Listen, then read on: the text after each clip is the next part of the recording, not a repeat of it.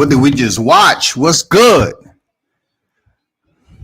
Once again, thanks for tuning in. Salute to everyone that's supporting World Combat Sports, man. Xander Zayas with the first round knockout.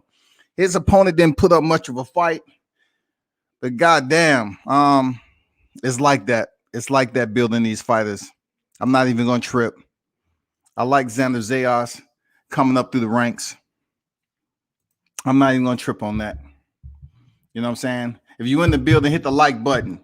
Do me a favor, hit the like button.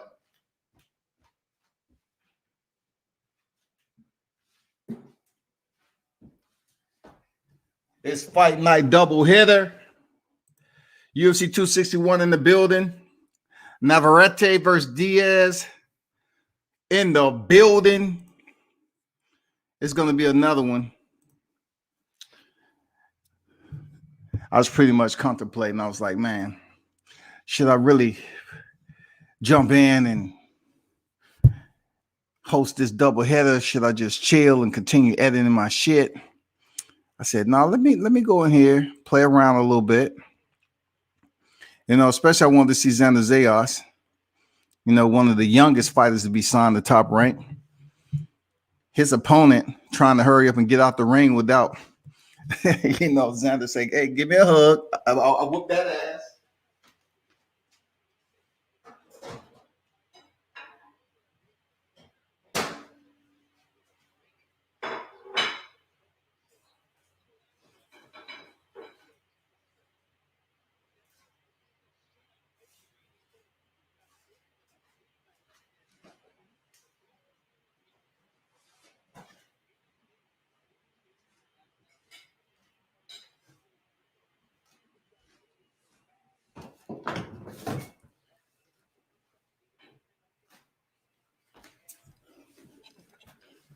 A lot of potential with Xander Zayas.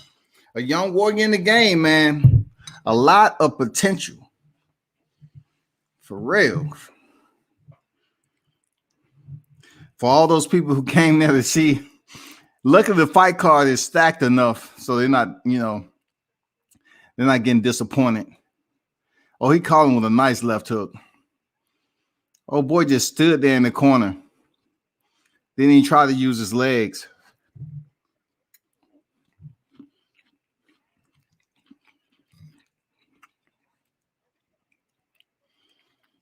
What's good, everybody? Hit that like button, man. Drop your comments in the live chat.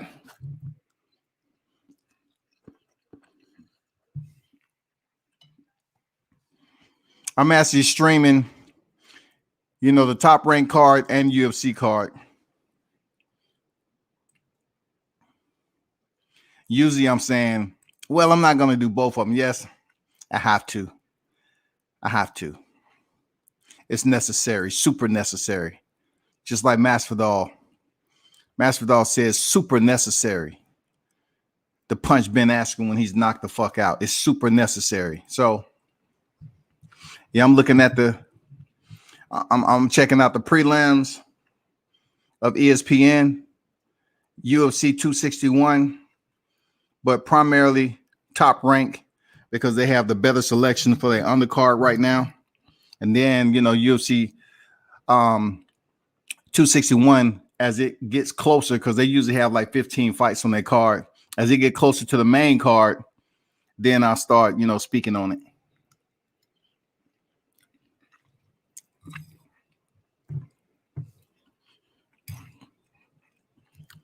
Wolfing down some chow right quick,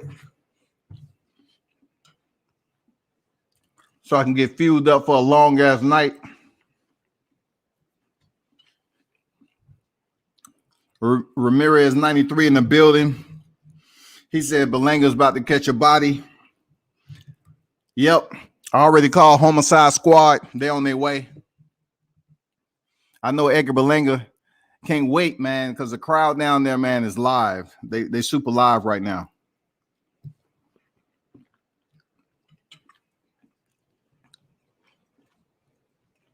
I agree. Berlanga is about to catch a body. And I know the fans down there at Kissimmee is waiting for him to fight too, along with the Joseph Adorno.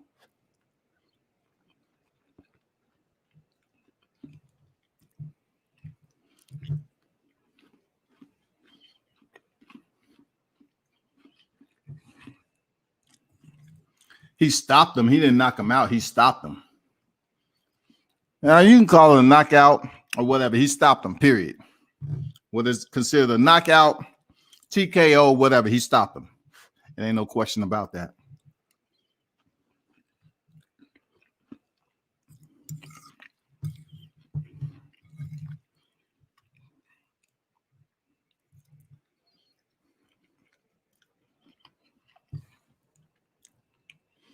I disagree. Usman will win by boring decision. I disagree.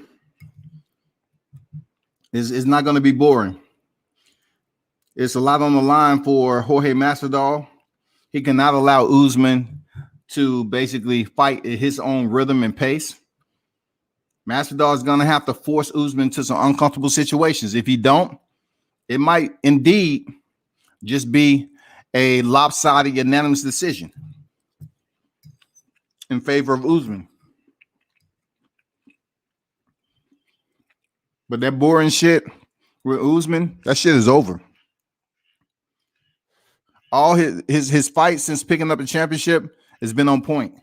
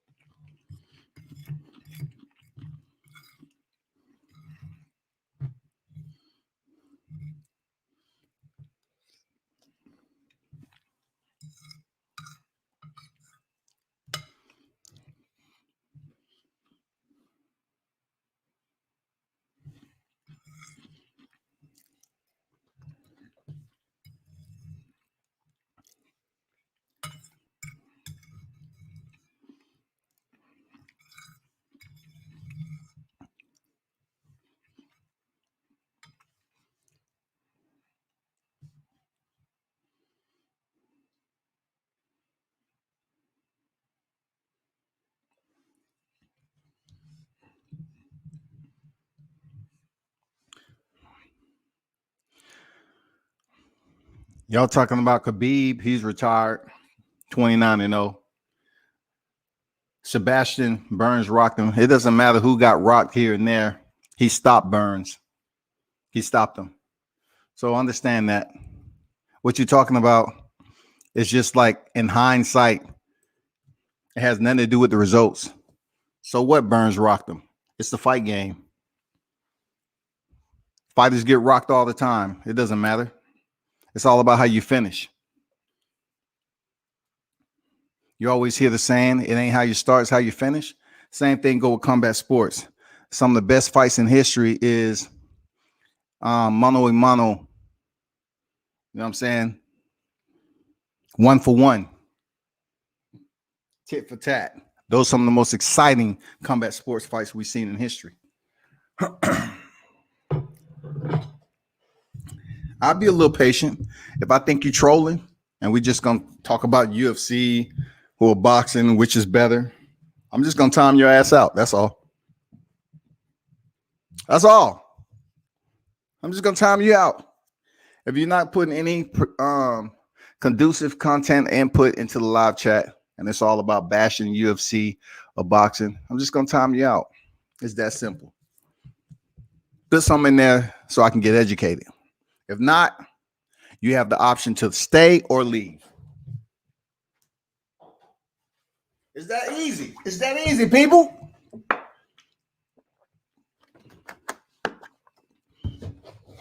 Come on, people. It's that easy. Castillo versus Corrales. Of course, you know, Floyd Mayweather versus Castillo. Mayweather versus Corrales. Chico. Shout out to Chico. Rest in peace. Shout out to Chico.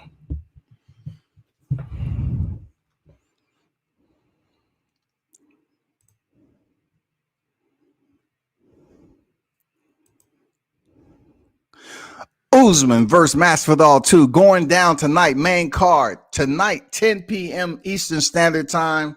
You know what it is. This is the rematch. The first time Masvidal stepped into the cage, it was on short notice to replace the one and only Gilbert Burns, who tested positive for COVID. This is a legacy-defining fight for Jorge Masvidal. He has to win to be taken serious amongst the MMA community. He has to win to prove that he's not just a journeyman in the sport. Regardless of what his street credentials are, this is competitive mixed martial arts on the elite level in the UFC organization, which is one of the higher tiers that you can compete on in your career. So for Jorge Masvidal, game bread, whatever he chooses to go by, he needs to go ahead and defeat Kamaru Usman tonight. He has double-digit losses. He has to step up to the plate tonight and earn that victory in however which way fashion he chooses. You know what I'm saying? So we'll see what happens. And for top rank, I'm just gonna put it out there like Navarrete. I'm going for Navarrete, man.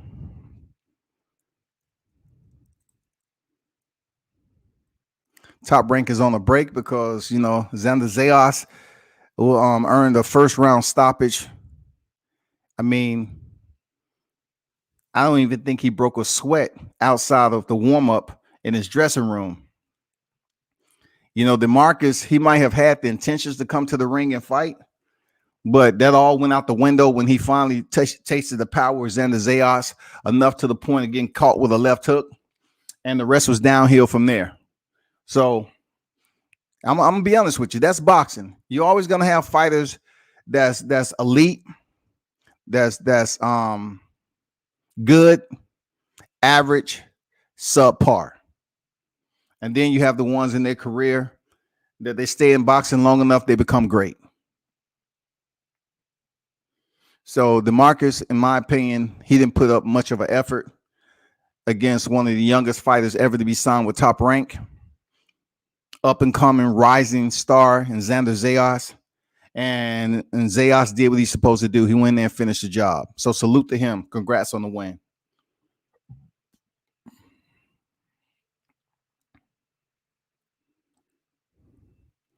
I mean, that's your OP about Khabib. He does more than wrestling. So, you know, I'm just gonna leave it at that. If all you believe it is wrestling because he changed his level, get the takedown, and you don't see the high level technical transitions, passing the guard, still restraining or restricting his opponent to land punches from the top position and also work for a submission. If you call that wrestling and not grappling and attach that with Sambo, he's a Sambo world champion, then I don't know what to tell you.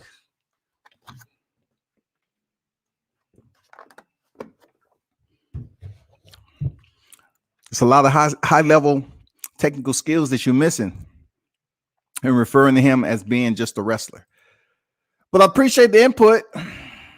You know,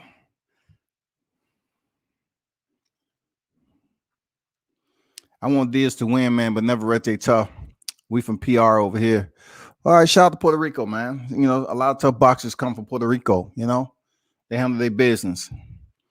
But you know, this is gonna come down to skills. When I watch Emmanuel Navarrete fight, he doesn't give you that basic technical style discipline when it comes to the fundamentals of boxing. He's very awkward, weird. You know, he gives you a style in a lot of ways that some of that stuff you can't train for because he himself is making it look strange. You know what I'm saying? He's making it awkward for you. He's giving you different looks. You know, he does some he has some bad habits about him sometimes with keeping his hands down, and just feeling comfortable about, being able to elude certain shots. So he have his, hands down, but don't get it twisted. Navarrete always, in my opinion, sets himself up to land the shot that he's looking for.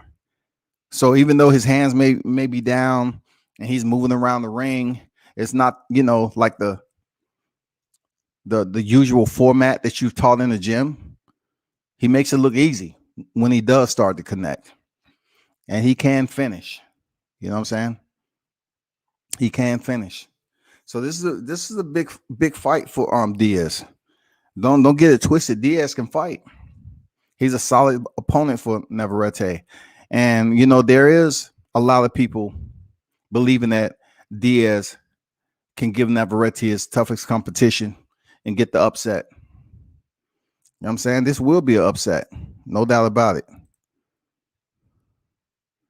This will be an upset that he's able to come in here and get this win over Emmanuel Navarrete and stop his momentum.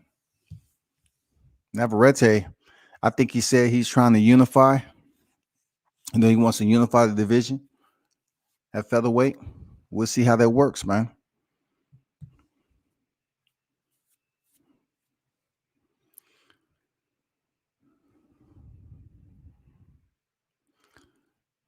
Bruce Buffer is on deck. UFC 261.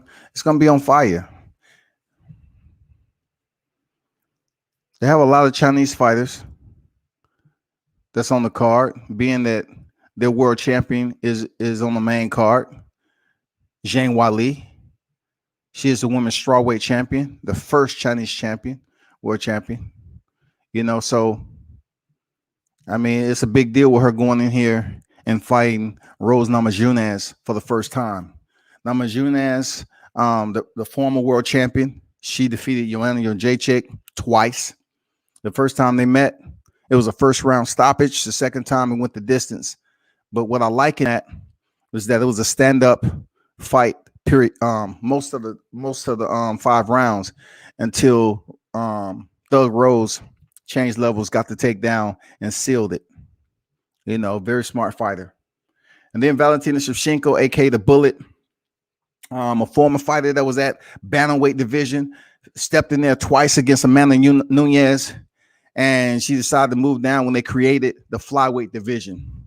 Nico Montano was the first champion down there fighting for the vacant. And once she found out that Valentina Shevchenko was moving down there, she was scheduled to fight, and she aborted mission. She left the arena saying her stomach was messed up and all that. Dana White stripped her the belt, and the rest is history. I ain't gonna lie. She got cold feet, everything, lost the appetite, and I don't see anybody defeating Valentina Shevchenko 125 anytime soon. Not even Jessica Andrade. Jessica Andrade, Brazilian fighter, she won the title from Rose Namajunas. Dumped her on her head, knocked her out. But then she stepped in there for her first defense against Zhang Weili and was stopped in the first round, having a poor game plan, trying to use her power to overwhelm a power striker. Sometimes it works, sometimes it don't. And in that case, it didn't work. What's going on, D Hodges? How you feel, bro?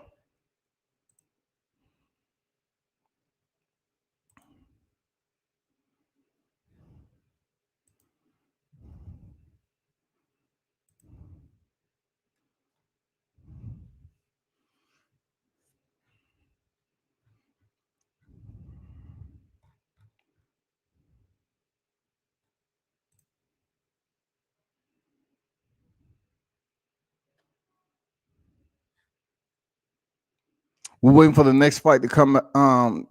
The next fight on the card. You look at my YouTube channel.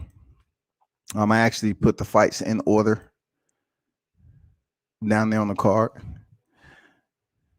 I mean, there's going on the fight card.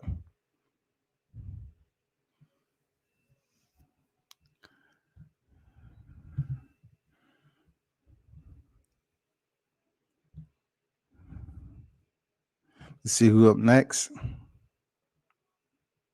Hopefully everyone is doing great, man, this Saturday night.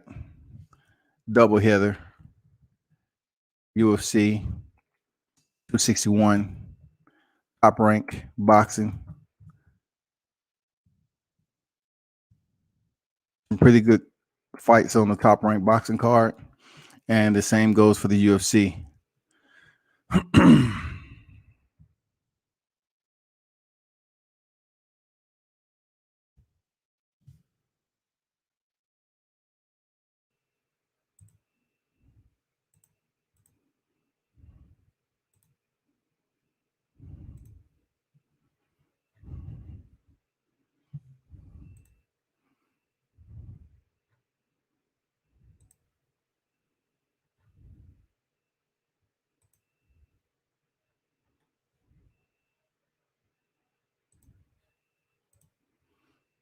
Let me see what they're doing over here. Top rank. Okay, finally, the next fight is on deck.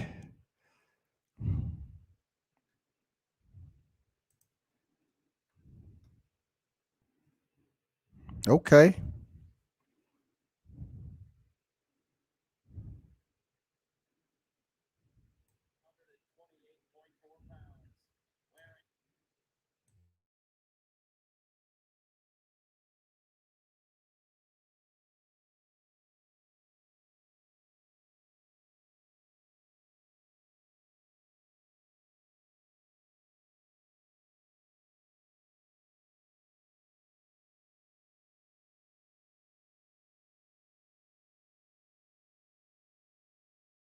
Juan Lopez is on deck.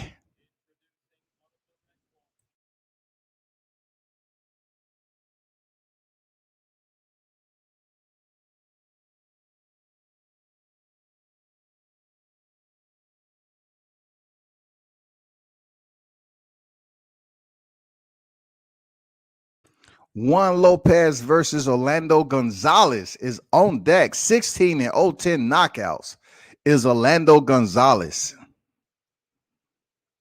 He's hyped. He's hyped. He's ready.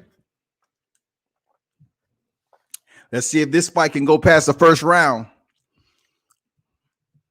Because look, the crowd is like, okay. Some of the fights, a lot of fights on the undercard, I want to take a look at. Okay. I want them to last more than one round, though.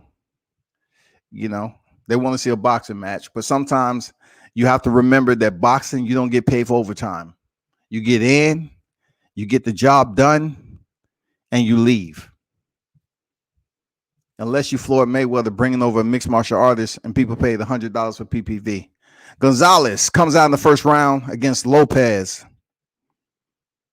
Gonzalez in the blue trunks with the white stripes. Both fighters land solid left hands.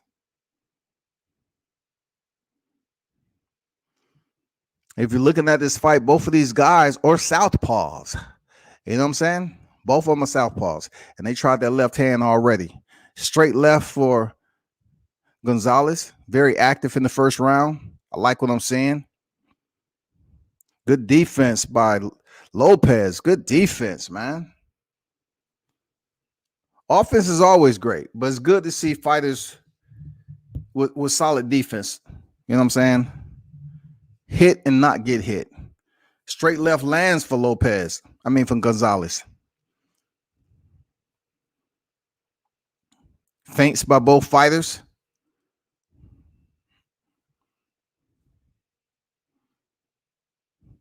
Gonzalez sticks the jab out there. Wow. Nice counter by Gonzalez when Lopez is playing around with his jab, whatever he's trying to do, watch the window or whatever. And Gonzalez made him pay for that. Gonzalez with a wild looping right cross that missed the mark.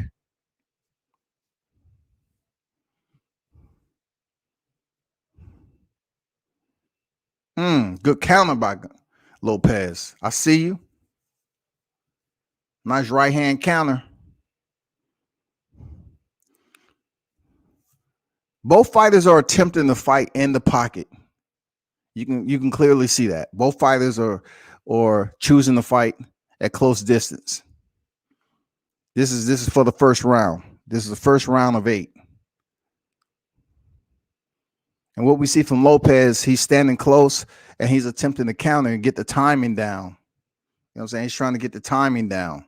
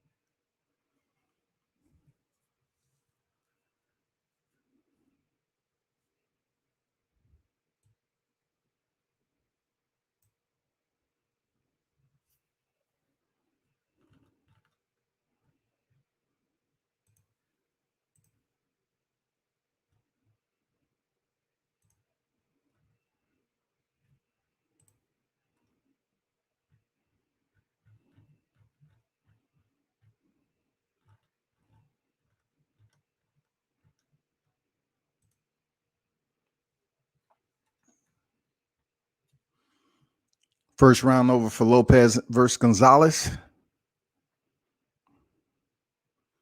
Very close first round, man. Good fight. Good fight. Now we head into the second. Let's see what changes are made from both fighters. Wasn't any filling out process. They was pretty much standing close quarters and exchanging. Once again, Gonzalez in the blue trunks. Lopez in the black, gold, and yellow. I mean, black, gold, and white.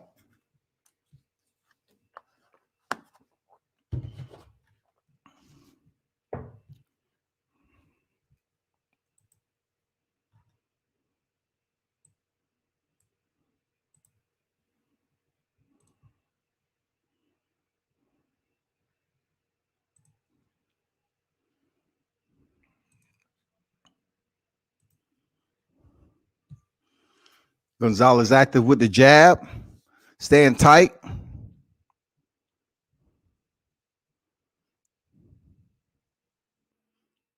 One thing about Lopez. What are you doing, Shawty?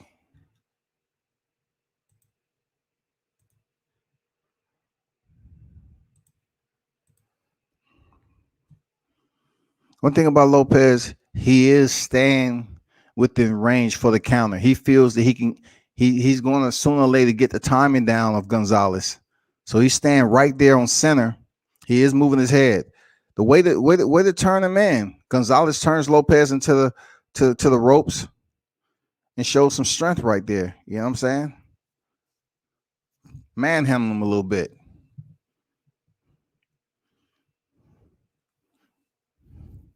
Two flat-footed fighters.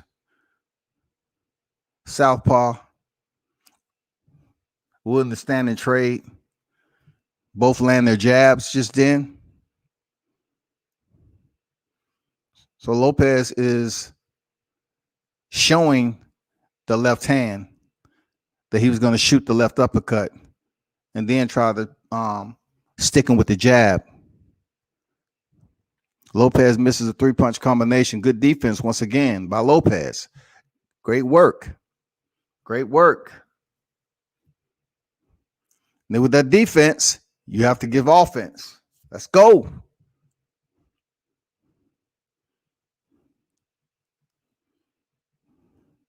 Gonzalez is letting his hands go every time, Lopez does the act, does commit to acting on those feints. Both fighters exchange heavy, clinch, body shots on the inside by both fighters with their free hand. Pretty decent, entertaining fight so far. Oh, nice step in uppercut by Lopez. I liked it. It wasn't clean, but it landed.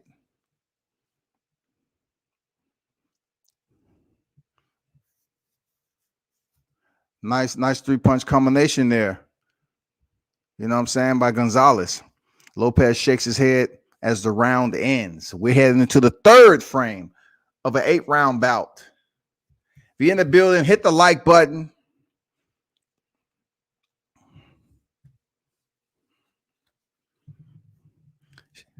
Salute to Adorno, man, the brother. Seen his brother already get the victory earlier. You know what I'm saying? Shout out. Good pair of fighters right there. Josue Vargas.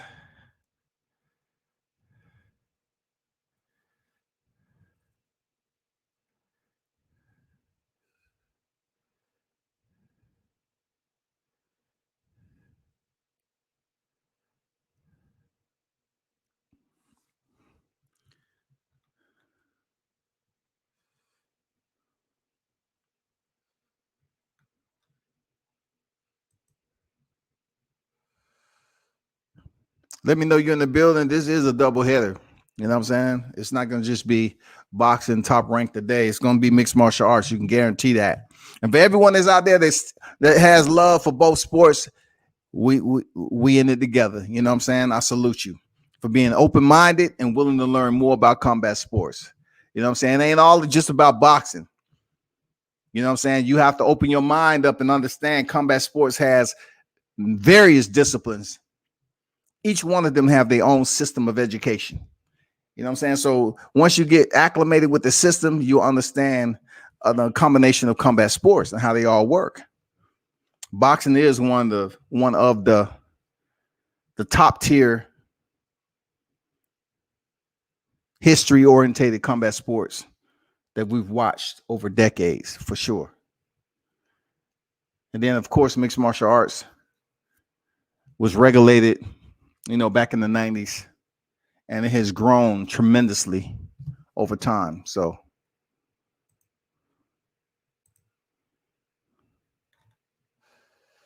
yeah.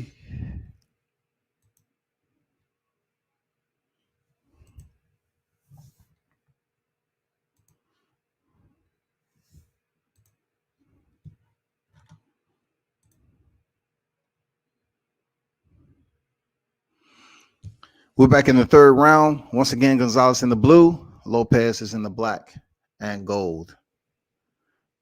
Lopez is directly in front of Gonzalez, teasing him to throw either a jab or left hand so he can counter it. His right hand is down. He's there for the left. Unable to do it. Lopez slips underneath it. I have been complimentary of his defense, but he needs to combine that defense with offense to put away some of these rounds, especially if you're in the third. 45 seconds remaining in the third round. Nice exchange from both fighters, but I will have to say Gonzalez is the more active boxer when it comes to letting his combinations, staying active with his combinations. He barely missed with that left hand, barely missed with that straight left. That's a credit to the defense of Lopez. Now, the judges might be looking at, the way that Gonzalez is active with the jab, keeping the stick out there. But a lot of those jabs are not landing, period. A lot of those jabs are not even landing. He's just outside the range so he won't get countered. You know what I'm saying? But as the fight goes on, he might need to, get a little closer, shut down that distance, close that gap a little bit, and still let his hands go. I think he'll have success. Look at that hard right hand that that Lopez caught Gonzalez with. He missed that one, though. Yes, sir. Gonzalez caught him with the counter. Both fighters are winning these counter battles. You know what I'm saying? Both fighters are winning with their counter shots. Accurate timing.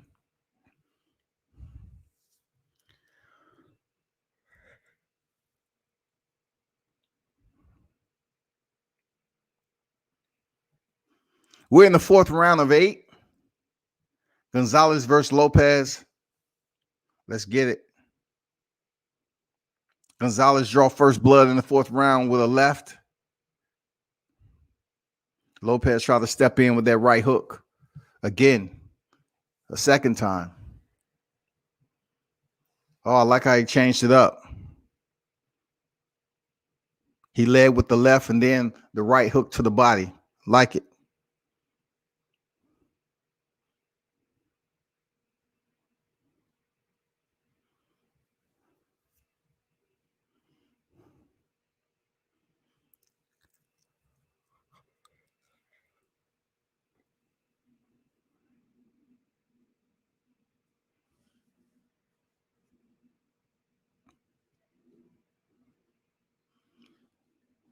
As Lopez, put the touch jab out there, just trying to set up his punches.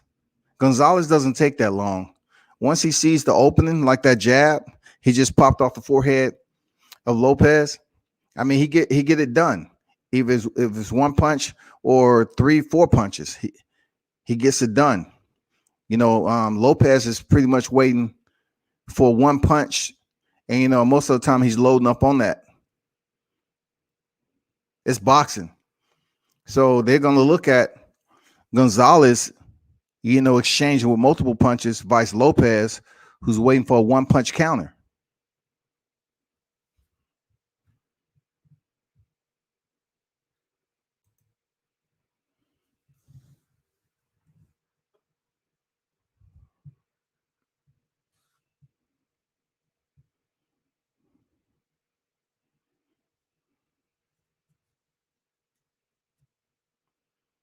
A minute remaining in the fourth round. The action is slowed a bit. Both fighters are pretty much standing flat-footed, posing. They clinch. Let's see if they can pick up the action. Jab lands by Gonzalez. Nice defense by Lopez to elude that two-punch combination. I mean, nice solid. I think Lopez might have been hurt by that left hand. He was caught flush. He's holding on. He hits the glove on his thighs and say, "Come on, don't do that too much." Ivan Redcatch might come up in there. Oh, he decided to just throw it all caution to the wind and bang it out. Lopez is just throwing the fight plan out the window because he was caught. Now he's just coming in reckless, with the overhand left. He's really trying to catch Gonzalez. Gonzalez staying composed at the moment. Oh, he's talking trash to him once the round ended. He's talking mad trash. Gonzalez talking to Lopez. Like, I hurt your ass. How did that entree taste that I serve you up?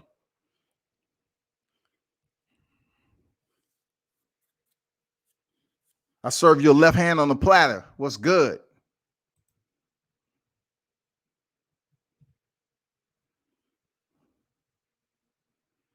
Man, nice left hand. Rocked him.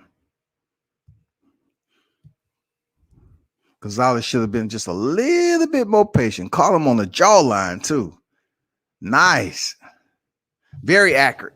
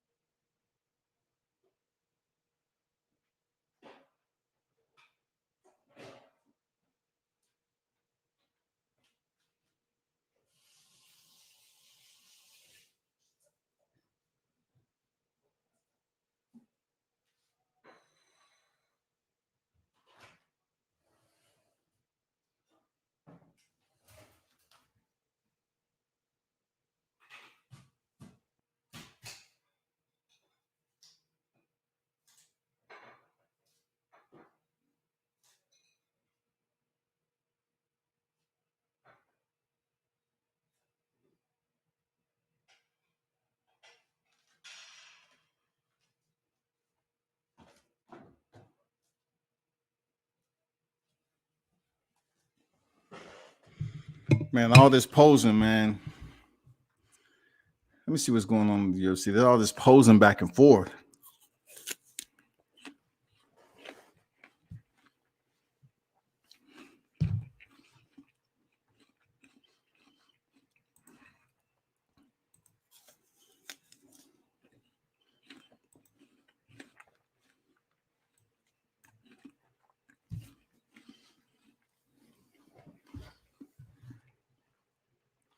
Gonzalez with the right hook to the body.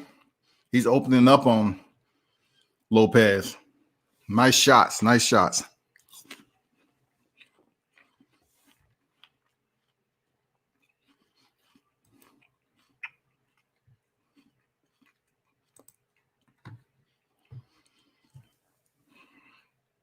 Win the 5th round of 8-round fight. It started off, pretty much with both fighters standing close quarters, exchanging with one another. Gonzalez is pretty much, taking control of the fight. It's not like he decreased his activity. It's the fact that Lopez had solid defense early on. He was able to elude. But as the fight goes on, fatigue, the damage, Gonzalez was able to hurt Lopez with a solid left hook to the jawline. Lopez is somewhat slowed down.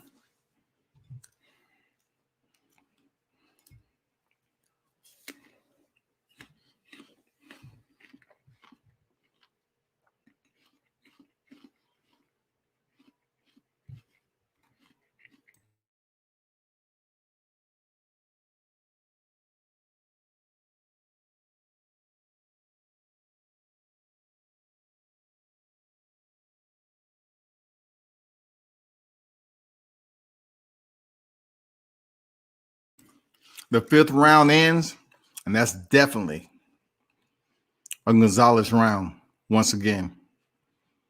He landed more effective punches, of course, and it seems like he's breaking down Lopez, who's still, doing the same thing he was doing earlier, waiting for the counter, the overhand left-hand counter. It's not enough.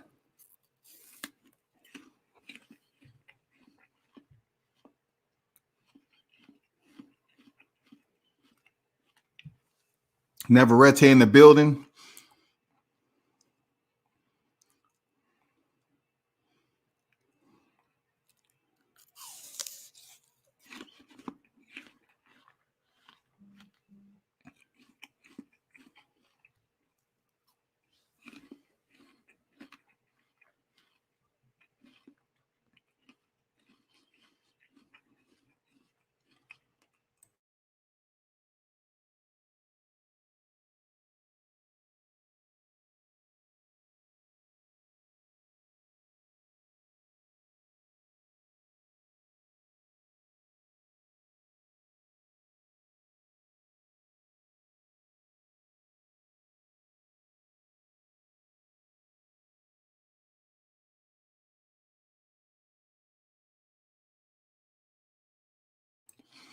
Nice counter.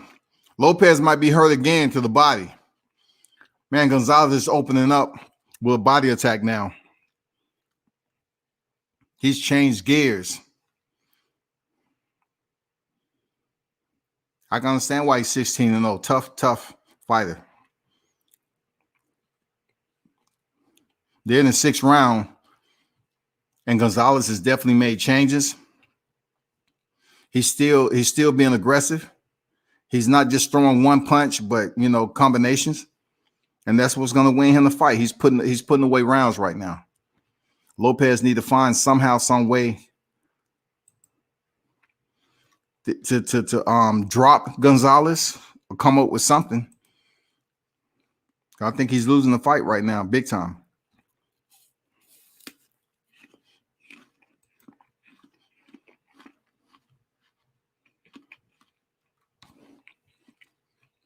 If you're in the building, hit the like button if you choose to. It's all good. Salute to the WCS supporters. We have Gonzalez and Lopez on deck. 6th round of an 8-round fight. Nice action. Success by Lopez on the inside, pushing Gonzalez up against the ropes. That's the first time he really had that stationary success, landing some very nice uppercuts on the inside.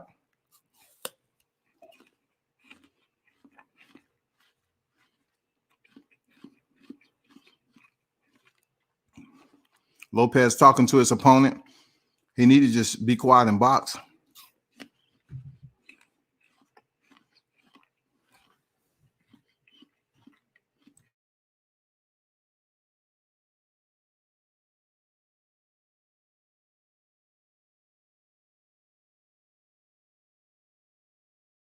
Nice left hook up top lands for Lopez. Another sneaky uppercut on the inside for Lopez. Good defense. Okay.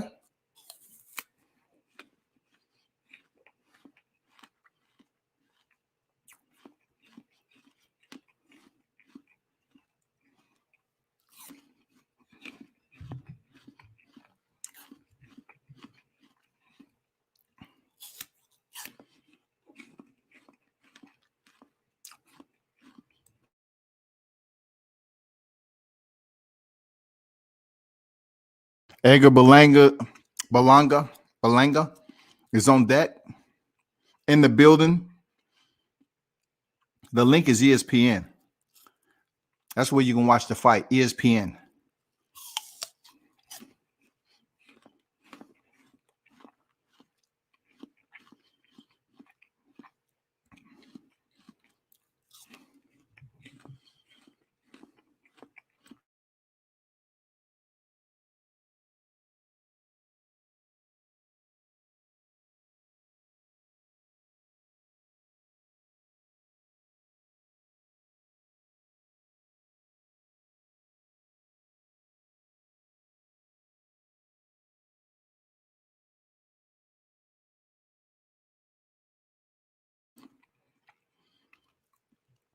Win the 7th round of an 8-round fight, man. Lopez probably was told he needs to pick up the pace and probably need to knock out the win. So let's see how this round plays out. Hard body shots on the inside from both fighters. Man, Gonzalez is relentless. Once he gets in close, he is targeting that body with some hard, thunderous body shots.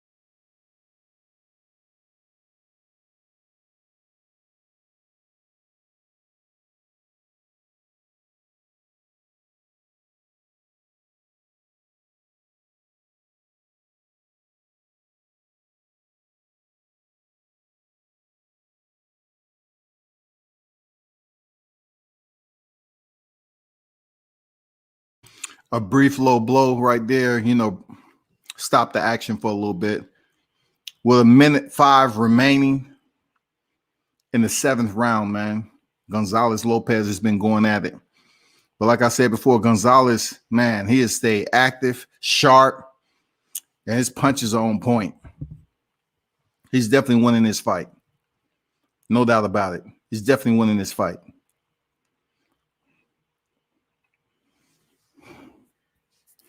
Shout out to the millions who are tuned in to World Combat Sports. I appreciate you. Oh, shit. Working on my stand-up game. You know what I'm saying? Wow. Right hook misses for Lopez, but he still continuing. He still continues to try to get on the inside and do work. While Gonzalez is maintaining his poise the whole fight. Kept his hands active.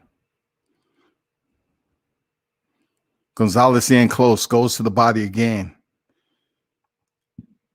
Both fighters exchange hooks on the inside before the round closes out. 8th and final round on deck for the books. Gonzalez Lopez. Been an exciting fight thus far. Kissimmee, Florida. I know it's packed down there, I know a lot of people showed up. Believe me, I thought about it. I thought about it. I was indeed. I'm enjoying this Memphis, Tennessee life. Yes, sir. I'm headed out in a little bit. Matter of fact, I'm going back downtown after I get through with these fights. Okay, that's okay, Osorio. Go to ESPN. I'm not showing it so they can flag me, you know.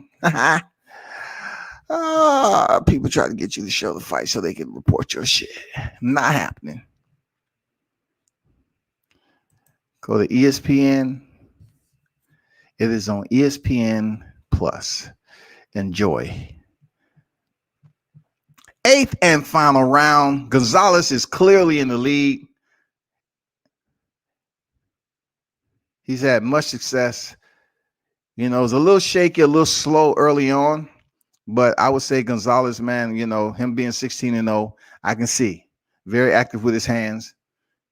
And majority of the time, when he let his hands go, he's giving you about 3 or 4 punches. Oh, man, he's landing. He's landing easily on Lopez right now. It's the 8th round. You know, Lopez just a little bit tired than before, where his defense was very much evasive. Now, you know, Gonzalez is able to land some of those shots. Oh, man, he just dug to the body with the right and came up top. Yes, sir. I like that, Gonzalez.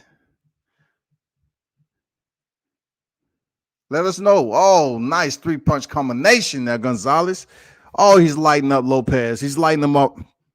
A minute 35 remaining. He's lighting it up, having target practice right now. Digs with the right to the body once again is Gonzalez.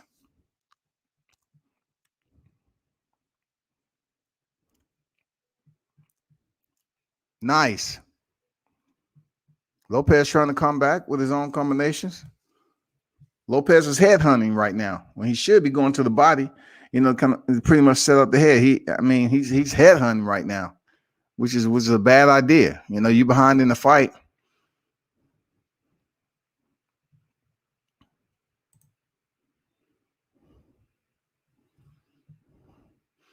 $50 seconds remaining in the final round. Lopez pushes forward. He's trying to do work on the inside. Gonzalez shoulder bumps him off. Let his hands go. Nice 1-2 up top. Lopez comes back. Lopez leave his guard open. Every time he steps back, he leaves his guard open. His eyes bleeding.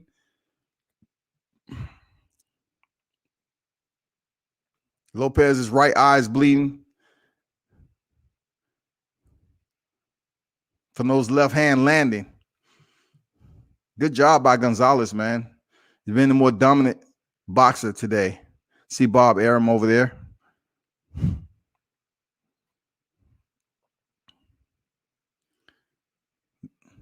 This is a definitive win for Gonzalez, who steps up on the ring ropes, acknowledge the fans, you know, let them know, hey, I gave you an exciting fight, majority of the rounds that I put in, and it's going to be a UD. It's going to be a UD easy. Now, you know, shout out to Lopez also. Lopez has a nasty cut over his eye. It might have been from that left hook, but a nasty cut. But shout out to Lopez for putting in work, man. So in between that, you know, we're still waiting for some of these fights to take place. I'm still hearing that you know, Fury Joshua will be taking place in a couple of months. You know, in Saudi Arabia, was it? You know, it's supposed to have a site fee. I'm just curious as, you know, what are these fighters going to be paid? You know, I want to hear the official announcement. I want to hear all of that. I know Deontay Wilder posted some pictures with his bro Malik Scott back in camp. So I'm definitely looking forward to Deontay Wilder return to the ring. Also, definitely. Absolutely. Shout out to the Bronze Bomber. Shout out to Dion Nicholson. He didn't get it done in his recent fight, but man, you're a warrior. You know what I'm saying? You're nothing short of that. You win some in boxing, you lose some in boxing. Still got the support from the real ones. So, yo, man, just go back to the gym, get stronger, come back, man. One loss don't define your career. Shout out to the Equalizer. Shout out to the ATL boxers. Shout out to the ATL boxers. You know, Tay Jones, first and foremost, he was married today to his long time sweetheart. You know what I'm saying? They finally tied the knot. So shout out to Tay Jones, the Golden Warrior. He's probably goddamn fucked up right now. You know, I don't know what they was drinking, probably having a good time. But shout out to Tay Jones, tying the knot today. You know what I'm saying? Getting married. Shout out to Brian Norman Jr., the assassin. You know what it is. Hot Rod, Maybach Hot. The Kari Scott, a.k.a. Mac Truck. Mo Millions. You know what I'm saying? The Michael Harris, salute. Who else is in here? Sniper. Shout out to Sniper. All these fighters coming up out this ATL, shouty. You know? Who am I missing? Shout out to Coach Mustafa, Grindhouse. You know what I'm saying? Making a name. Shout out to Granite City Boxing.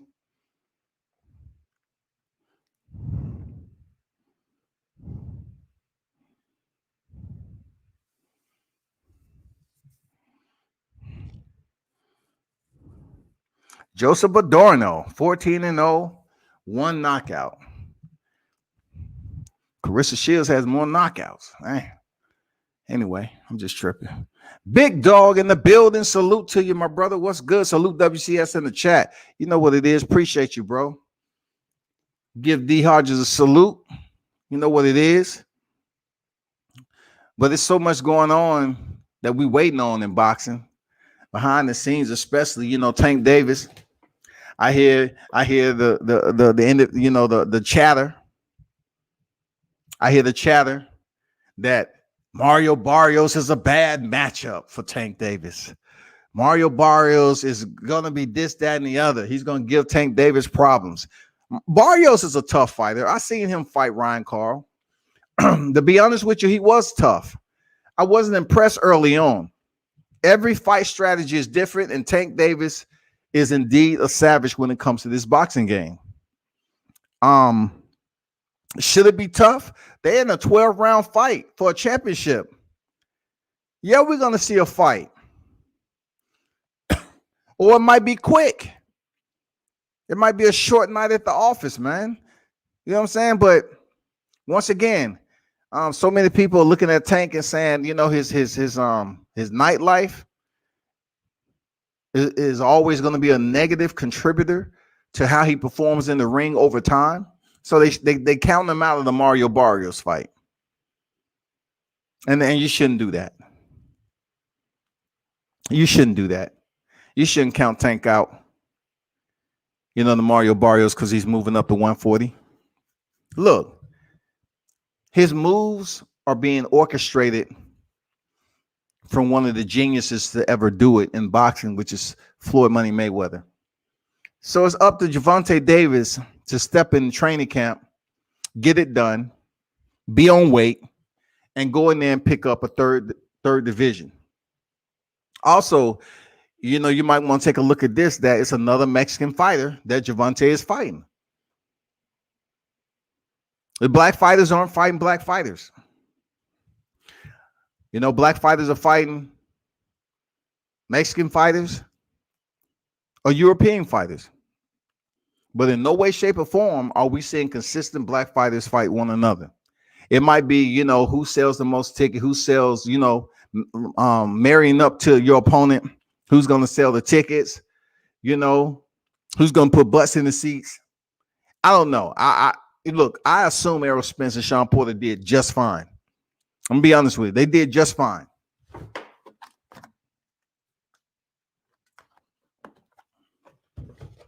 But once again, you know, Gervonta Davis' career is piloted by Floyd Money Mayweather, and that's what you're going to get. He fought Gamboa, dropped down, Leo Santa Cruz. Now he's stepping up for Mario Barrios at 140, y'all.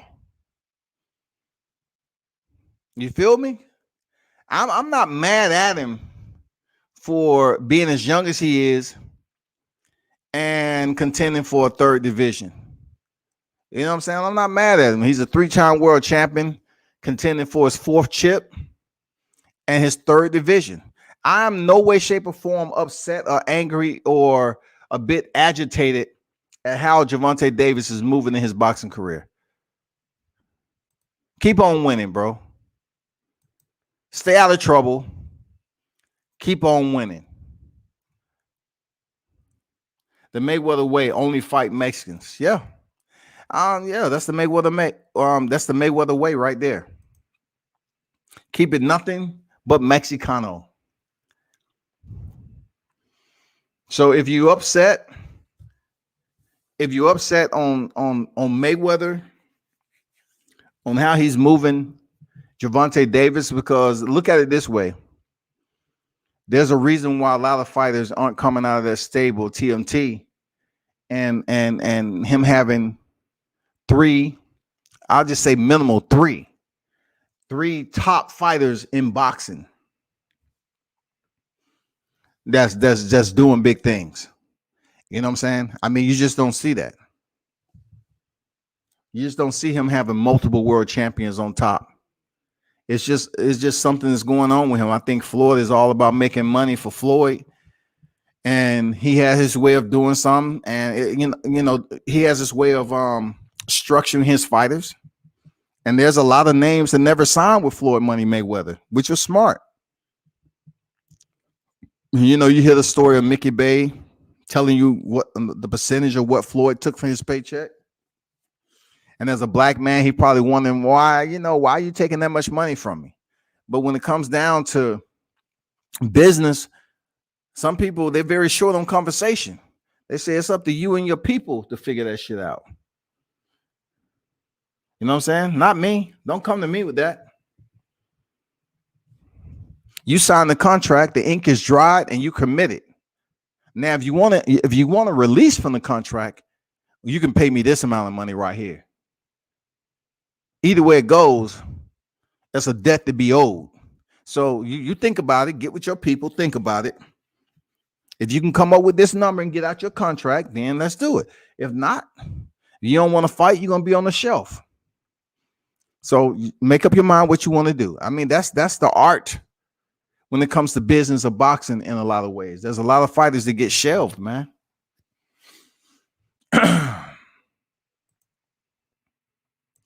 It's true. Yes, sir. Let me see what's going on in the UFC. Who's up next?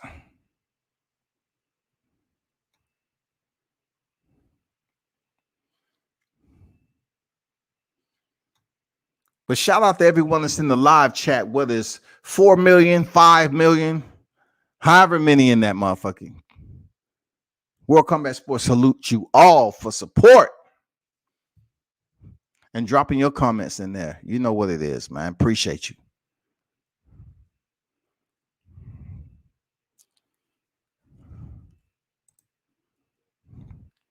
Mitch in the building, salute. What's good? Man, Trey P up here talking about that was an early stoppage. Yeah, it was an early stoppage because he beat that ass. That was an early stoppage. You know what I'm saying? King Mitch say, "Combat, what up? What's good?" King Mitch, salute to you, my brother. What's good, man? I was gonna edit my shit all day. I said, "No, man, I have to jump on live, man, and cover some boxing. Talk to the supporters, those hardcore boxing fans, and those of you that cover mixed martial arts." A double hitter on deck. You know what I'm saying? It's gonna be a nice one.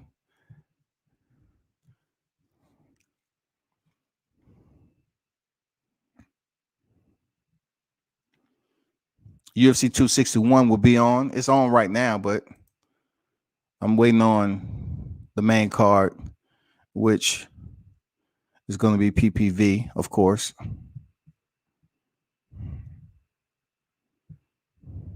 But shout out to everyone.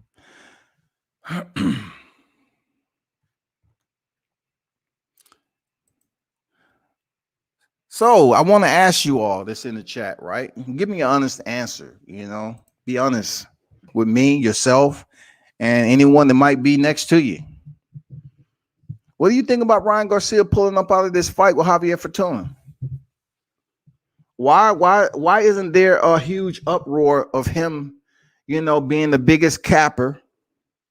And then now all of a sudden, I'm not saying it's not true, but all of a sudden he has to work on his mental health.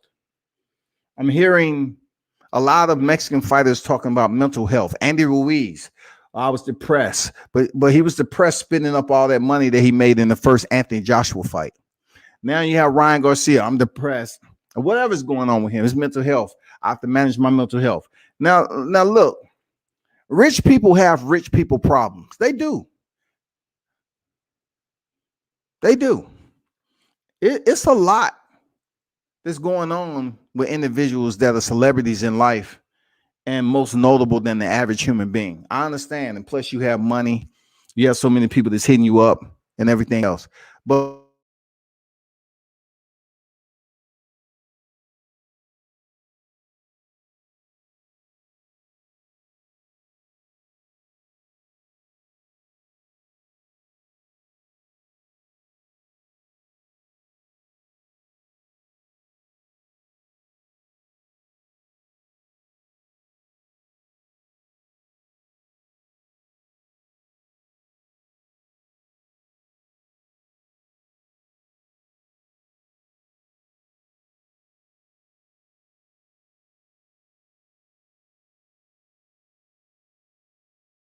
let me get this back in effect.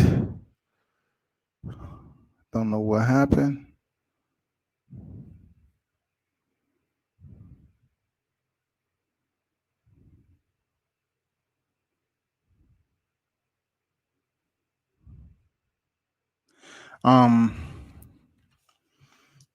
Mid said question combat. Do you see any upsets in the title matches tonight in the UFC? I definitely don't see an upset when it comes to Valentina Shevchenko and Jessica Andrade. Valentina is just too much of a dominant fighter. She's extremely well rounded. She's very exciting to watch. And every time opposition step in there against the bullet, you in for a tough night. I would like to see her face Amanda Nunes for a trilogy, but that's up the road probably. But I don't see Jessica Andrade, who once again, I provided you with the backstory on Jessica Andrade. She's been in there with the top names in the UFC. She's had her ups and downs. She was able to dump, Rose Namajunas and spike her, and knock her unconscious briefly and win the title. Within her first defense, she was defeated by Zhang Weili because she just wanted to go in there and try to bully and overpower her, and she ended up getting knocked out. And now she moves up to 125-pound division from 115, and she's in there with one of the most well-rounded fighters in mixed martial arts, period. And that is Valentina Shevchenko, which will get the win. It might be via knockout in the first or second round, or even the third round. With the mentality of Jessica Andrade, she intends to try to outpower her opponent. You know what I'm saying? They try to call her the pocket Mike Tyson. No, I think she's going to get knocked out if she has that mentality against Valentina Shevchenko, to be honest. It's just my opinion. And then for Thug Rose Namajunas, she's in there with a tough fighter, man. Zhang Weili came on the scene, had a short wait to the title. She barely fought anybody to get the title shot with Jessica Andrade. She goes in there and knock out Jessica Andrade in one round, and this is going to be her first title defense. Real talk. I know this is going to be her second. You know what I'm saying? This is going to be her second. So she defeated Joanna Jędrzejczyk. So Rose Namajunas is coming back, man. And she's one of my favorite fighters.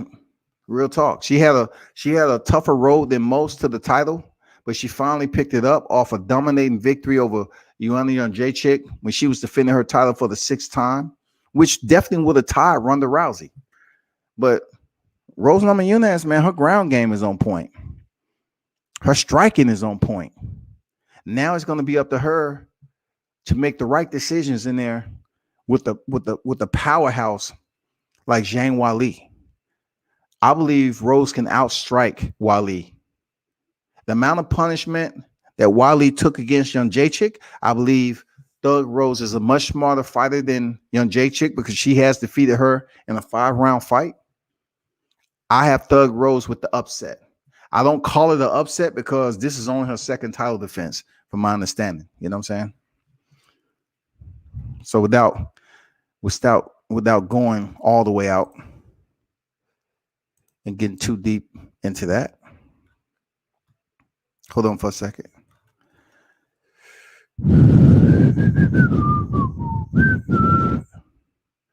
Trying to see if the next fight is on deck, man. This ESPN, so many people just streaming this shit. And hopefully people are enjoying themselves with a night of combat sports.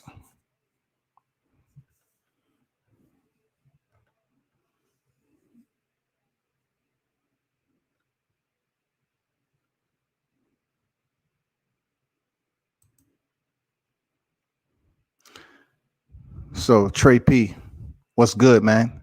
He said it's a dangerous fight, and he thought about and said, "Hell no, I get some easy money." Yeah, Trey, he got demolished, and yeah, it looks bad on TV, but once again, people should look at this fight Xander Zayas just had and understand fights like that will happen all over boxing. You have individuals that get the shot on TV, and the A side performs like the A side is supposed to. And tonight it was Xander Zayas, 18 years old.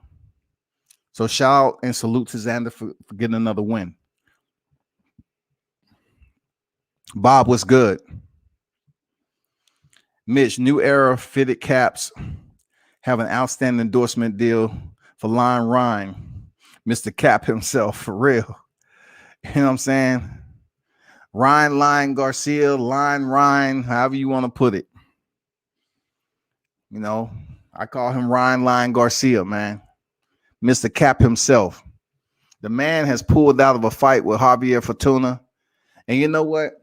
I don't want to downplay the fact that he may have some mental, or they say some mental health issues going on, but he's the one always out here just looking like everything is cool and not wanting to fight nobody right now. He said he was going to fight Gervonta Davis, turn around Manny Pacquiao, nothing. I'm tired of it. Berlanga defense has to improve more as he moves up in competition. Well, people are looking for Berlanga to step up in competition. He has a pretty solid opponent on paper right now. You know what I'm saying? So we'll see how that works out for Berlanga. To be honest with you, I'm not hoping or wishing, him to step up and get dropped. I really despise of that, mentality when people see a boxer like any boxer. Like you can look at Beterbiev. He's in the same position as Berlanga, but since his name is Beterbiev, he doesn't get the attention. But Edgar Berlanga, he's getting all the attention. He's out here trying to market himself. And hell yeah, people are tuning in to him, man. They want to see what he got to offer once he step up in competition. Is he going to continue to knock these people out? I'm not up here to say all good things must come to an end. If Berlanga can continue to knock these motherfuckers out, do it. Because it's only going to get tougher for him. Each and every fight, people are going to be expecting you to get the knockout. So it's really up to Edgar Berlanga to be smart, intelligent, and allow himself to go in there and be in control of how he chooses to win this fight. If he has to box. If he has to, pretty much brawl it out because he's forced to, he needs to understand, how to dig deep. That's how it's supposed to go, man. Every fight is not going to be, where he can set the pace and he just take his time and dictate whatever he chooses to do at his own rhythm. That's not the way boxing works. He's in the right division too.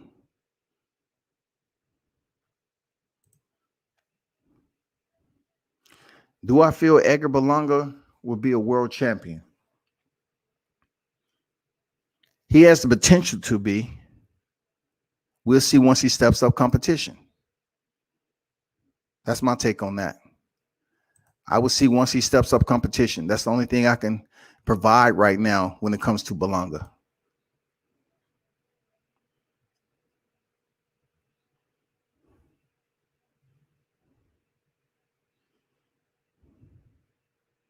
The next fight is on deck. Yes, sir.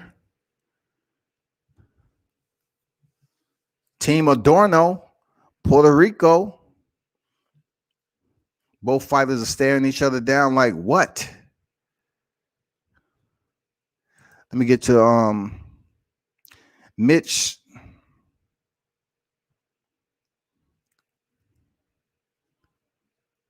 I think Zhang is the favorite, but I wouldn't consider Thug Rose an upset. That's a great fight. I think Zhang striking is a level above Thug Rose, though, and she can take more punishment. Okay, I feel you. I respect that. I respect you saying that you believe that Zhang's striking is a level above. I respect it, but partially disagree because Rose has been in there with better competition than Zhang Weili. You have to remember when Rose won the title from Joanna, she knocked her out in the first round. Now the weird part about this is that Rose was stopped by Jessica Andrade, who Zhang Weili stopped in the first round. So there's a seesaw of credit you can give to both fighters. You can say, well, she did it in better fashion with Jessica Andrade than Rose, but we're talking about the top tier, the championship. You know what I'm saying? Rose did it better. Is she a level above? Is Zhang Weili a level above? I don't think she is, but we will see tonight. I truly believe if the opportunity presents itself, Rose might sub her out. All the way up to the Ultimate Fighter finale, Rose had submission wins. So she might be in a position tonight to sink in that submission against Zhang Weili if it's presented. I think they pretty much on the same level of striking. I give the slight edge to Thug Rose because she's been in there with competition where she was having an advantage on the feet. Adorno is on deck, man. Adorno is on deck. Let's get it. I'm looking forward to see this fight. They said Jessica Andrade was Gamboa in drag. Oh, my God. No, y'all didn't do that. Jessica Andrade is, a lesbian, if that's they still using that word. So if she's going through a transition, cutting her hair and getting the buzz, hey, that's her, man. Adorno Ortiz on deck. First round of 8.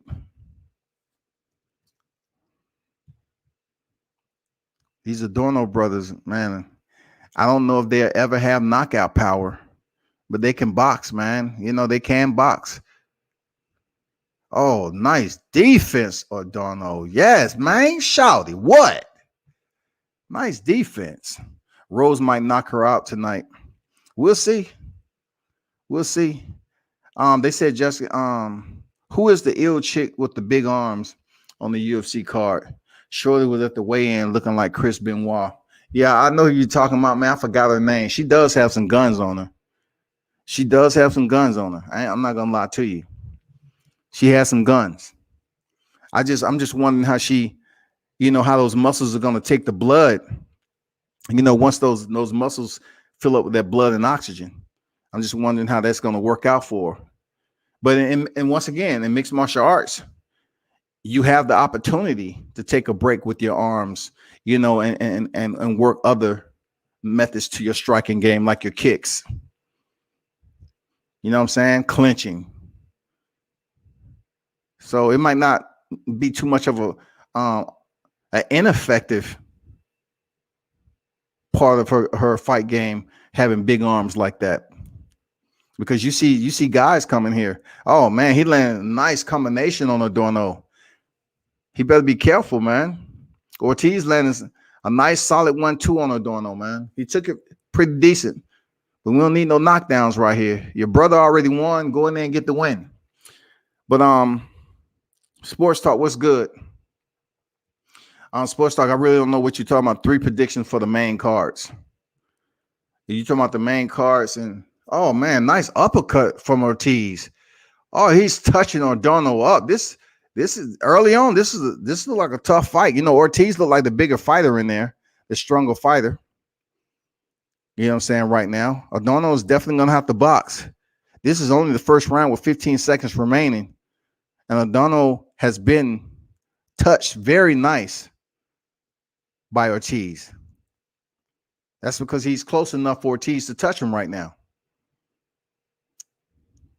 I don't know why Adorno is standing so close to this guy when he can box and he only has 1 knockout. It's not like you're going to knock this guy out on the inside. Be smart. Box smart, bro.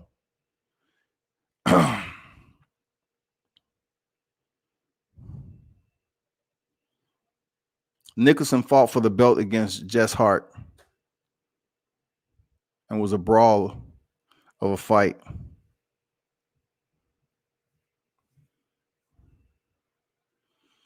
Do you think Belonga finna get another knockout? Like I said earlier about Belonga, just because he's going in there knocking dudes out, it doesn't mean he's going to knock everyone out. You know, like no one that has stepped in the ring with Belonga has really gave me that sense to say, you know, he's not knocking this cat out. Is Desmond going to be that? You know, we'll see. We'll see, but Belonga is knocking dudes out right now. And once again, as he steps up in competition, we'll see if the streak continues. I'm not going in here saying, well, I hope old boy make it out the first round. I want the motherfucker to be I want the shit to be a good fight. First of all, that's all I want. I want it to be a damn good boxing match. Whoever she is, she made me purchase some dumbbells. Man, you should have already had some dumbbells. What you talking about? She made you purchase some dumbbells. You should have already had some dumbbells in the house, man. I hope you didn't go to Walmart and get some 10-pound. Talking about, yeah, I'm about to build up these guns. It's going to take more than 10 pounds. Adorno's coming on, man. He landed some shots in the second round. 2 minutes and 10 seconds remaining. Shorty wins all the pull-up competitions at the gym. Yeah, I mean, you can tell that she's probably did some CrossFit. Oh, man, Ortiz land. Both fighters land, man. This is a brawl. Somebody getting stopped. I'm not saying, you know, the knockout power is there with both fighters, but I'm saying this is the second round of 8, and these guys are just banging it out. So somebody, you know, the period, you know, Ortiz is already bleeding from the mouth. Both fighters have committed not to use defense as a remedy to taking punishment. I mean, his nose is bleeding. This is only the second round.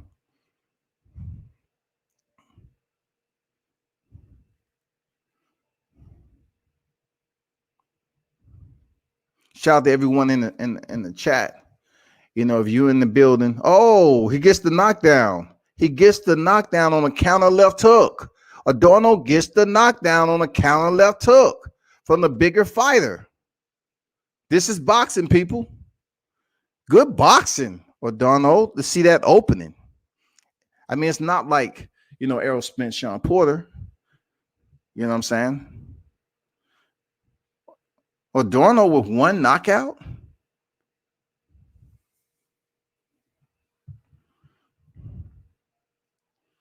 Very smart boxing.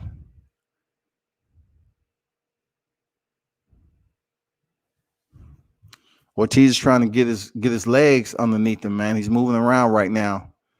You know, not throwing any punches, just moving around. He might be still hurt just a little bit. Triples up on the jab as he closed distance. Adorno to the body with the stick. Oh, nice step in left hook.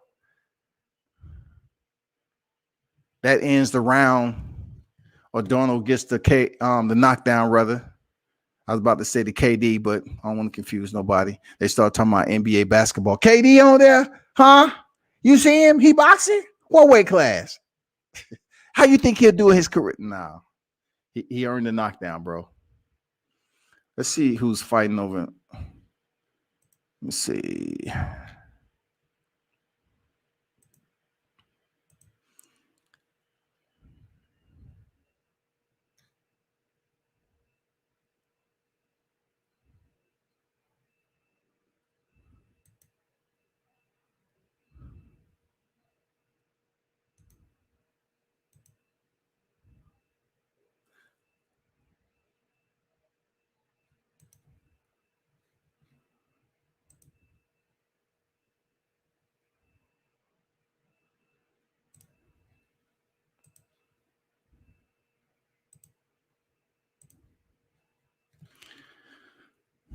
Main card on deck at 10 p.m. I know that already. But you know what I'm looking for. God damn it. Where are you? There we go. Oh, Sabatini and Connelly on deck. I got you. And why you keep timing out, bro?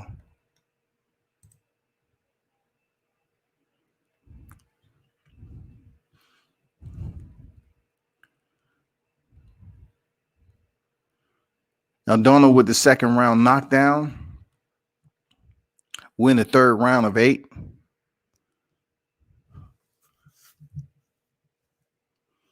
Donald hit active with his jab. Boxing nicely right now, man. Oh, that counter uppercut. Nice. Boxing. It's a sweet signs, bro. Period. Ortiz gives it right back to him, more so in the body. Uppercut to the body than the head. O'Donnell comes in with a 1-2 and pays for it. Ortiz just goes in head first and pushes O'Donnell up against the ropes, wherever that was. You know what I'm saying? I'm not sure what he was trying to accomplish out of that. Pretty good fight so far. But I really haven't heard, too much about Ryan Garcia's decision to pull out of the Javier Fortuna fight. What's going on with that? Man, it's like Ortiz is using his head and pushing in the chin of Adorno, but Adorno, brushes it off. Kind of reminds me of Virgil Ortiz and Floyd Mayweather, but he just didn't leave his feet. Not Virgil Ortiz. Victor Ortiz.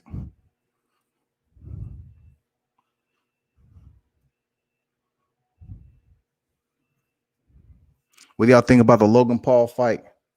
Logan Paul fighting Floyd Mayweather. Man, Ortiz is stepping in with some hard shots. Temporary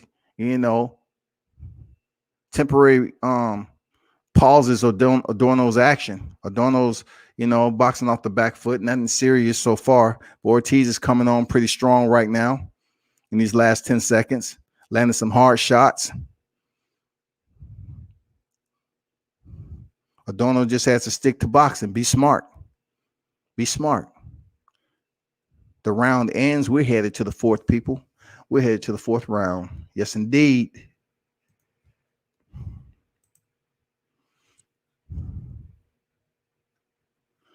I was being facetious. I'm damn sure pumped the extra set out though.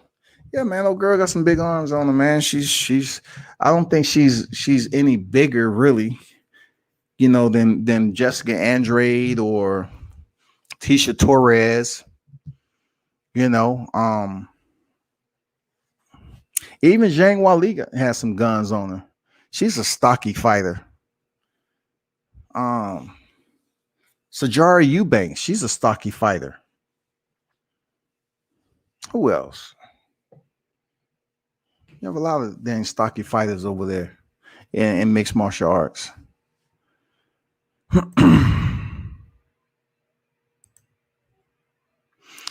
About to head into this fourth round. Let's get it.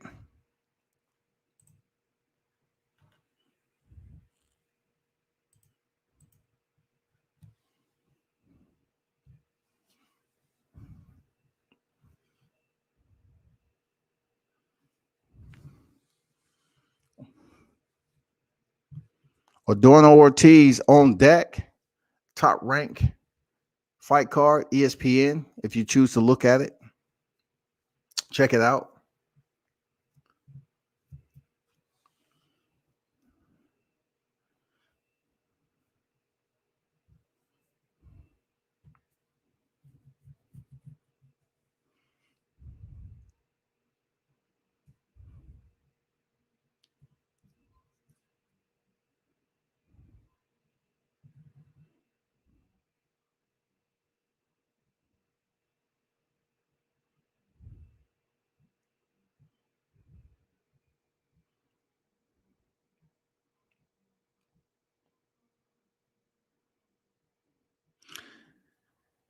He said Boots Ennis give Crawford and Spence all they can handle and more. Might be the next champ.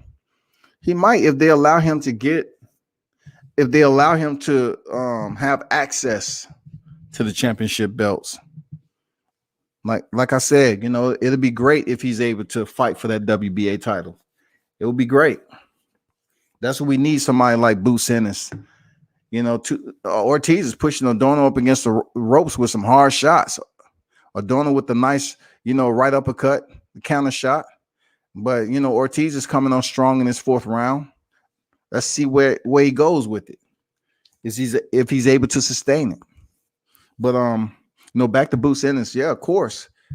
Let's see if anybody really has that, I wouldn't say confidence, but has that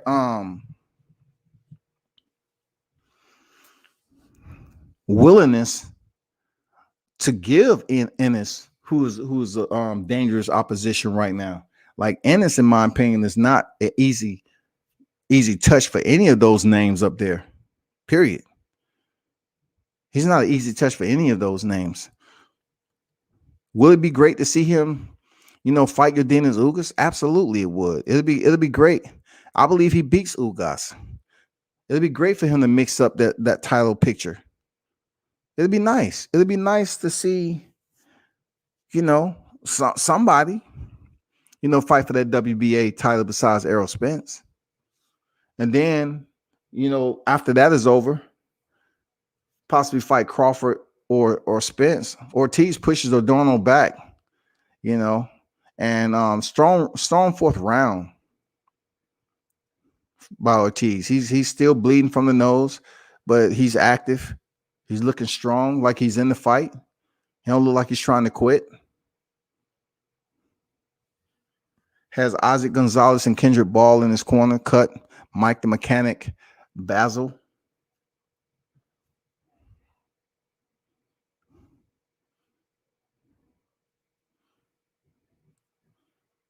Okay, he rolled with it, though. Adorno rolled with that left hook. Hit him again, pushes Adorno back. Adorno needs some head movement, bro. You just letting him land shots on you with a high guard. He's punching straight through your high guard, man.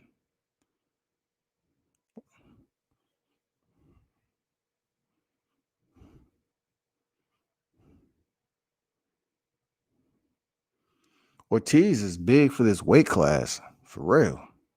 This is the fifth round, schedule 8. Ortiz is big for this weight class. I don't know if he's stronger. We'll see. Oh, nice right hand pushes Adorno back.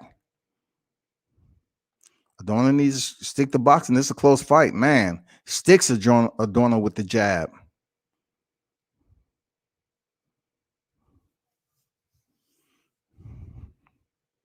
Ortiz is coming back strong, man. That's what's up. He's coming back strong. That's what's up, man.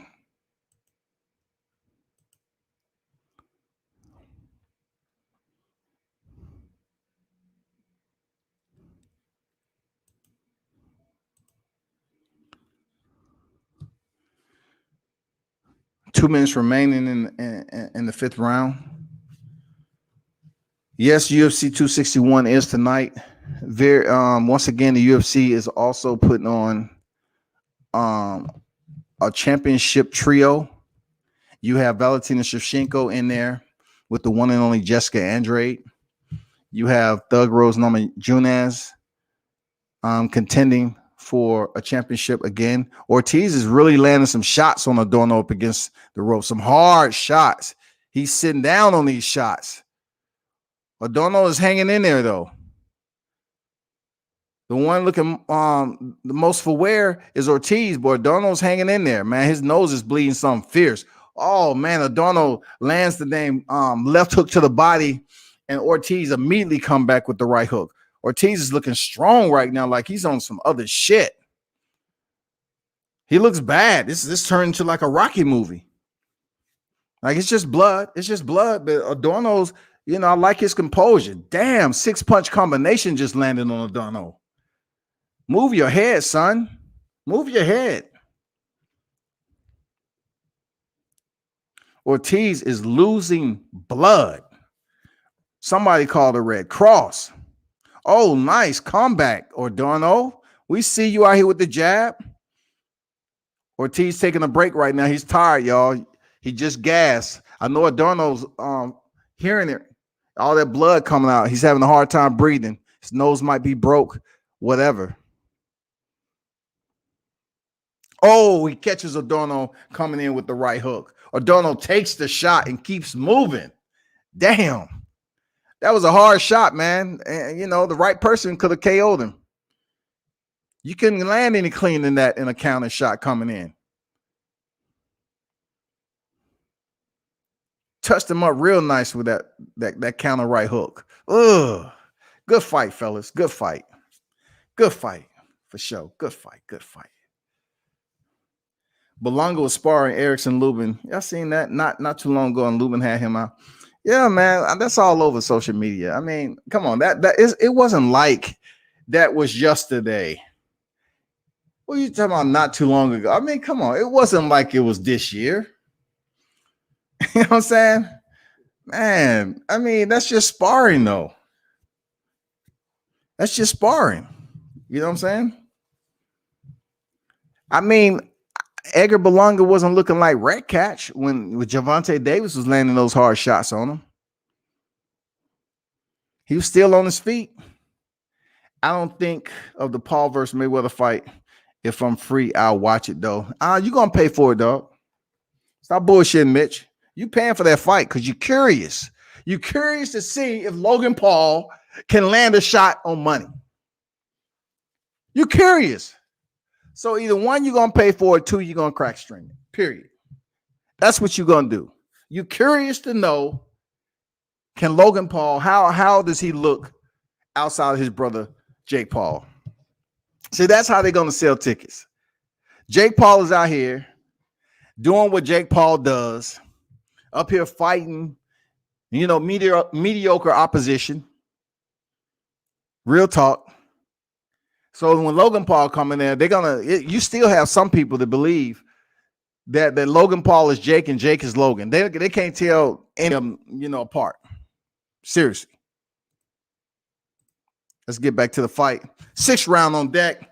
Ortiz has Adorno up against the ropes. This is a close fight, y'all. This is a close fight right here. Adorno doesn't look hurt. He's showing his grit for real. He's showing toughness. Hands are down. Now he puts him up as he steps in. Ortiz is gassing, though. He's gassing. Well, Adorno is not really throwing or sending any punches.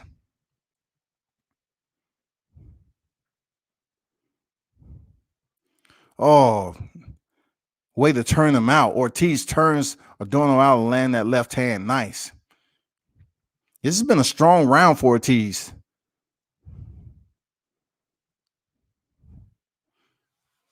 This is a good, tough fight, man.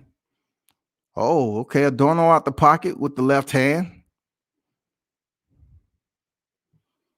Straight left by Adorno. Both fighters are just ducking their head and trying to find that opening right now. Ortiz taking a little break right now. Comes in with a 4-punch combination. Zip ties it with an uppercut. Ortiz is using that head movement a little bit better in the later rounds.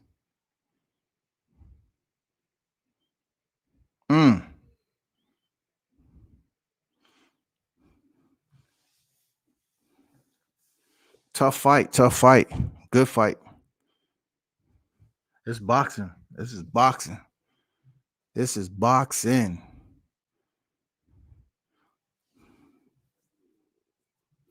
Ortiz give the foot feints in and out. Jabs to the body. Comes over the top with that right hand, lands on Adorno. Adorno attempts to return. Oh, man. That counter left hook might have hurt Adorno a little bit. Ortiz seizes the moment, steps in, and try to take advantage of it, man. Adorno might have been hurt a little bit on that left hook. He might have been hurt.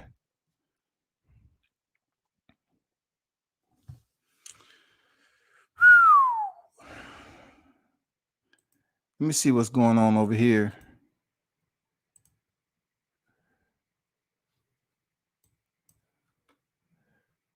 Oh, you have the third round of Sabatini and Connelly. See, this guy's just running on the outside of the cage. That's not good, Shawty. That's not good if you want people to come see you fight. But anyway, it happens.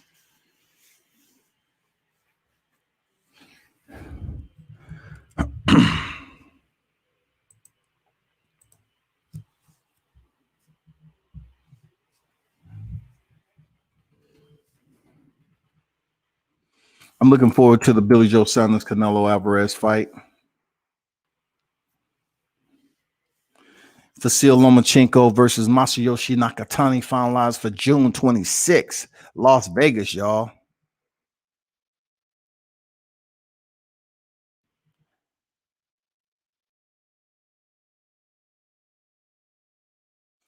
Fury Joshua to split most of 150 million plus site fee for site in Saudi Arabia. That's good money if it's indeed true.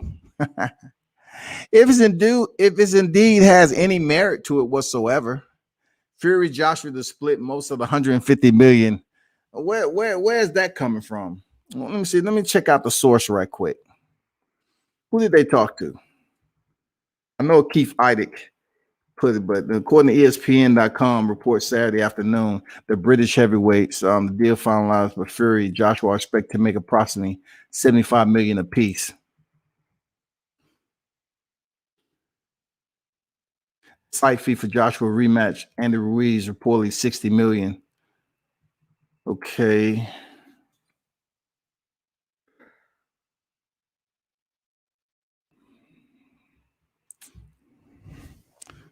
Okay, we're in the 7th round of a very, very close fight. Very close fight.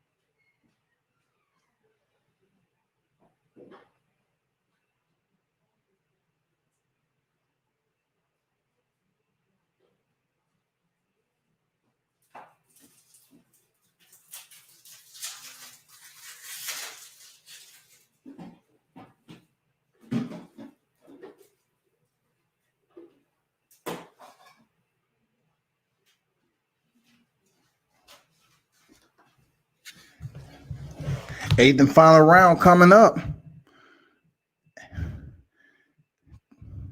Very tough fight.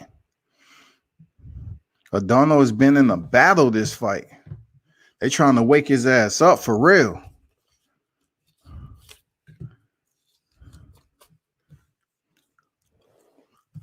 Adorno looking bad. He look like he hurting. Damn.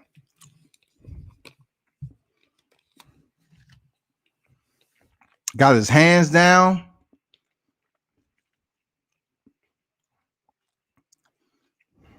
Smart. Ortiz landed through the ropes. Look how slick that uppercut was, though. Look how slick that uppercut was, y'all. Look at that counter uppercut. Sent Ortiz through the ropes, man. Slick. Slick. Damn. He had his hands down and everything, man. Like, set him up.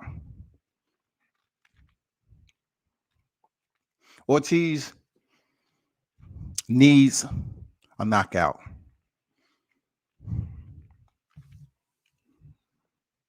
That's the second knockdown of the fight. He needs a knockout.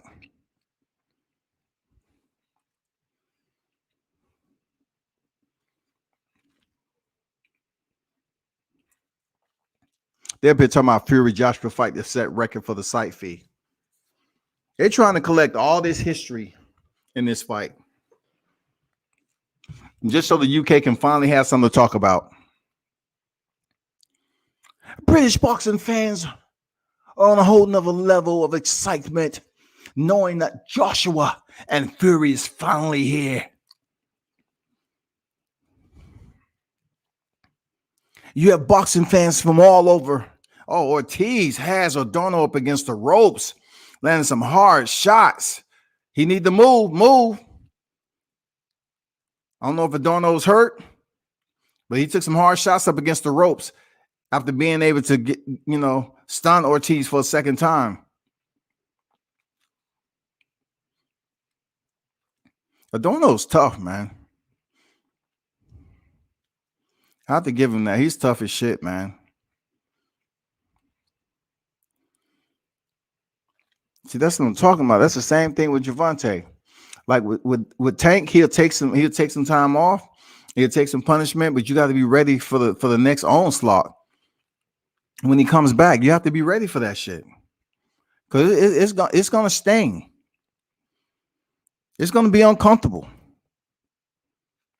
Oh, a barrage of punches from Ortiz. He's trying to go for the knockout, man.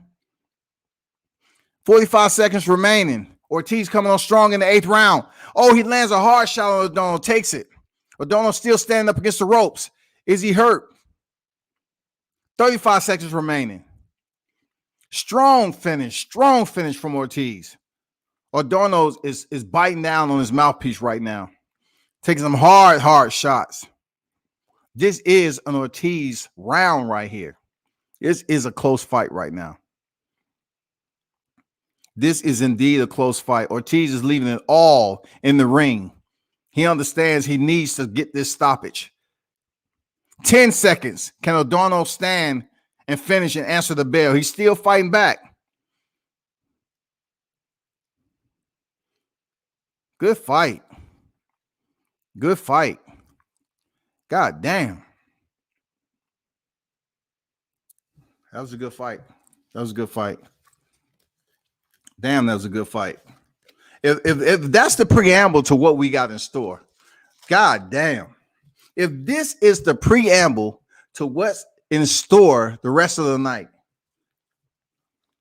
maybe boxing fans will get or will be satisfied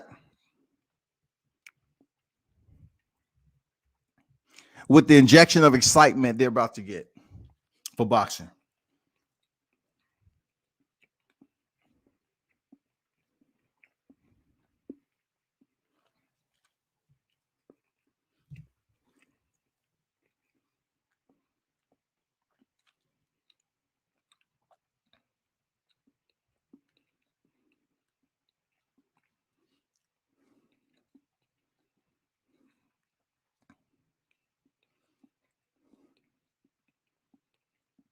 Ortiz landing some hard shots, but he just couldn't land the right one to put Ordona on the canvas, man.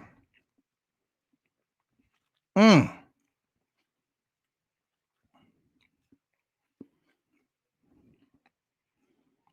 That was a boxing match right here.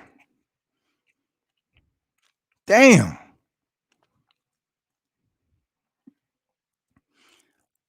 Look at that counter uppercut. That was beautiful. I ain't gonna lie, that was beautiful. Look at this punch set delivered by Ortiz to end the round and the fight. Let's see what the judges have to say.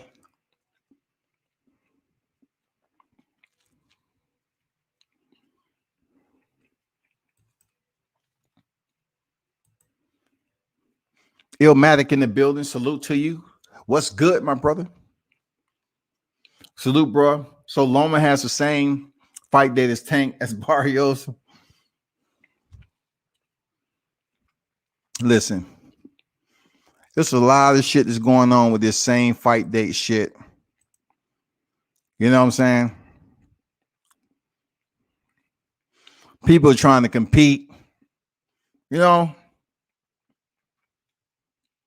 Floyd Mayweather, same fight as Teofimo Lopez and George Kambosos.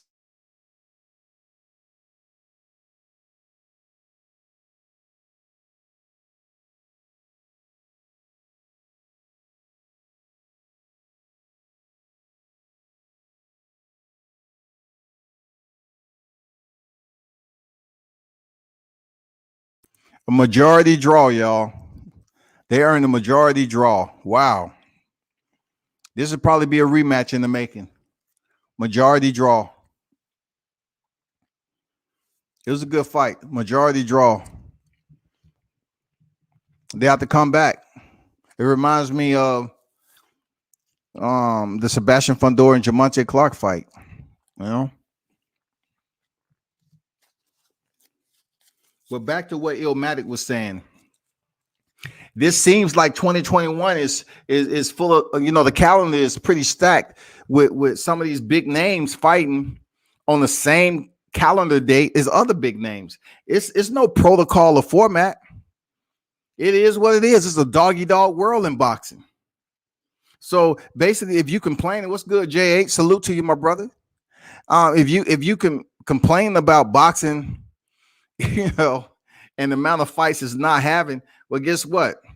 You know, they want to see who the best with these sales, the viewership. If they want to say, okay, Gervonta Davis, prove that you know you this big selling ticket, this big ticket. Let's see how you do against Vasil Lomachenko and Masayoshi Nakatani. Now, name for name, it's pretty equal. You know, name for name at this point in time, yes, it's pretty equal. But I give Gervonta Davis an edge over Vasil Lomachenko. But listen, when it comes to the matchup, though, the curiosity for me is it resonates both ways with Gervonta Mario Barrios and Vasil Lomachenko and Masayoshi Nakatani. But if I want to give the edge and curiosity of where this name Vasil Lomachenko is going potentially, if he defeats Masayoshi Nakatani, I have to choose that fight. I have to choose the Nakatani fight because I'm curious to know how and if Vasil Lomachenko, is he going to have trouble like Felix Verdejo did? Is he going to have trouble like Teofimo Lopez did? You know what I'm saying? Will Masayoshi Nakatani shine once again? Is he able to shine and put away the best fight on his resume in Lomachenko? Can Nakatani do it? Can he stop or even dominate Lomachenko? Is he capable of doing it? He only has one loss, and that came from Teofimo Lopez. That's a fight I want to see, man. Seriously, out of the two, definitely want to see that Vasil Lomachenko and Nakatani fight. The reason being is that this is the 135-pound division, one of the best divisions when it comes to, competition that's in boxing right now. And, Fasil goes in here and performs in spectacular fashion. Well, who knows what may be next for him? Nakatani, he goes in here and does something no one else has been able to do.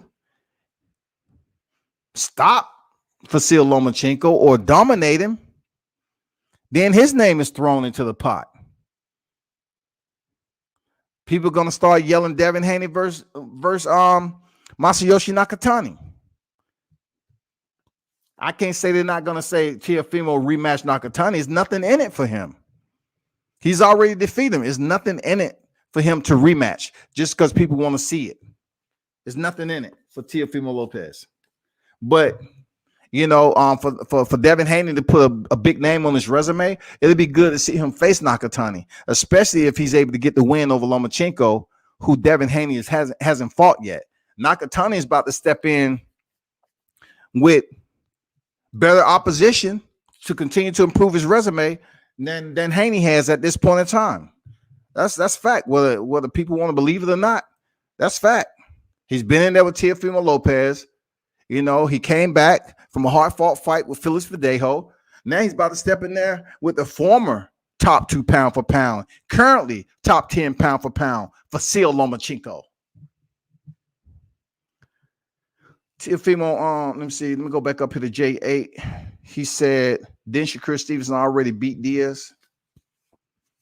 But he hasn't fought nobody. Hey, at least somebody out here. I don't too much like to downplay what Navarrete is doing or downplay his opposition. You know what I'm saying? Or somebody else. Because, it all depends on what that fight has been through. Was he on an injury? Whatever the case, man. Sleeper fights Belunga versus Nicholson, Teofimo, Tank, and Devin sent Ryan Garcia into depression so bad he retired. Ryan Garcia say that, he was planning on leaving the sport at 26. He just didn't tell you what his plan was leading up to bullshit and kicking rocks all the way up to 26 years old. He didn't really give y'all the game plan, Ryan will be back in 3 years hoping them dudes at 135 get knocked off. No, I don't think Ryan Garcia is taking, just taking a vacation or an hiatus from boxing. I don't believe so. I believe he is ducking. He's the biggest ducker in boxing. Ryan Lion Garcia. Real talk. He is indeed that guy. And if he indeed has some stuff going on with his mental health, I hope he gets better. That's all I can say to that. Fundora is a tough fight at 154. Absolutely. Sebastian Fundora, the Towering Inferno. I believe wholeheartedly he's going to be a world champion very soon. Does he beat Jermell Charlo right now? Absolutely not, in my opinion. I've seen Daniel Lewis touch him up. I've seen Jamonte Clark touch him up. And it doesn't matter if Jamonte Clark just was stopped by Goucher, Terrell Goucher. I'm speaking about when he fought, because style makes fights, right? I'm speaking about when he fought Jamonte Clark. I seriously thought Jamonte Clark defeated Sebastian Fundora. But anyway, he didn't get the decision. But you're right. He is a tough fight at 154. And I truly believe that Fundora, when he does face a loss, it's going to be via knockout. The reason why I say that is he loves to stay on the inside. Him being so tall, he's able to look down on his opponent to land his shots. And if he has the right opponent that can basically not predict what shot is coming, like that no look overhand or break him down to the body, because Fundora's body is right there. It's like an easy target. It's right there in front of you. Why? Because Fundora loves to box on the inside, to be so damn tall. So if you get the right fighter in there that can dig to that body, bring down Fundora's height just a little bit, then he'll be able to get touched up with a headshot. I know Charlo can do it.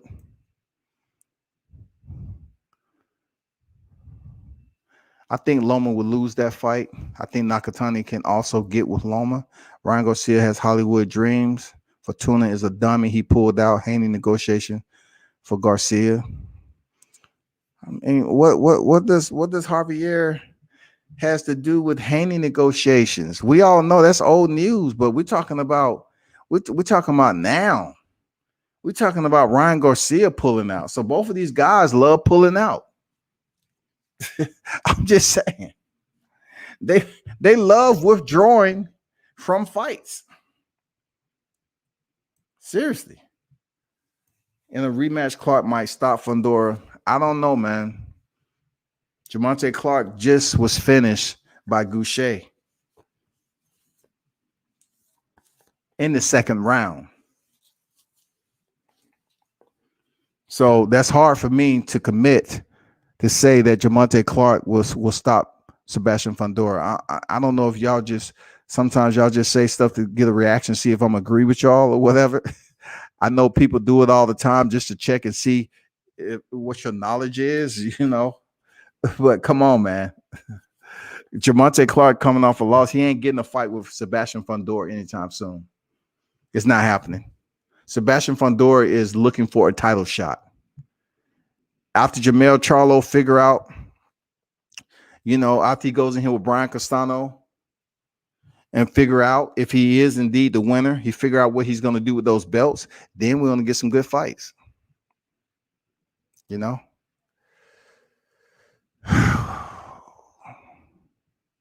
Come on, the next fight ain't on deck yet. Come on, shawty. Here we go. Here we go. Josue Vargas. Willie Shaw, that's good. 13-2. Josue Vargas, 19. What was that? Back up.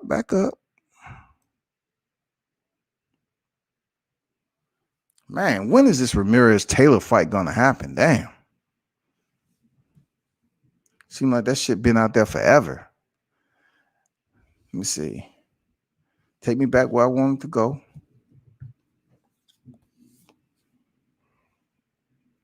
Josue Vargas is 18-1, 9 knockouts against Willie Shaw, 13-2, 9 knockouts. So both of them have equal knockouts, and you know, a little bit to the edge of experience goes to Vargas. This should be a damn good fight.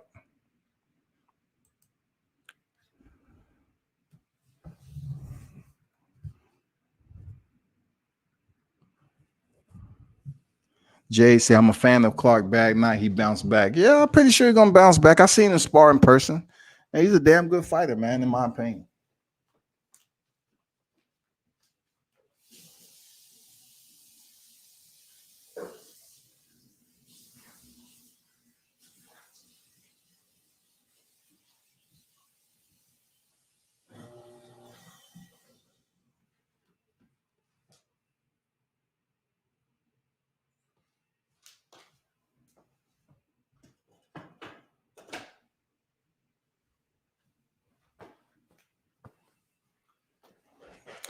Let's see what's going on over here with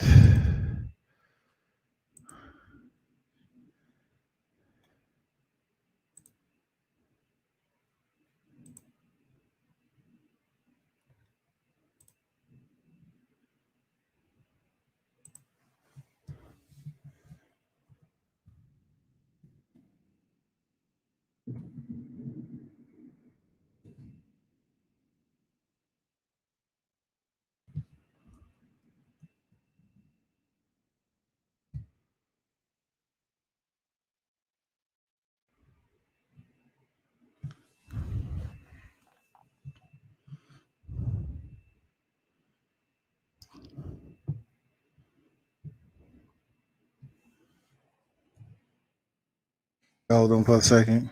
I'm bringing up this UFC main card. Appreciate you. Appreciate everyone for being patient.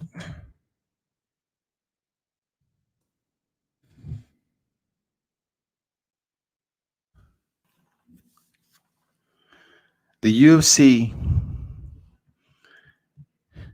that's why they're making so much good money, man. $69.79 for this freaking PPV. $69.79, y'all. I mean $69.99 for this PPV. That's why mixed martial arts, when it comes to the UFC, they put on 3 championship events, which is a damn good card. It's worth it. It is worth it. But damn, $69.99. Jesus Christ.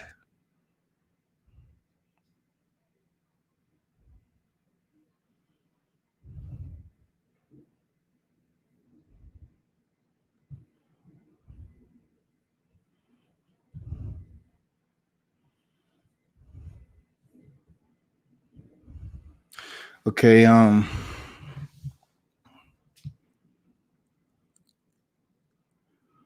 this is how 154 is. It's any given night. Look, last week Perella really beat. Yeah. You know, fights like that happen, man. Perella, you know, a lot of people saying he beat Tony Harrison, which I agree. But sometimes Tony Harrison name still has stock in boxing, and you don't get that shot. Look, perfect example. Gervonta Clark, Sebastian Fundora. They didn't give him the motherfucking win. That's a perfect example in comparisons to Perella, Tony Harrison, Gervonta Clark, Sebastian Fundora. $70 to see Usman grapple MF again. No, you have to stop that, Jade, because he did not grapple Gilbert Burns. He did not grapple Kobe Covington. What he did do was wrestle Tyron Woodley. He did not really grapple the whole entire fight. He didn't grapple Jorge Masvidal the first time. That's real talk, Jade, man. He didn't. That's what he used to do. Before, you know, after he won the title, he pretty much switched that shit up. You have to start giving him his props. He fought Kobe Covington. You know what I'm saying? He fought Gilbert Burns. He's fought Jorge Masvidal. I mean, you got to give him his props, man. He's on his way of being one of the best welterweight mixed martial artists in history. If he continues to defend his title and be entertaining, people are going to tune in. It was a point in time where I never say I would have paid for a PPV that Usman was on. I would have said, man, fuck that. He's too boring. Fuck that. I ain't doing it. He said he's going to finish Masvidal this time. Okay, let's see it. If he finished Masvidal, goddamn it, finish him. Masvidal, it has to understand he's not going to earn a 5-second knockout like he did Ben Askren. Stop it. It's not going to happen. The next fight is on the way, man. Josue Vargas.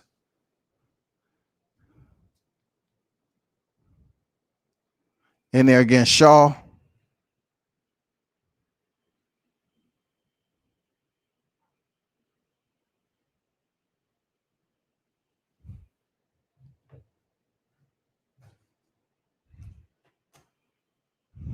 Shaw looks a little reckless early on, but he's pushing the pace. But the way he's landing some hard shots on Vargas. Vargas is hurt. He's gonna punch himself out. Shaw's gonna punch himself out. Shaw is coming to fight. He lands a right, straight right. Vargas back up against the ropes. Vargas weathering the storm so far. I'm curious to see if Shaw kind of punched himself out just a little bit, because he was landing. He was putting every bit of that effort to get this win.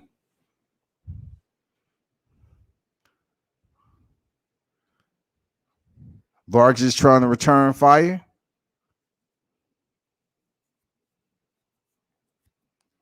Is it just me, or did the Adorno brothers and Vargas all have the same dye in their hair? Is it just me? Am I tripping? I could have sworn they have that dye in their hair. Somebody hook me up, you know? If it's something going on, I don't know, as far as the dye they had in their hair or whatever, let me know. This is the first round, man.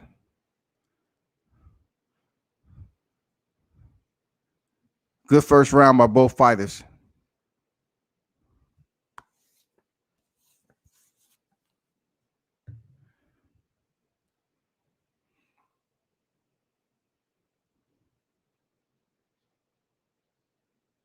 Shaw is basically lunging, right? He's leaping forward, he's lunging forward, which sets him up for a counter shot. It's only a matter of time before he gets it. Oh, nice counter right hand, damn Shaw.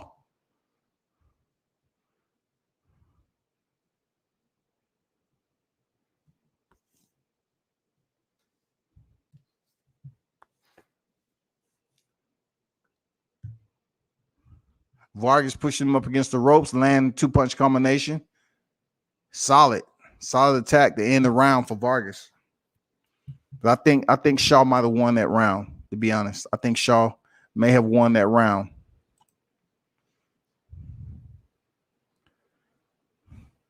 UFC fighters are getting pimped by Danaa. They make peanuts compared to boxing. UFC gets the PPV. Not the fighters. UFC worst paying contract sport. Pretty much disagree with that. Every sport has a pay structure. You know what I'm saying? You have boxers out here that's fighting for motherfucking bags of peanuts, sandwich bags of peanuts. You know what I'm saying? This is according to how your contract is structured. Just because you fight on PPV doesn't mean you're getting a lion's share of everything that's being talked about out here in the media. The numbers that's being registered out here in the media. That doesn't mean that.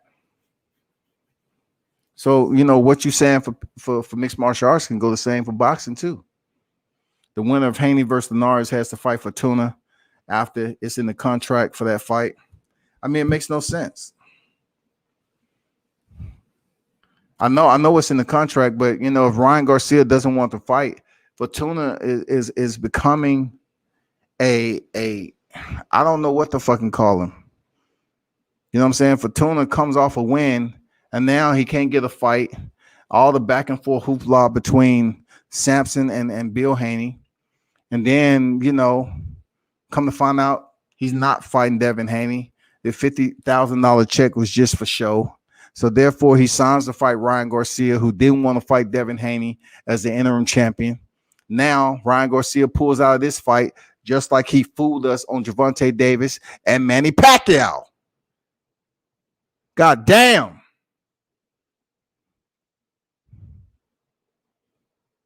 Vargas is coming on strong with Shaw. Very strong with Shaw.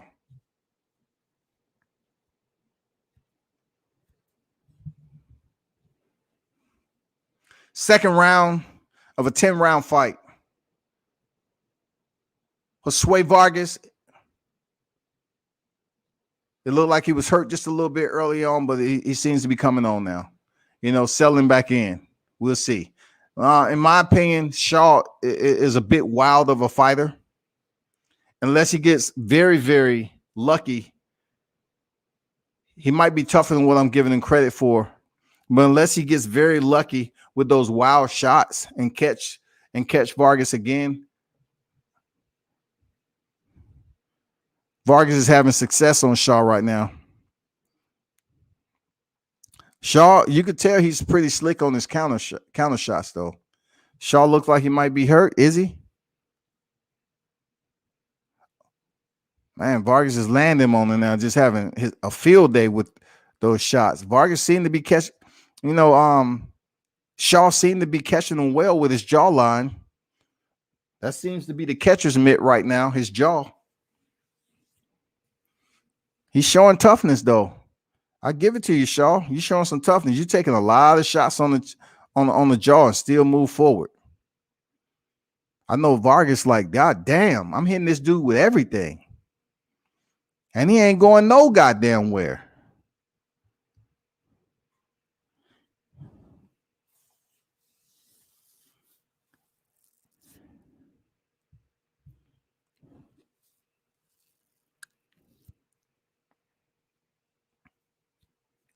Second round ends, y'all. You know, very good round. Solid.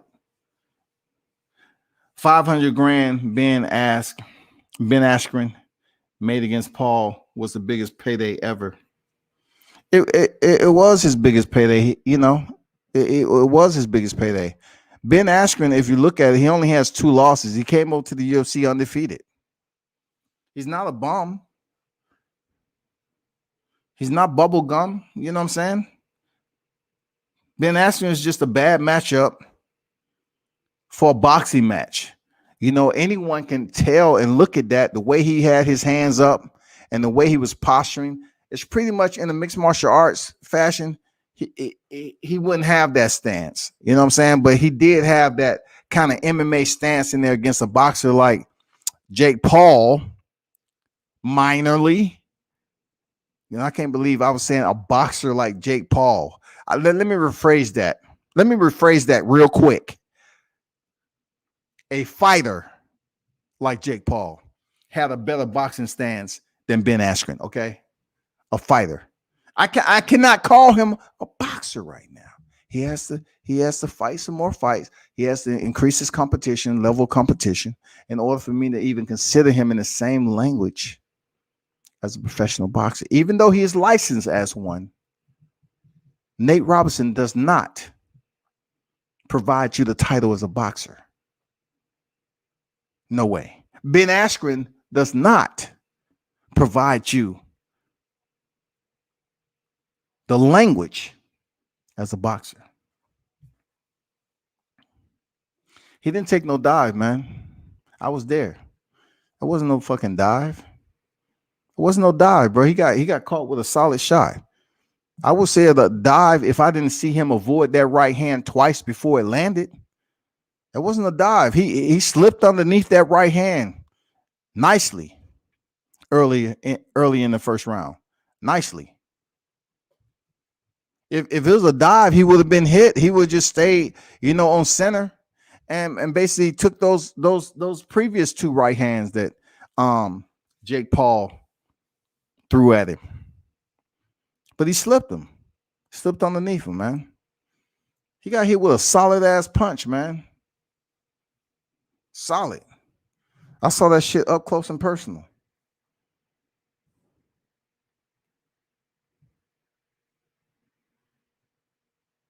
That's real.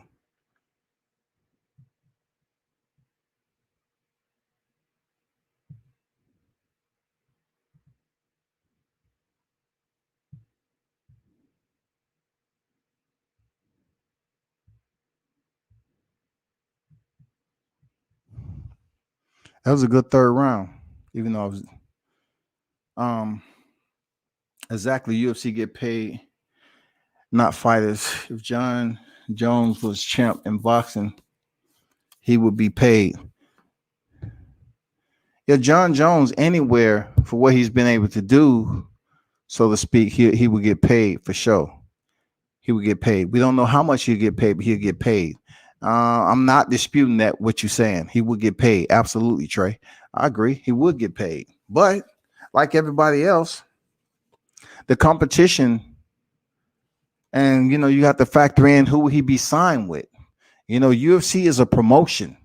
So when it comes to boxing, who will he be signed with? How will he benefit on the pay scale?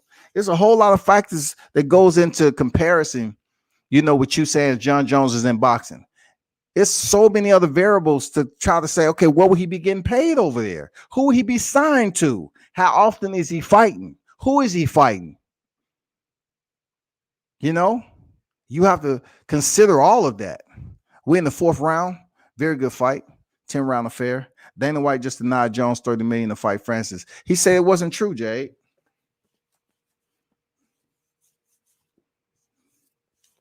John Jones said it wasn't true. He said $30 million was not true, that he demanded $30 million to fight Francis. He said it's not true.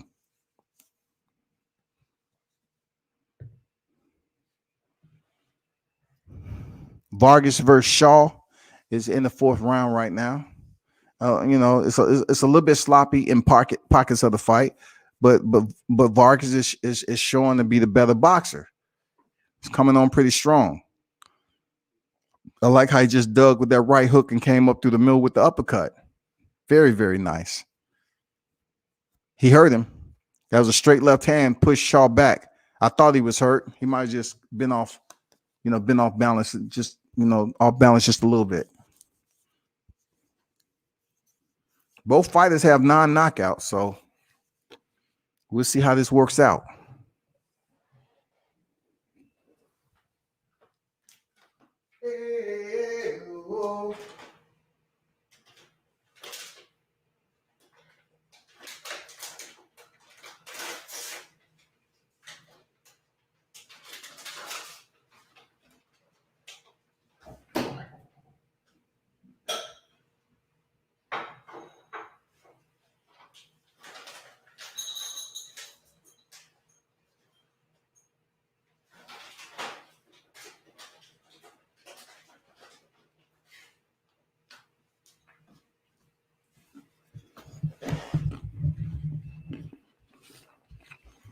This is becoming a wrestling match right now. Yeah, Jay. He said it wasn't true, man. And let's just say he did ask for 30 million to fight in a heavyweight fight against Francis. Why not negotiate? Who then negotiate? If indeed he asked for 25 million, is that too far-fetched? Not in my opinion.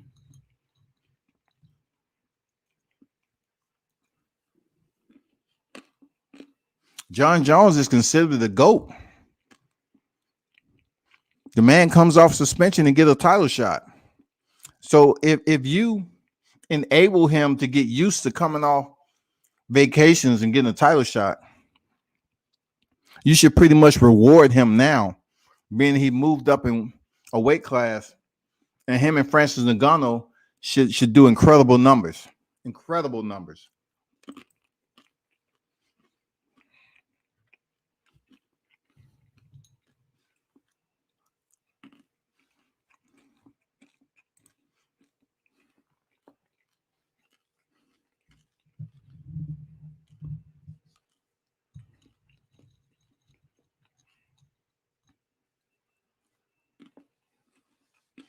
Christopher Diaz getting wrapped up, 26-2.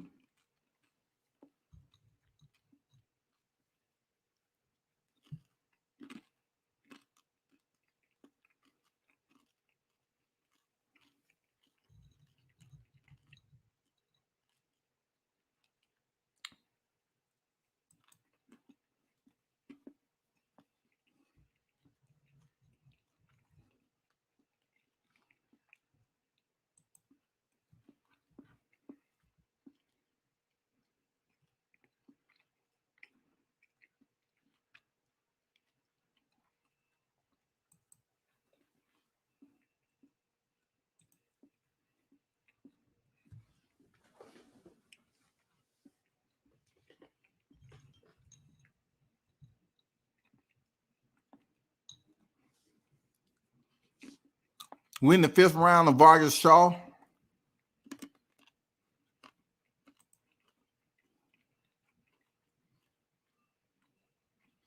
There should be no debate in Ngannou and Jones getting 30 million plus. But UFC would not pay like that. Well, I have to agree. In some cases, they don't pay like that. So, yeah, I have to agree. In certain cases, they don't step up and pay the fighters. Shaw hurt. Did he hurt him? It looked like Shaw hurt Vargas again. Shaw is wild, but damn, sometimes he's accurate as shit, though.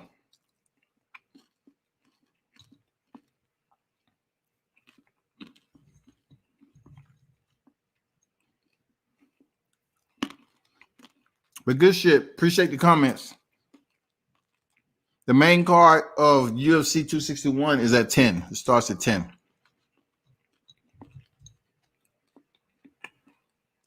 Oh, he lands another right hand on Vargas. Vargas come back with a 3-punch combination. This is a good damn fight. Damn good fight.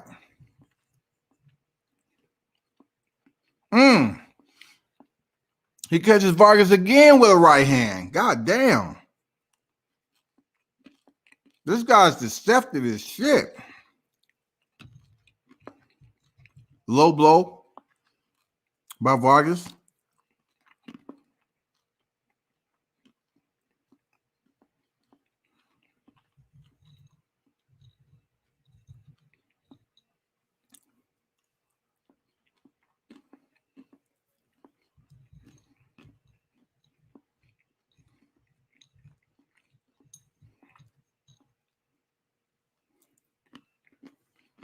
What do y'all think about Floyd Mayweather fighting on the same night as Teofimo Lopez and George Kambosos?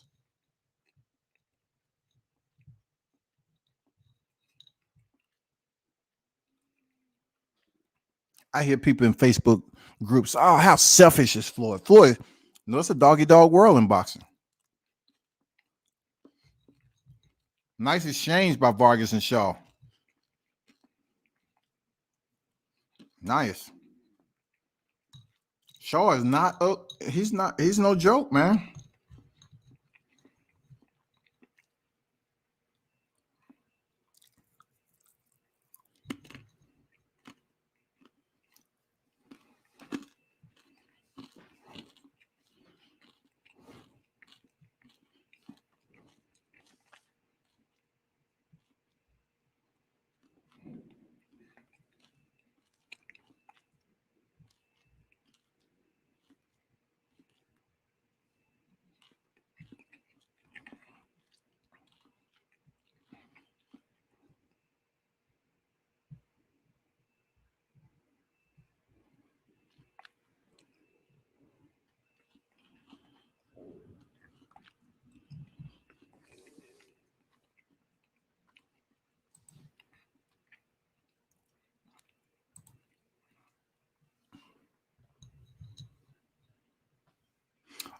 We in the 6th round. They banging it out to open up the 6th round for real. Shaw shook his head and Vargas closed in on him again with 3-punch combination. Somebody tell me, where's the Berlanga fight? What happened? Don't tell me this Berlanga fight ain't happening now. Did he knock somebody out in the dressing room?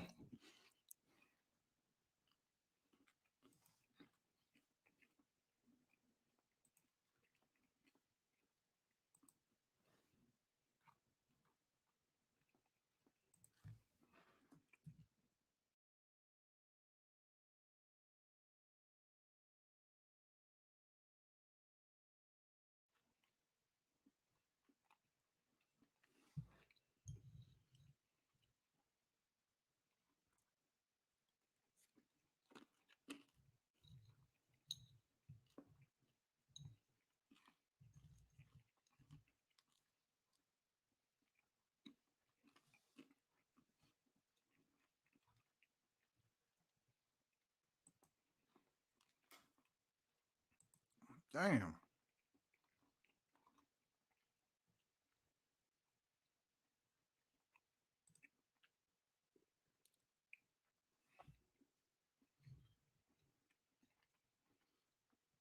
A minute 10 remaining in the 6th round. Very solid exchanges between both of these guys. 2 different styles of fighters, too.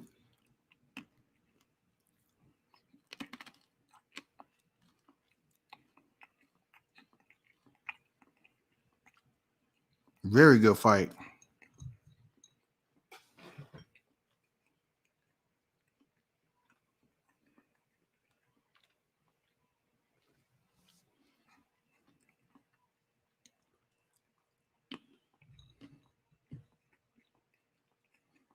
Now they wrestling. You know, there's been a grinding fight. You know what I'm saying? But not with the wrestling, dog.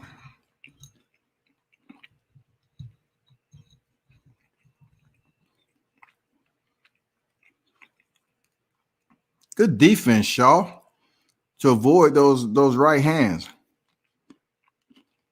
Good job.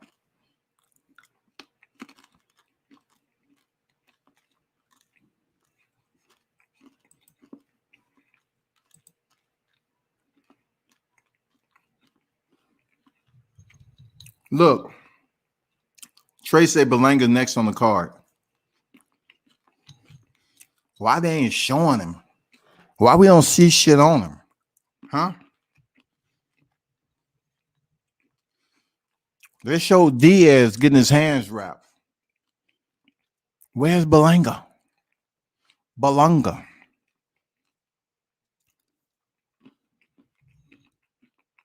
Where is he?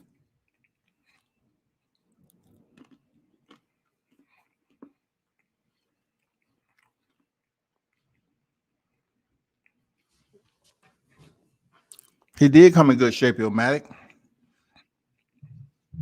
They didn't want Ben Askren to be seriously underweight. So he came in there a bit blown up, bloated. You know what I'm saying? Else he would have been underweight. He was a much smaller fighter. Believe me, I know from talking to the people at Triller.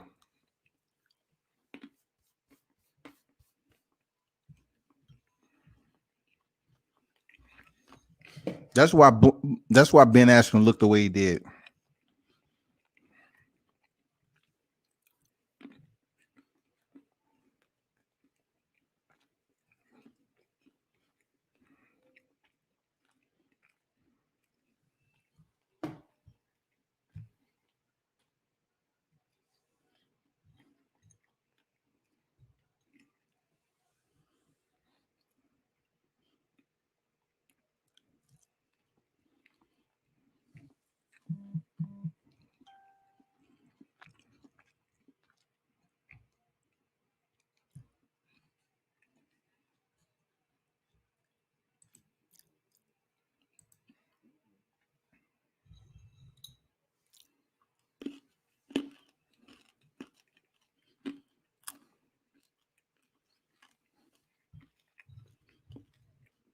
Good fight.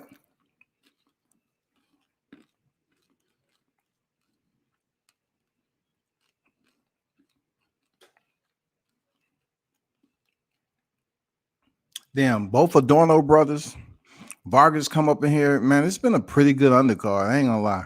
I mean, not undercard. It's been a pretty good fight card, period. Xander Zayas. I mean, damn good stoppage in the first round. More so his opponent not being prepared for an opponent, you know, the caliber of Zayas.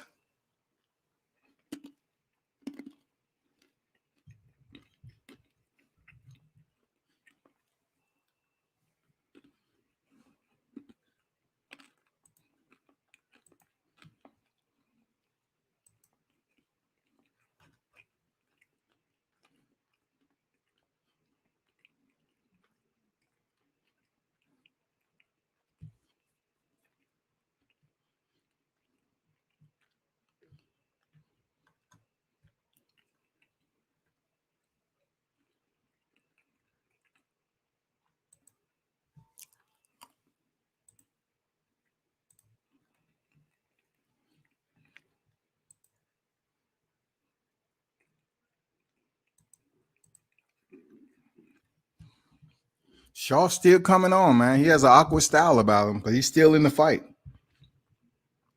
I don't have him winning, but he's still in the fight. Finally, they show Belanga. That's crazy. They finally put the camera on Belanga? Crazy, man. Shout out to Coach Andre Rozier. Good dude. Good dude.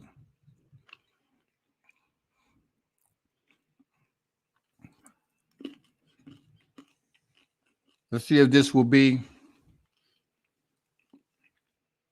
an outstanding showing by Belanga.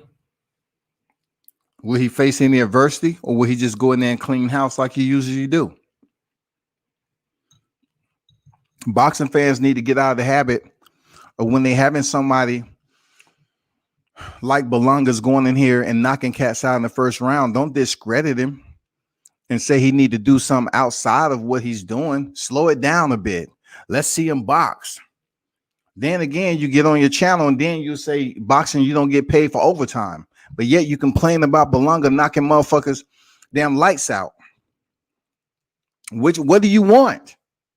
You want a motherfucker to win, or the easy, easy? Or you want to go in there and put some rounds in for nothing and take it to the scorecards? That doesn't make any sense.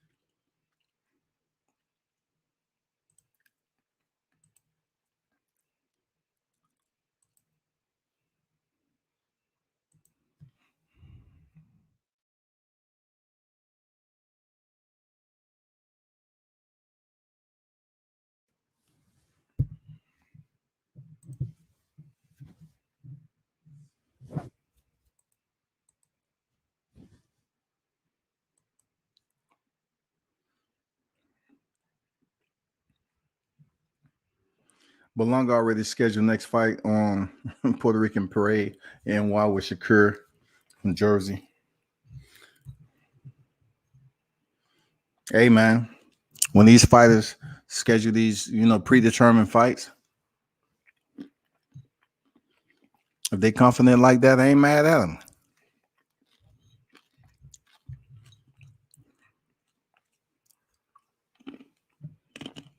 I ain't mad at them.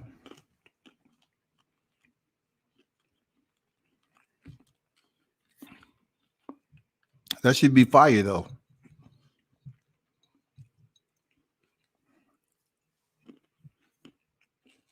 They're in the 8th round. Next on deck was undefeated rising star Edgar Berlanga. Or Berlanga, however you want to pronounce it.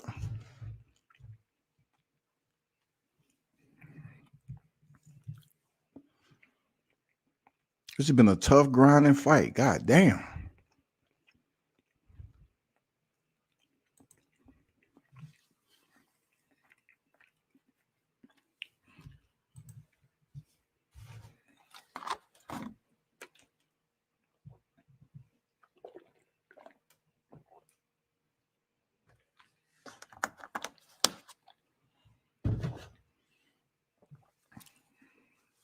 Shout out to Jacob Stitch Duran, one of the legendary cutmans in boxing.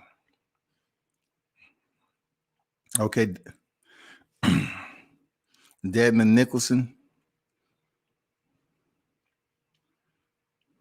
warming up. Demond Nicholson. He looks strong. He looks like he's ready for his opposition.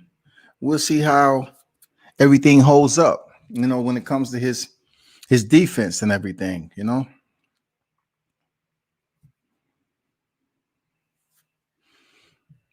Who's that over there? That's Calvin. Okay. All right. Shout out to Calvin Ford, man. Uptown Jam, be more. It's getting a little sloppy right now with this fight. But I have Vargas ahead easily. Puerto Rican Day Parade is fire. You got to go once in your lifetime. Yeah, I've been there. I have.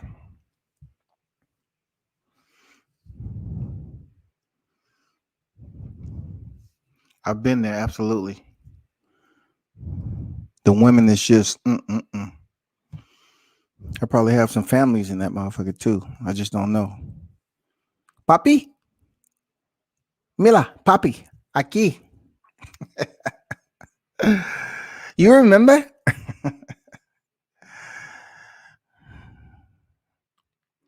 We had a one night stand, but you don't remember. Damn, Shaw still trying to land that counter left hook. Sneaky ass fighter, man. Very crafty. Very crafty.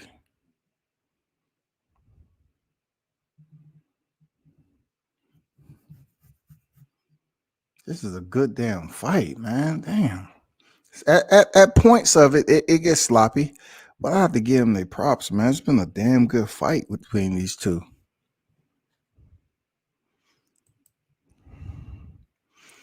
Trey up here talking about I should attend Puerto Rican Day Parade. Have you went yet?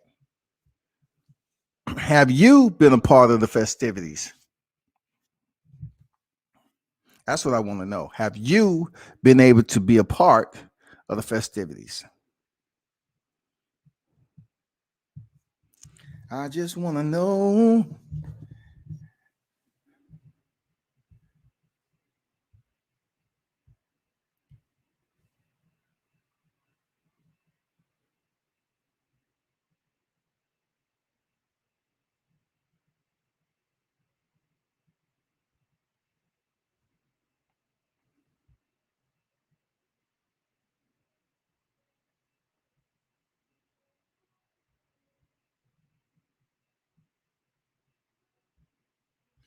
Once again, shout out to Tay Jones, man. I'm looking at his pictures. He tied the knot today. He ventures on a new journey in life.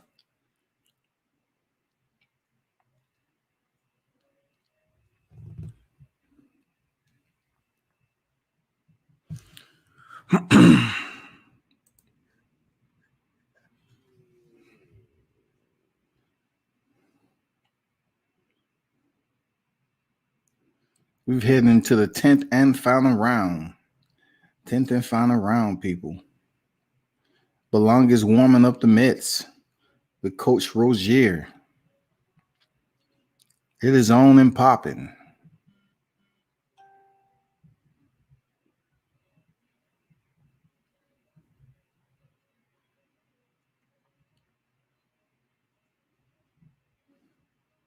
Belonga, first round knockout, minute 37.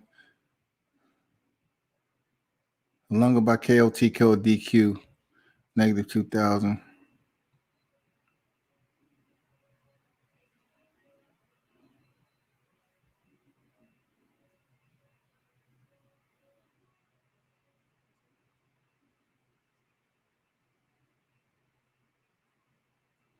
Team Belonga.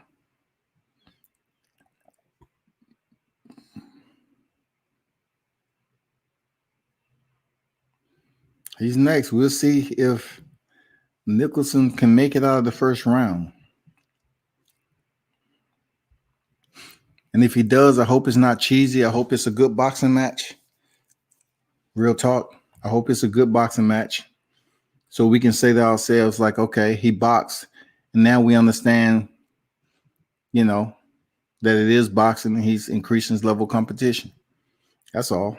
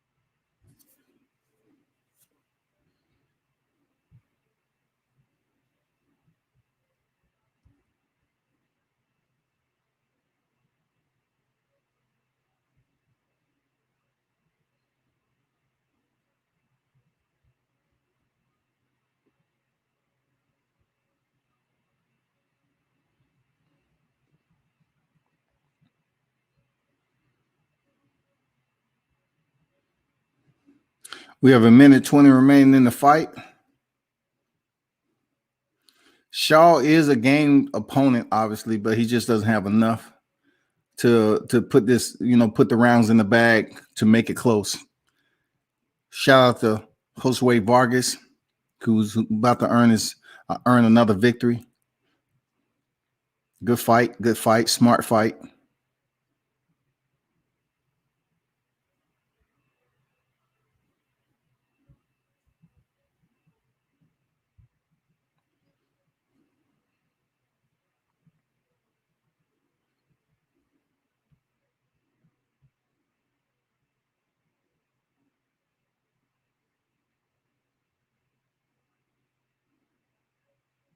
I'm looking at Xander Zayas replay.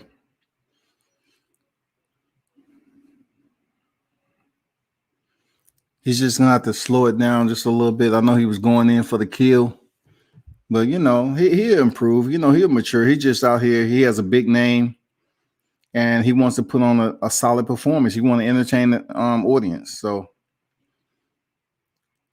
he's a little bit wild to me. Even when the finish, just a bit. But he got the win, though. He got the win, period. Vargas is about to pick up another win. Good fight between him and Shaw.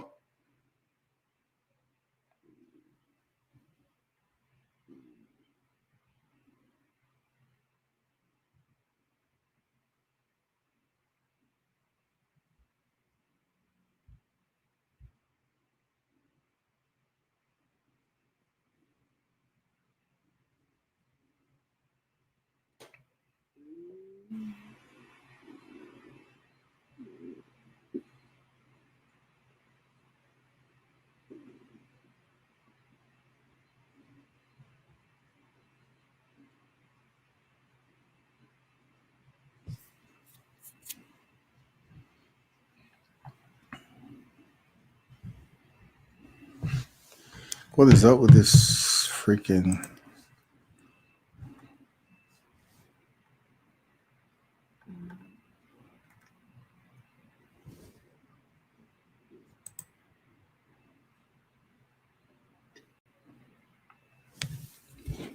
What y'all thinking out there? It goes outside the first round or what? Nicholson looked the part. You think he can bring him outside the first round? You think he taking the deep waters? What are we looking at, man? What's your predictions? Yeah, you can be in New York all day, all night, and don't have permission to go outside. Especially when the parade going on. You know what I'm saying? You might be on lock and key. The character of Cuddy on The Wire is based on the life of Calvin Ford. Tank is number one of those kids that made it out of the Upton boxing gym. Yes, man. You know what I'm saying? Like he made it out. I mean, he still visits. He's still training there now. But I get what you're saying, though.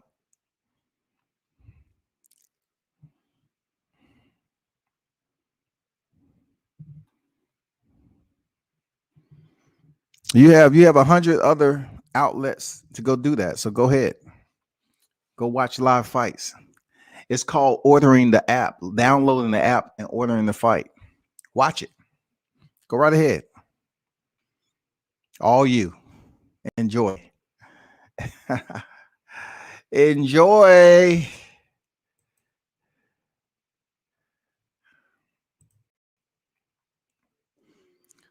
I know everybody's been basically waiting and waiting and waiting and waiting. You feel me?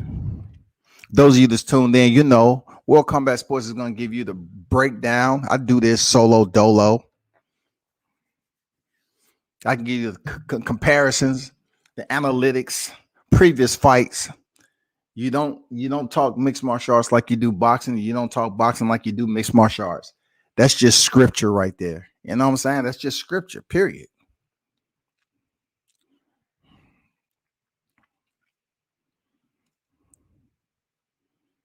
Appreciate everyone pulling up tonight, as always.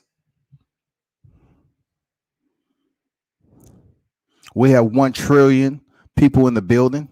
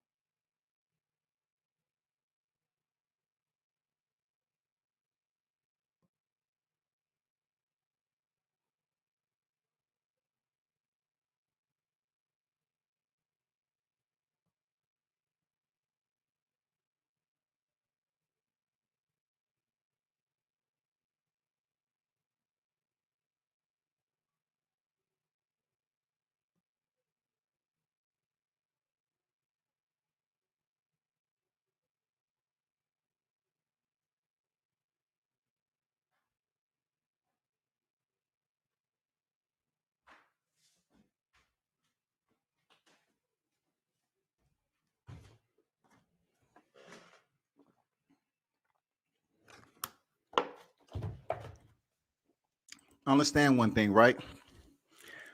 You have channels that attempt to deter you from watching mixed martial arts.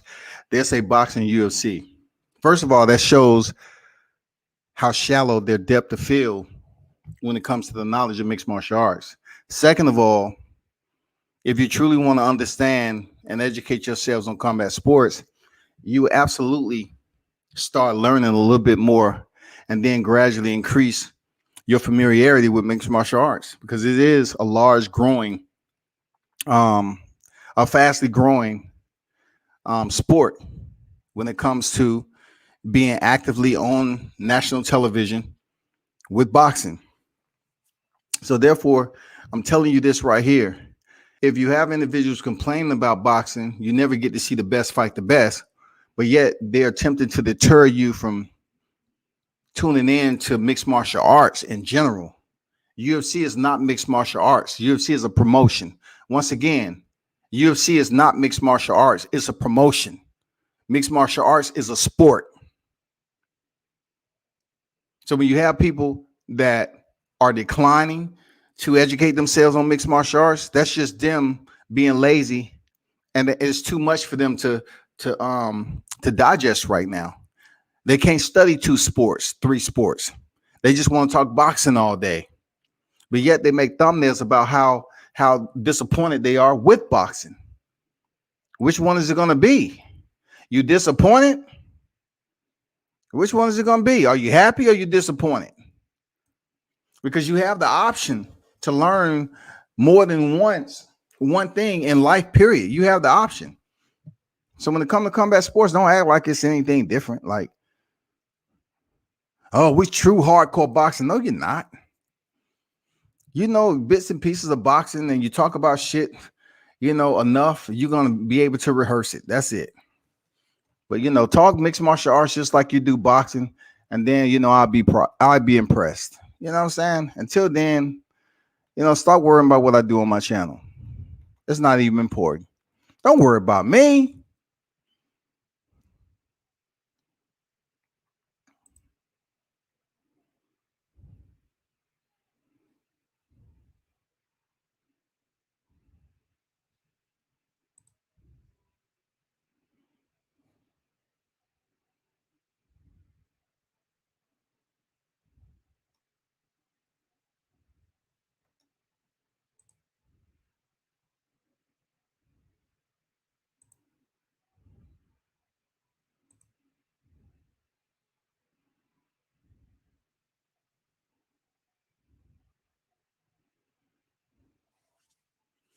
Mm-mm-mm.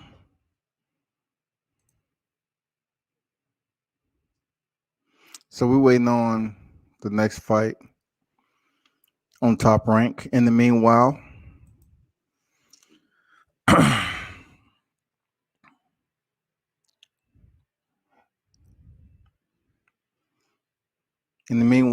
what y'all think about, some of this boxing news that's up. You know what I'm saying? With these fight dates where fighters are fighting on the same date. What do you feel as boxing fans it proves? How some promotions, they say they want to basically maximize their revenue. So they try strategically to place the fight and on the calendar, which they can maximize viewership, right? But what we have coming up in 2021 is just an all out, just an all out night of dancing where we're going to be in the same proximity at the same time. And we'll pretty much see, who make the most revenue, who has the better viewership or whatever. It just takes me back to when Floyd Mayweather did it to Canelo Alvarez and Gennady Golovkin.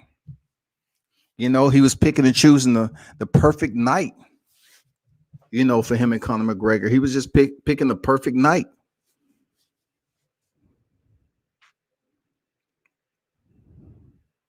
Now he says, you know what? Teofimo Lopez is getting too much exposure. I want everybody to be paying attention to me. So therefore, I'm going in there to fight Logan Paul. And I'm going to do it on the same night as Teofimo Lopez and George Kambosos. Now, of course, in my opinion, it's going to be tough. Well, also, you're going to have his share of fans that tune in to Floyd Mayweather to fight Logan Paul. Because the same people who are on here complaining about boxing is this and Jake Paul is fucking up this, that, and the other, which he's not fucking up boxing. Boxing just has a open-ended type of structure, which allows people to come in from all different sides and angles and eat off the sport. That's what boxing is. So it's going to be people that's complaining about this, but in order for them to kind of, get an idea of how it turns out, they're going to either purchase it or crack stream it. They're going to tune in to Floyd Mayweather and Logan Paul. But then on the other hand, it's going to be a lot of people that's aiming to see off the press conference Teofimo Lopez and George Kambosos lock up. Because the press conference, it was lit. It had that good energy that you're looking for.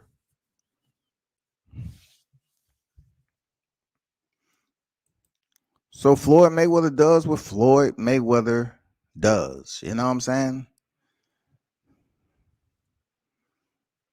He's doing what he wants. So, for him to schedule that calendar fight to compete with Triller, I don't, when it comes to Floyd, I'm not saying it takes cojones to do that because he's already did it. He's the PPV king. Like he's top. No one has dethroned Money Mayweather from that position. He doesn't have one PPV. He has several. So, when it comes to him, he's just playing around once again. He's just basically making his presence known. Some people might say he's narcissistic. He's being selfish, but no, boxing has planted this open-ended structure, which allows individual. If you are that name and you have your brand, you have that selling power, it allows you to do what the fuck you want to do if you have that branding power. Floyd Mayweather has that branding power, that star notoriety. So he can schedule his fight with a mediocre fighter in Logan Paul on the same day. Because either way it goes, he's going to get his money, period. It don't fucking matter to him. Floyd don't give a fuck if Teofimo Lopez is fighting on that night. He said, that don't have shit to do with me. But you're going to share, we're going to share time. We're going to share this airtime. That's what we're going to do. We're going to share this motherfucking airtime. That's what we're going to do.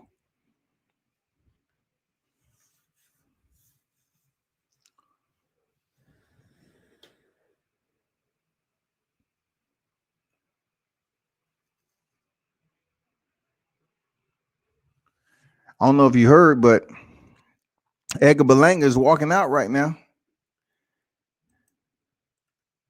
He's about to walk out. But anyway, I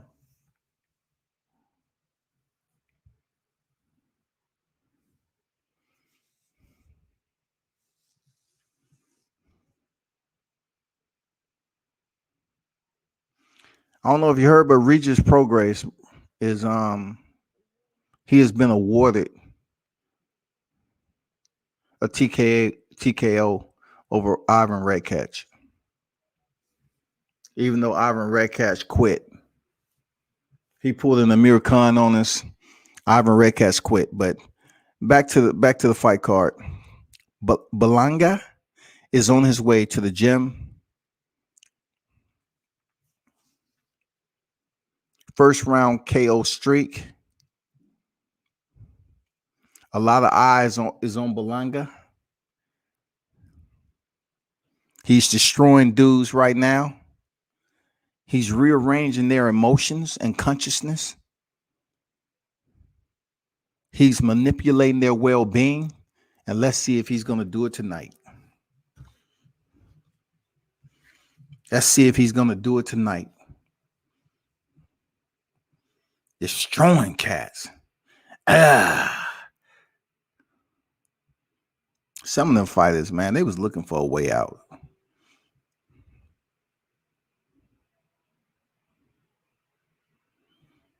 Let's go. Let's start the fight. Let's get it. And you know, Berlanga is a part of the culture too, man. He knows a lot of people that's a part of the culture for real. Is he the next big star? You know what I'm saying? Edgar Berlanga. He looks ready, dressed in the black and gold. Louis V. Once again, the culture. Do it for the culture. Do it for the culture.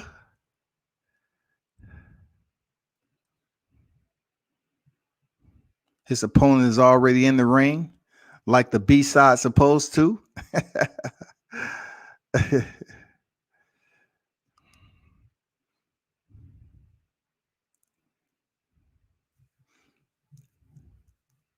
I see everyone out with their mobile phones trying to get a picture.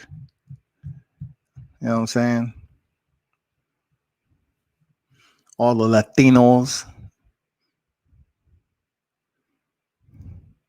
You go the ring girls putting on their smile for the cameras.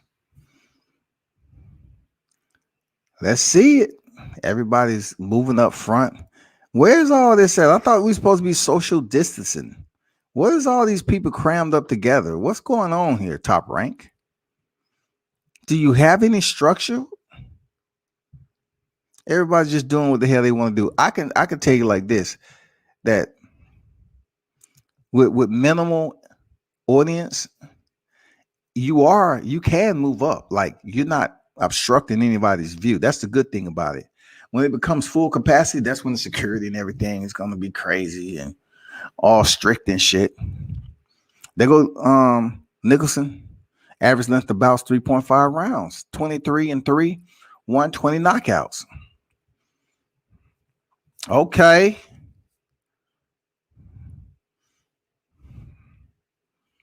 Let's see Upton, the Upton gym. Let's see out of B-more. Let's see what you're looking like.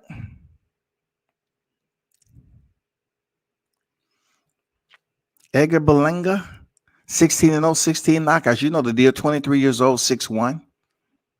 Average career fight time, 98.8 seconds. How dare you? Okay. EB.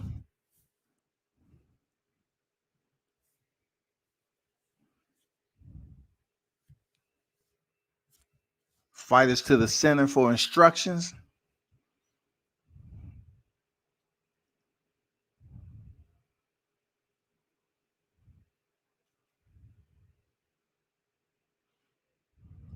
What y'all think? Any last minute predictions? Does it make it out of the first round or what? Does it make it out of the first round or what? Andrew Charles in the building. What's good? Salute WCS. Salute to you, man. What's good, Andrew? Any last minute predictions? Does he make it out of the first round or not? Calvin Ford in his corner gives him his last sip of water before he goes into history. Will he become the 17 knockouts? Or will he make it out of the first round? We will see. The first round has started. Jab by Nicholson. Berlanga's parried that jab. Okay. Berlanga with his own jab. Oh, man. Solid 1-2. Solid 1-2 from Berlanga. Looks strong. Nicholson handles it well. Punctual jab by Berlanga. Jab by Nicholson. The anticipation awaits. 2:20 remaining in the first round. Berlanga tries to step in, left hook, and misses. Nicholson still is alive at this point. He's alive. Oh, Berlanga tries that counter right hand. He's sitting down on the punches, boy. He's trying to spark up that stick of dynamite.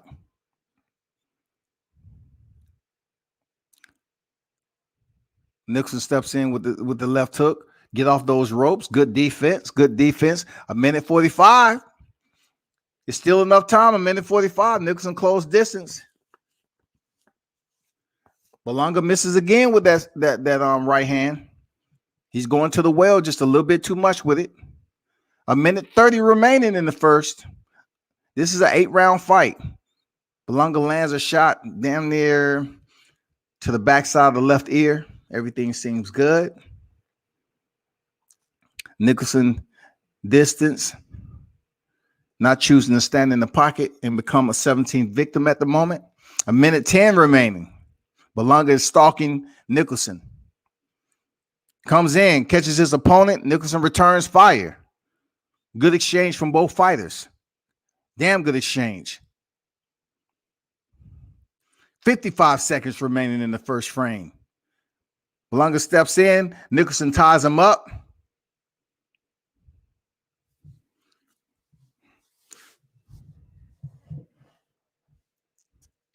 Nicholson, once he closed distance, he is tying up the hands of Berlanga. Berlanga stalks, catches Nicholson with a left jab. Oh, he tried to catch him with that left uppercut, step in left uppercuts. It was slick. 20 seconds remain. Can he do it? I know the people in the crowd probably saying, you have 10 seconds remaining. Berlanga, go for it. Berlanga closes with a combination, hard combination. He makes it out of the first round. And I think it was more so Nicholson. No, Berlanga's telling the crowd to chill, to calm down. You know what I'm saying? Berlanga is out of the first round. Okay, it happens in boxing. It's no big deal. It's all about how he boxes from here on out. I'm not gonna let it go and pass by that his opponent was boxing just enough. He was boxing smart, first of all. You can't say he was just running to get out the first round. But when he was in close, he did tie up the arms. Nothing wrong with that. It's boxing. Don't get on here crying. He was running. No, he wasn't. He was boxing. Salute to Berlanga for not being reckless trying to get the first round knockout. For sure, man. Post that. For sure. Absolutely. I agree. Berlanga did sit down on his punches. He looked sharp. You know, he represented that strength and power. He's out of the first round. Now the rest is what it is. Now he wants to go for the victory. I still believe in my heart of hearts, within 8 rounds, you know, this is going to be a good fight. Nicholson is standing close. Now he is choosing to exchange with Berlanga on the inside. So we'll see if that's a good choice of Nicholson to do that. Hard shot, but Berlanga lands. Berlanga is loading up on those power shots. God damn. So far, Nicholson is still on his feet. 10 toes down, bro. 10 toes down. Both fighters are still 10 toes down. Berlanga is loading up on his punches. Oh, he landed that left. Again, another left hook on the inside. Nicholson closes distance. He seems like he's okay. The fighter that seems like they landing the hardest punches, of course, but by the eye test, looks like Berlanga. But Nicholson's still in there so far. Nicholson is fighting on the inside. He's choosing to fight on the inside with a power puncher as Berlanga. He must feel that he's good too. Berlanga lands a nice 1-2, steps back, attempts to create space, and Nicholson ties him up. That's a lot of energy for Berlanga to be sitting down and trying to land those power shots like that. He needs to learn how to box. He just shook out his left hand. I don't know if he's getting tight. Nicholson lands a nice straight right hand. Belanga's going straight power. It's not boxing yet. We're not seeing Belanga box yet. Pop the jab out there, box, bro. Instead of waiting on the power shot.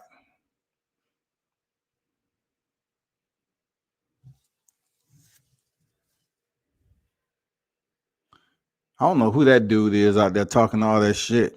Oh, that must be Nicholson, boy. Okay, nice jab there, Belanga. Nicholson holding tight though. Oh, what? Oh shit, that's what it's saying, man. What the hell? Knockdown already. Belanga gets the knockdown. I know the crowd's going wild. You can't be reckless like that, Nicholson. You can't be reckless. Oh, it's a wrap. He's destroying Nicholson now. He's destroying. Okay, Nicholson ties up. He's hurt bad though. He's hurt. He hurts bad. Nicholson's hurt bad. I doubt he may. No, 15 seconds. We'll see if he makes it out. Dang, he's stumping his feet. He's trying to get his legs back. Okay. He's trying to get his legs back. He was stumping the canvas. And then he parks in the corner. He makes it out the second round. Good job, Nicholson. Good job. Good job. His coach is slapping him, trying to get that down. His wits back about him, trying to bring him back down. He might be hurt. You slapping him. Belanga heads into the third round. J8 says Belanga is going to try to get some rounds in tonight. You can tell, man, stop it. J8, man, what are you doing, dog? I'm about to put you on timeout, dog. Man, he ain't trying to put no rounds in. He trying to motherfucking put some chins in the motherfucking bleachers. He trying to put Desmond Chin, Nicholson Chin in the bleachers. That's what he's trying to do. This dude is sitting down on everything he throws out there. Look how he hurt him, man. He ain't trying to go no rounds with this dude. Because the way he went after the last dude in round one, his team said they want him to get, man. Listen, if you think for 1 second that Belanga did not try to close the fight in the first and the second round, come on, stop doing that. Oh, man, he landed some hard shots. That looked like he's trying to go some rounds, okay? He looked like he's trying to go some rounds. Belanga is sitting down like he at the motherfucking gun range. He's firing from both holsters, the left and the right, goddammit.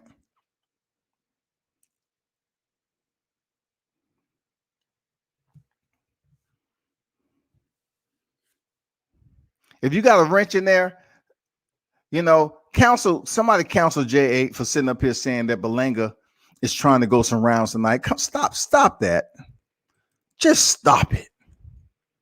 He's trying to go some rounds.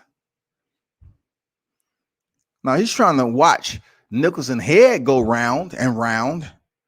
Shit. Nigga trying to knock his chin into the motherfucking rafters. Good. Okay. Good. Nice jab lands. We have 1:50. He goes down again. That was behind the head. I don't know if the ref gonna call the knockdown. That was behind the head.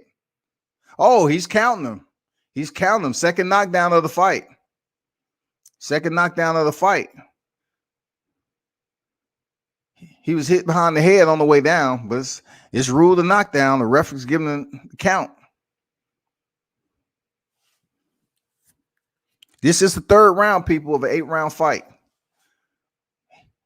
He froze him up again, but Belanga is taking his time, being patient. He's not rushing in there. Being patient. Doubling up on the jab as Nicholson. He keeps parking up against the ropes. Belanga is going to knock him out. Here you go. Okay. Nice, Nicholson. He felt that. Belanga felt that. Belanga, man, he has some sting, some mustard on the motherfucking shots. For real.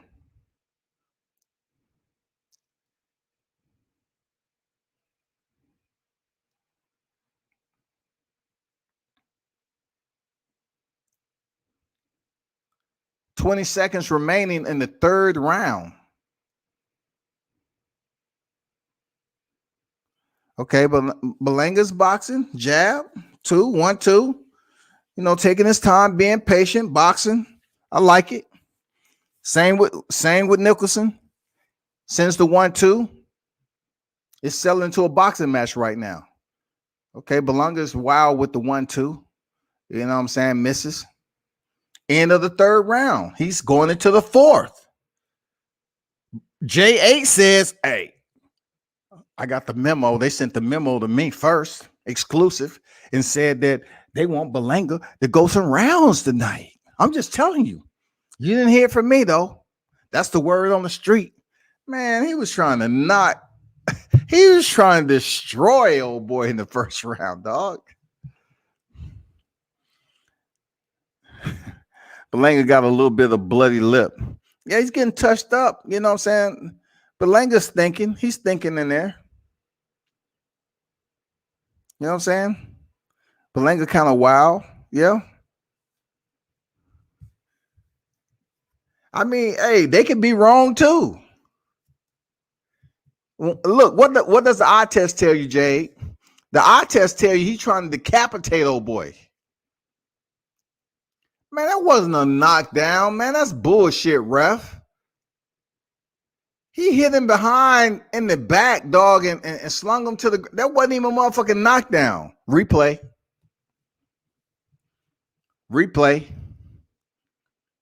Berlanga out with the jab. Triples up on the jab. Come with the 2. Berlanga is boxing. Nicholson returns his own jab. This boxing. We in the 4th round. We midway through an 8-round fight, the furthest Berlanga has ever been in his career, y'all. This is the furthest Berlanga has ever been in his career. The suspense awaits. Does he have turnover power in the later rounds if he makes it there? Does Berlanga only have punching power in the first part of the fight? We are in those stages, those defining stages, in determining that. Nice jab. I don't like how Nicholson is posting up against the ropes again. Every time he does that, Berlanga has success. Continue to move. Continue to move just like you're doing. Move. Oh, Berlanga came over the top with that right hand. ESPN, if they're the ones who say, oh, they want them to put in some rounds. Man, Berlanga's trying to catch a homicide in that motherfucker, dog.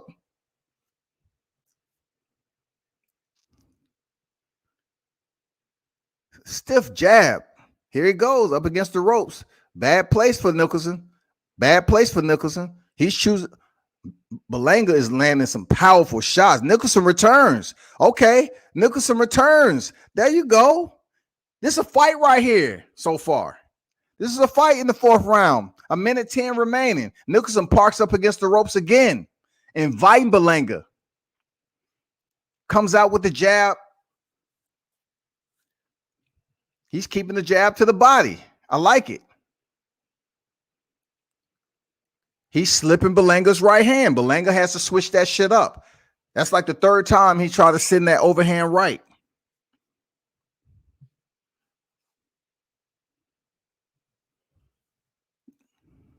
Way to hang in there, Nicholson. Way to hang in there, Nicholson. Be smart.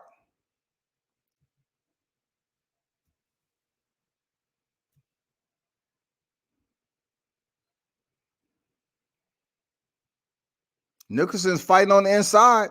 He must feel comfortable now. You know, he must think or feel that the power is slowly going away. It's 10 seconds approaching in this round. Nicholson is on the cusp of going into. Oh, he called him again with the left. He's hurt. He makes it out. Berlanga's winning the fight, obviously. Nicholson is taking him to the 5th round. So some was going to say it's a win-win situation, but no, it isn't. We pretty much understand that Berlanga is proving that he can go into the later rounds, even though he's showing some flaws right now and digging to the well with that right hand too much, coming up empty. But he's showing that he can go into the mid rounds. Now he's going into the 5th round. So Nicholson also is showing his resilience, and he's taking some hard shots. And we'll see how this plays out. We're in the 5th round of an 8th round schedule showcase. I have to tune into this UFC card while y'all bullshitting, because I ain't. Hold up, shouty. Hold up, shouty. Hold up, shouty.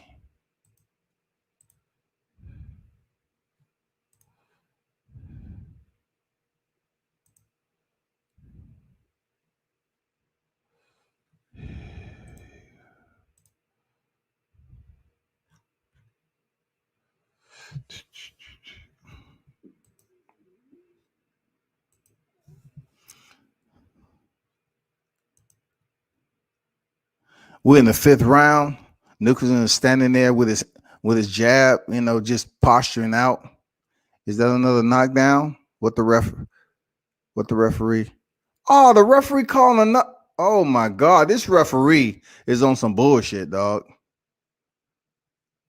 This referee, that's another knockdown. Damn.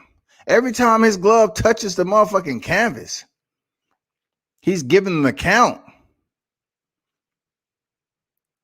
Nicholson, get out the motherfucking corner with a heavy hitter like that. He's talking to somebody. I don't know if it's Belanga's corner or his own corner. That's them be more cats. They love talking.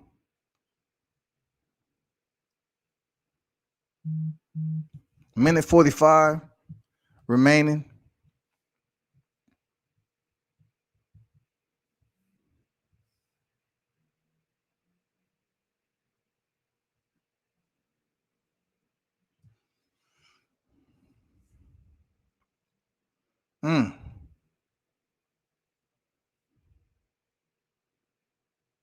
Okay, tripling up on the jab. Here we go.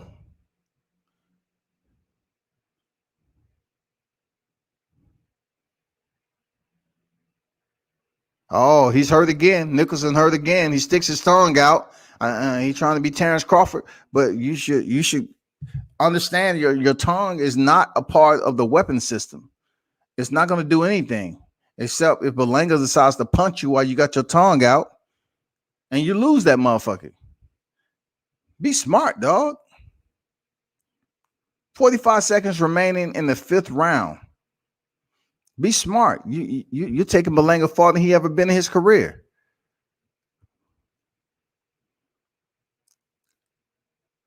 Belanga's hurting him. Belanga's demonstrating he has power past, to the mid rounds. He's showing he can still, and plus his opponent, you know what I'm saying? His opponent is giving him all the angles parked up against the ropes to make that happen.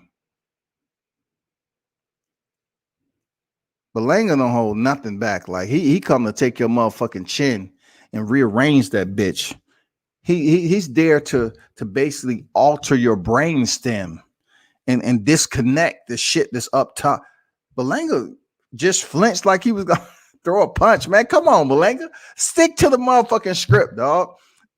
Don't be flinching and like doing that. You in a boxing match. Just stay smart. You winning the fight. Nicholson, you're gonna have to do more than that, man. Okay, that was a knockdown. I'll take that back. That was a knockdown. For sure.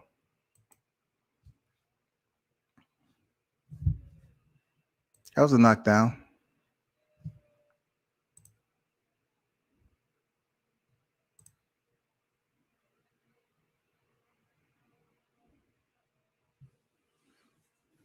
Dang, Anthony Smith is basically getting a beat down in the 1st round again. Jesus Christ.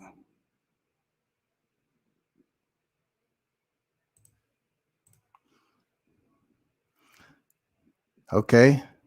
Nicholson is stomping his feet. I don't know if he's trying to get some feeling back in his leg.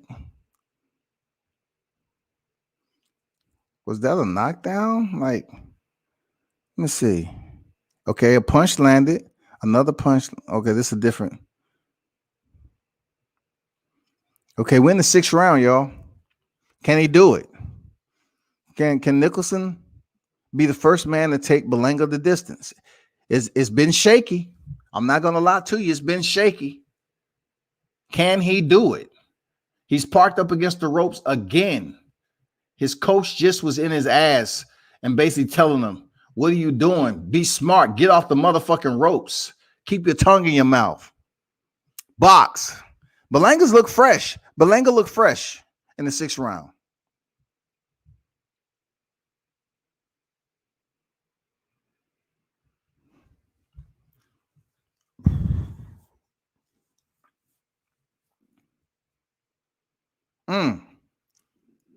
Okay.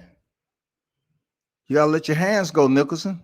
Every time you duck underneath that right hand, he's gonna come back with it. When you squatting down like that, so you can get another knockdown. There go again. Another right hand. 1:35 remaining. Nicholson holds on for dear life. Everybody's sitting down. I hope they're not disappointed that Berlanga is going further. Oh, nice counter left hook. Hurts Nicholson again. He backs up to the ropes. Will he make it out of this? He's hurt again. The crowd stands up. Is this it?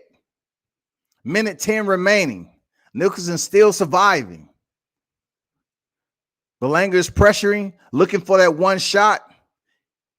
Nicholson sends the jab right when Berlanga was trying to execute the right hand once again. Nice timing. Nice timing.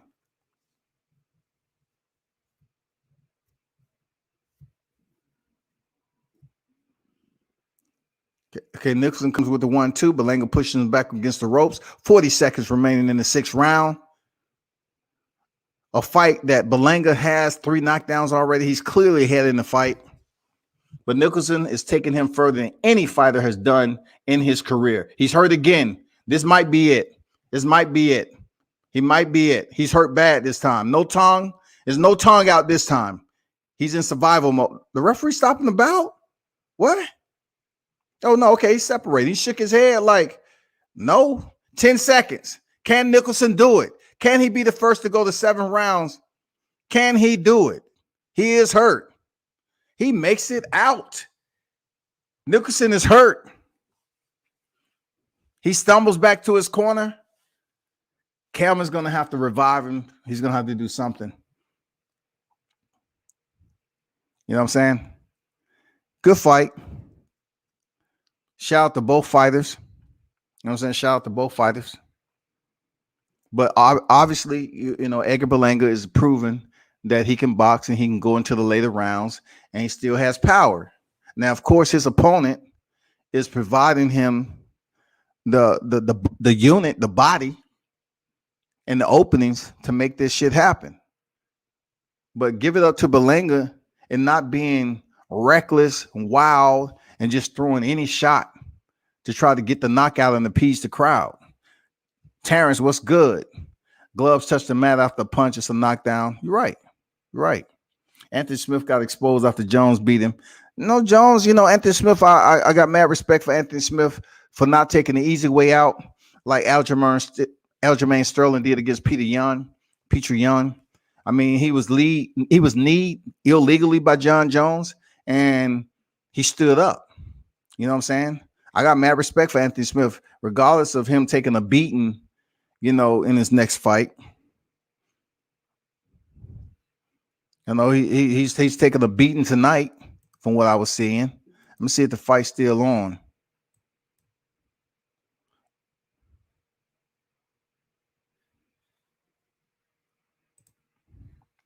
Seventh round, people. Who would have known? The message was sent out that somehow, some way they wanted Berlanga to go and get rounds in. He is doing that tonight. He is in the 7th round of an 8th round fight. Do I believe it will make it out? I'm not sure. He was hurt bad on the back end of the 6th round. Him being Nicholson. Nicholson showed his durability, though, and toughness.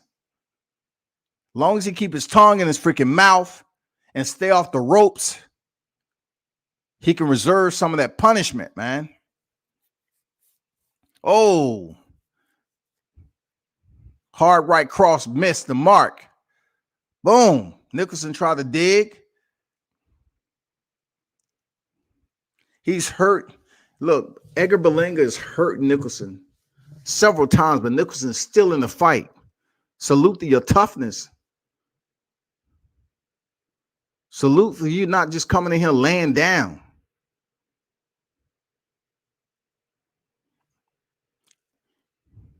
He's tying up, keeping it close. It's dangerous to play with Edgar Berlanga on the inside like this. It's very, because his shots on the inside are very swift. He cuts across. Very precise, man. Very precise on the inside. Either it's a left or right hook.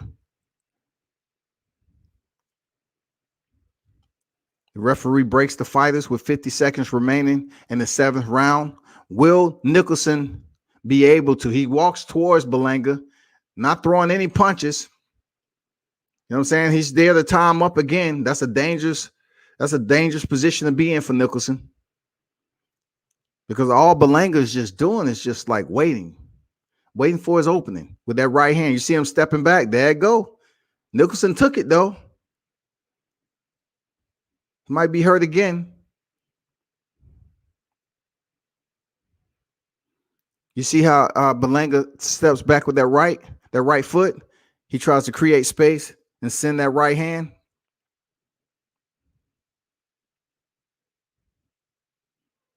He makes it out into the final round, y'all. Berlanga is in the final round for the first time. First time going into the 8th round or going the distance in his professional career. It has happened tonight, people. It has absolutely happened. 16 victories, 0 defeats, 16 coming by way of knockout. Edgar Berlanga is in the final round of for the first time in his professional career. Can you believe it? Yep, I agree, Andrew. He did. Berlanga's looking for a punch to knock his noodles loose. He's trying to hurt him. I agree, bro. For real. Great heart on display by Nixon. Great heart on display by Nixon. Yes, sir. I had questions about Berlanga's cardio, but he seems to still be running on all cylinders. Absolutely. We checking the box on that. Can Nicholson go the distance to the final bell? Berlanga is going to come out fully automatic. What is this guy doing? What are you touching gloves for? Like, Berlanga's still trying to twist your noodle cap off, god damn it, and put you in the motherfucking boiler. You don't see that right leg back? That is. I told you, when he creates space with that right leg, he's coming with that right hand, dog. He's coming with the motherfucking bazooka. 2:15 remaining in the final round of Edgar Berlanga's professional boxing career. The first time in his career he's into the final round. Nicholson lands a good shot on Berlanga. The best shot of the fight for Nicholson. He comes on. Berlanga seems fine. He might be a little dazed. Minute 45 remaining in the contest. What are we looking at, people? Are we looking at an upset? Or will Berlanga maintain and close out strong? Minute 25 remaining in his 8-round affair. Berlanga comes back with a hard right hand. He sends the right hand again. This is turning into a slugfest in the 8th. Berlanga is showing his durability. Nichols is showing his resilience. Both fighters are tough. Several knockdowns by Berlanga, and Nicholson is still showing that he is not a soft touch. Berlanga always try to create space with that right foot. If he would just move with it, just switch the angle, just a little bit. If he would just pivot to his left or right instead of just creating space like that, because he's right. He's still right there in front of Nicholson. He heard him again. Nicholson might be going down again. 30 seconds remaining. Can Nicholson survive? He's hurt again. Oh, he comes back with a 1-2. Oh, he comes back with a 1-2. Nicholson lands a 1-2. What a grand finale this is. 15 seconds remaining. 15 seconds remaining is 8. Oh, Berlanga catches him. Will Nicholson be able to make it off the canvas? Will he be able to make it off the canvas? Get up, Nicholson. Get up. Get up. Don't call it, ref. He's about to call the fight. No, he let it go. What? What? What did I just see? What did I just see?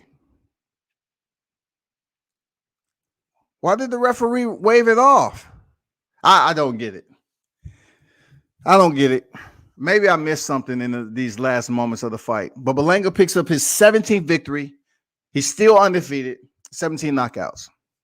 He did prove that he can go into the later rounds and get it in. He's doing push-ups right now just to show everybody his cardio is where it's supposed to be. And plus, it's a thing that he does within his camp as far as his performances go. I know Andre Rozier is happy with his protege, you know what I'm saying? His fighter, his rising star. I'm missing something.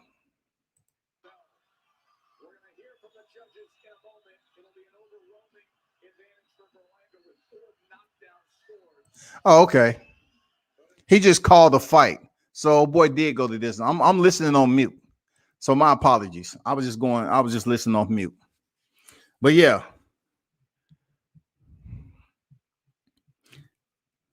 Berlanga had to think about the shot before a second. He had to think about that shot for a second. One thing I see that's a problem with Berlanga is when he attempts to create space to land his power right hand. He's still his own center though. He's there to be hit. You know what I'm saying? That was a nice right hand, but Nicholson was there just like I'm talking about Berlanga. He's there right in front of him to be hit. Berlanga's have to learn how to use his feet.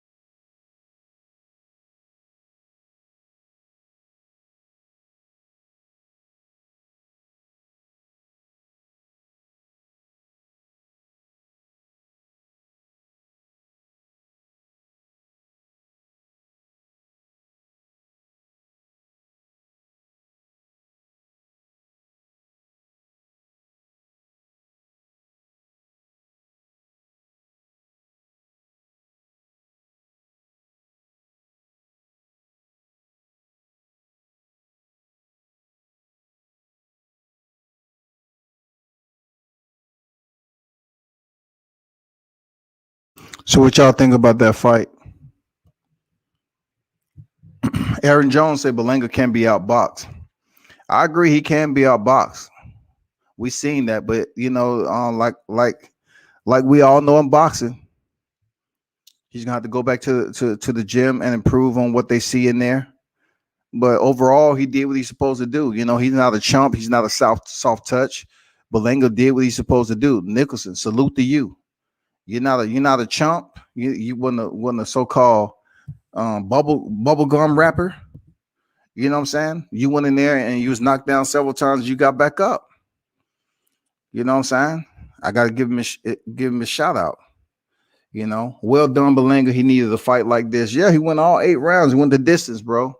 He went the distance for the first time in his career, 8 rounds, and it wasn't without, you know, adversity for Nicholson. Berlanga put him on his ass several times, but he was able to make it up out of there. Good, solid fight. I'm glad it wasn't no crazy stoppage, early stoppage and shit like we used to seeing. I'm glad it wasn't that, man.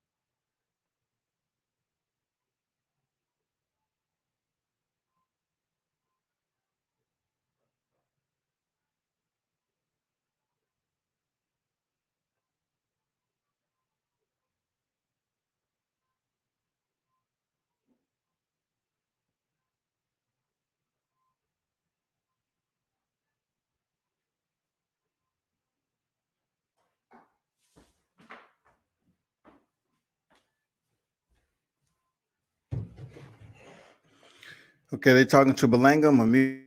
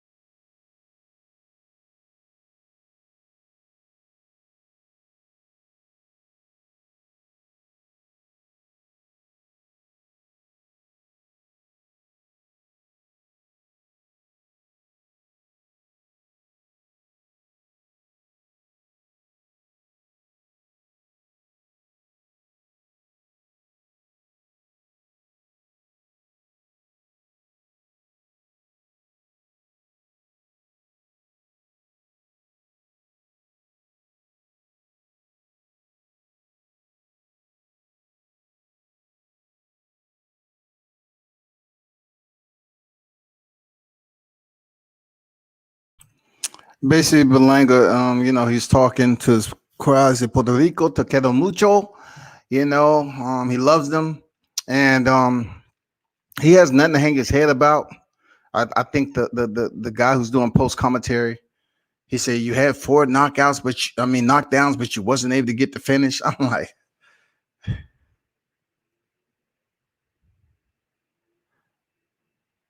Berlanga wanted to say one last thing, but he can't. Damn, you ain't champion yet, son. When you become champion, they won't cut you off like that. Oh man. I you know, it was a point in time there, Aaron, that I would never go for Usman in a fight, but the way he's looked recently, I have to go to with Kamaru Usman in this particular matchup. Because, once again, Jorge Masvidal, he said a full cap. So, I'm not convinced yet unless he show it to us that he's not a journeyman. Jorge Masvidal has come in here and give us what we want.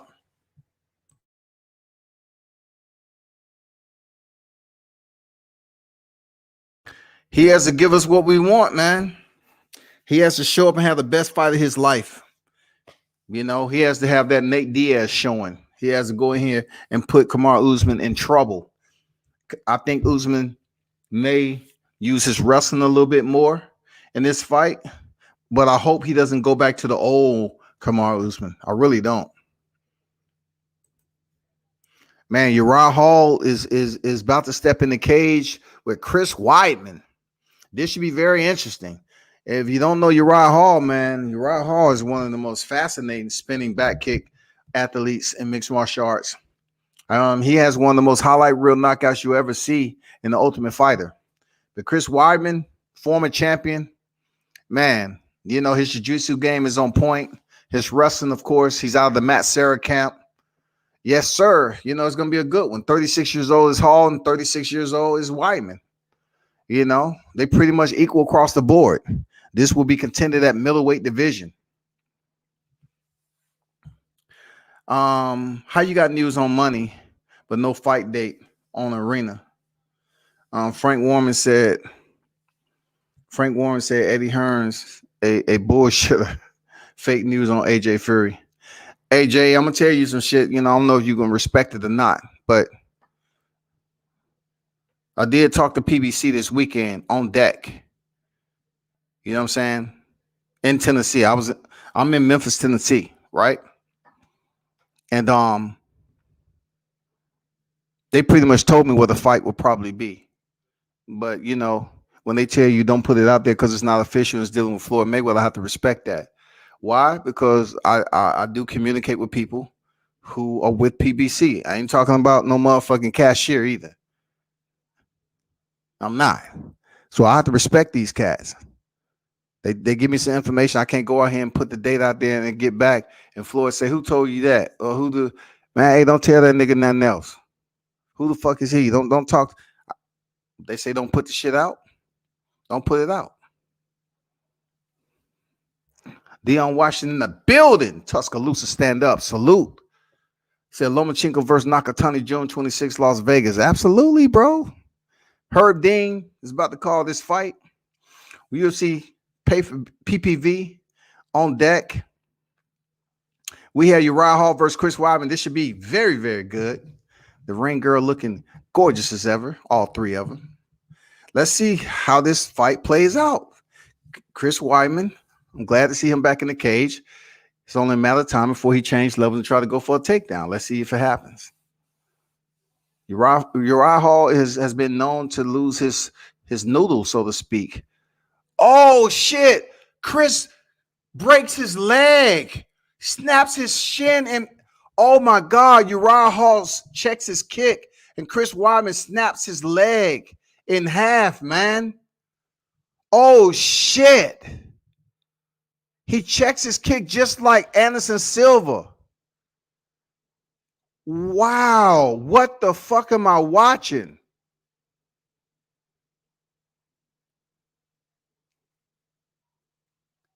The same thing that happened to Anderson Silva fighting Chris Weidman, it happens with Uriah Hall checking a kick of Chris Weidman and snaps his leg in half. Unbelievable. Snaps his shin in half, man. Uriah Hall feels bad about it too.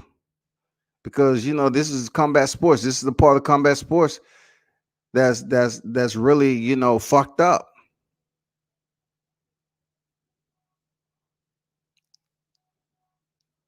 He know that man is competing just like he is to provide a living. He's got to get screws put in that. He's got to go through an extensive recovery. Man, Chris Weidman, man, the fight hadn't even started good yet. It hadn't even got warmed up yet. And he snaps his leg. I'm pretty sure Uriah Hall checked the kick. Unbelievable. Man, this is like deja vu all over again. Anderson Silva kicked Chris Weidman and snapped his shin. Chris Weidman kicks Uriah Hall and snaps his shin. Let's see it again. Yep. He plants it. Yeah, oh shit. He snaps the shit out of it. Oh my God, dog. He leans into it to brace for the kick. Smart. And Chris Weidman snap. Oh my God, dog. Oh shit. That's a bad fucking break all the way through. That's a clean break, y'all. That's a clean snap right there. So what Uriah Hall did was heavy on the lead leg to check the kick. It's like two ways you can check it. You can raise your foot, your lead leg and check it that way, or you can lean heavy on the lead leg to brace for that kick. And that's what happened. It's almost like Weidman was kicking a pole. You know what I'm saying? Uriah Hall braced for that kick the way he was taught. And Chris snapped his leg all the way cleanly through.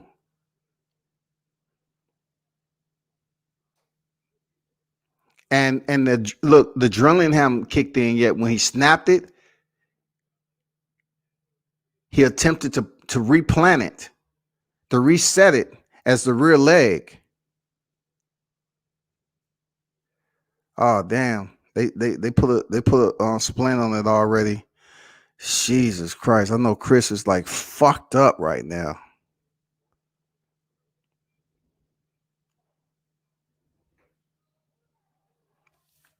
Wow! Unbelievable!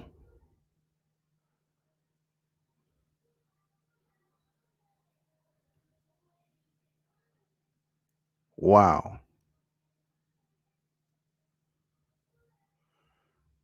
Can't be mad. You can't be mad at Uriah Hall leaning heavy on the lead leg. You can't be mad at what he's been taught. That's technique.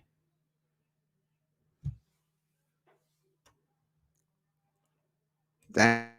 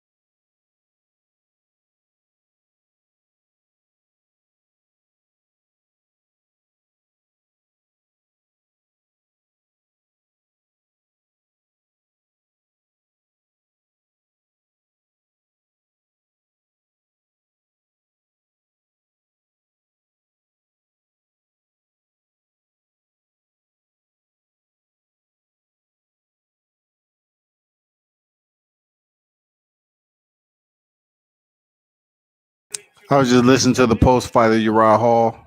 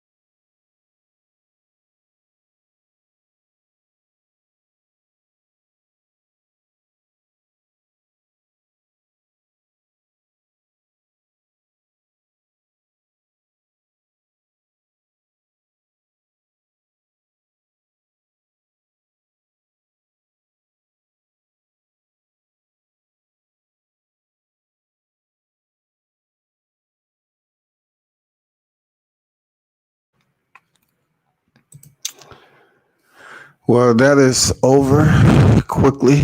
So get back to top rank card on Navarrete versus David Diaz.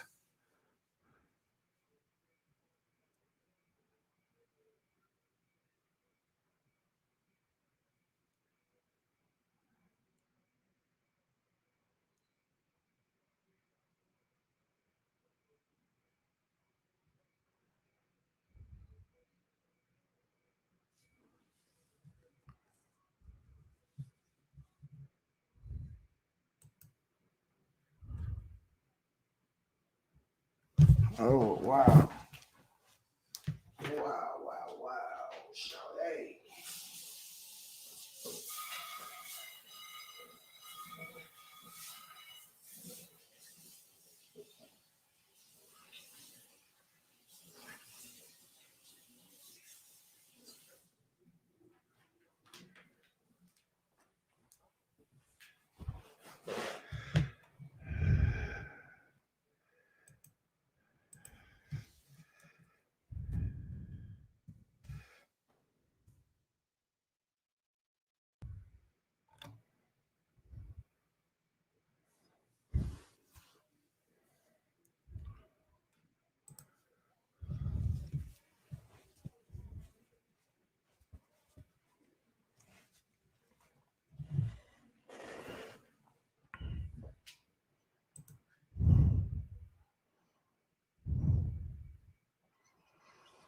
I'm just waiting for this to return.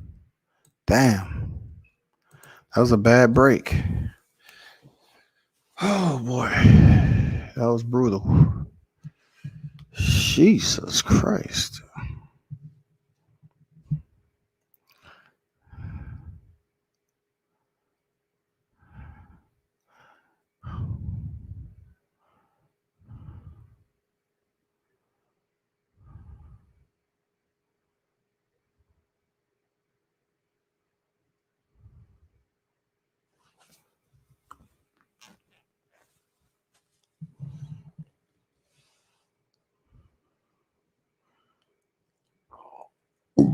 Excuse me. Jay said now Diaz is the boogeyman. Shakur been beat him now.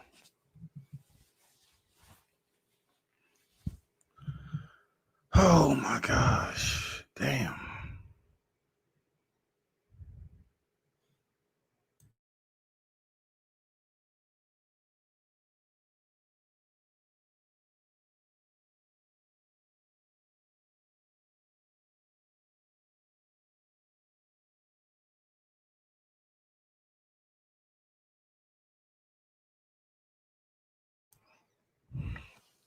Let's hurry up, people.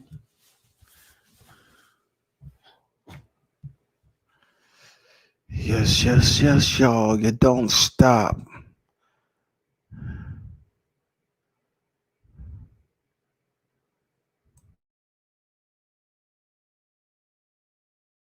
Finally, Navarrete, Christopher Diaz on deck. Emmanuel Navarrete, Christopher Diaz. Let's go. Let's get it.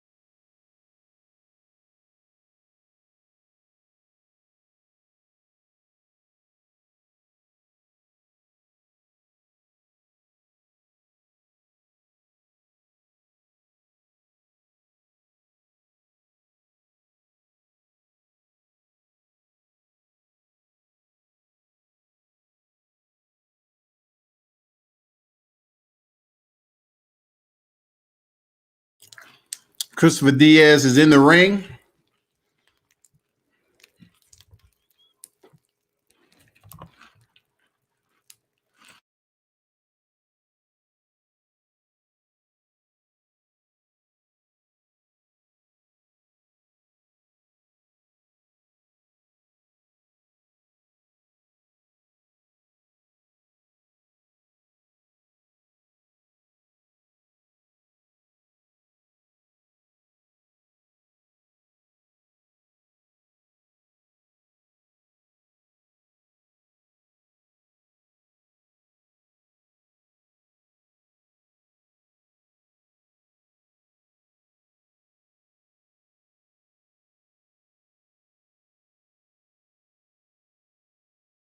Emmanuel Navarrete is on his way to the ring.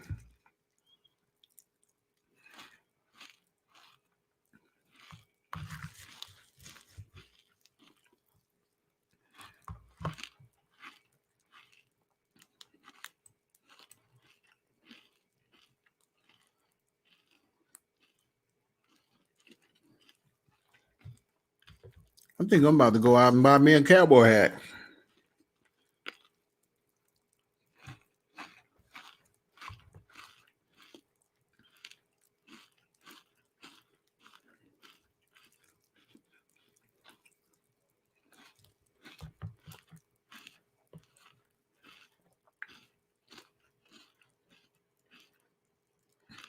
Christopher Diaz versus Emmanuel Navarrete is about to go down.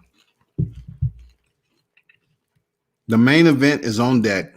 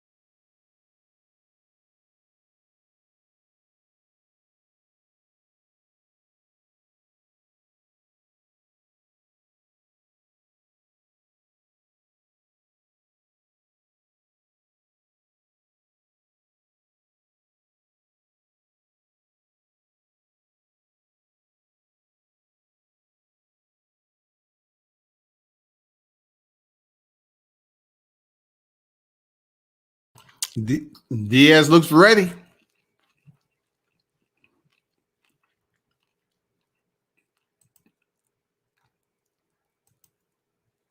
Diaz looks ready.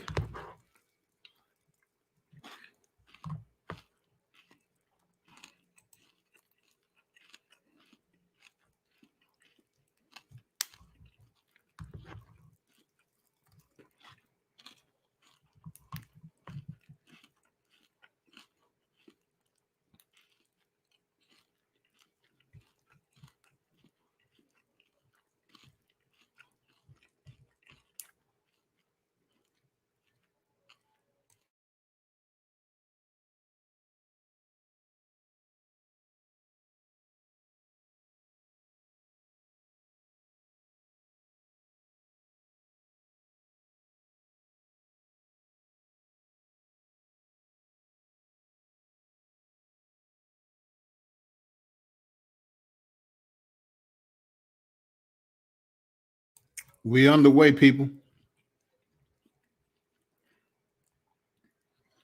Navarrete and Diaz, first round is about to go down. Will it go the distance?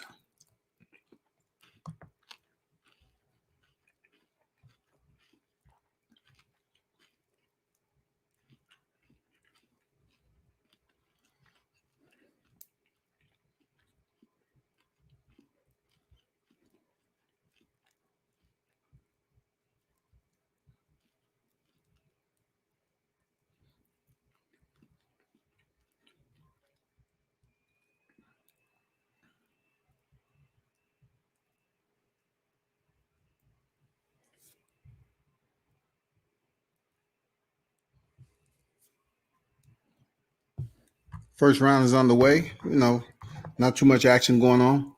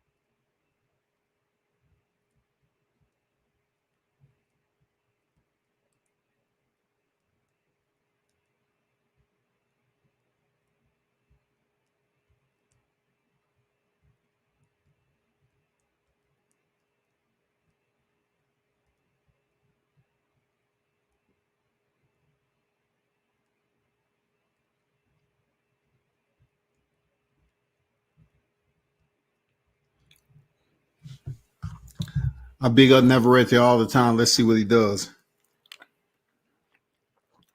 I'm with you on that. I do too.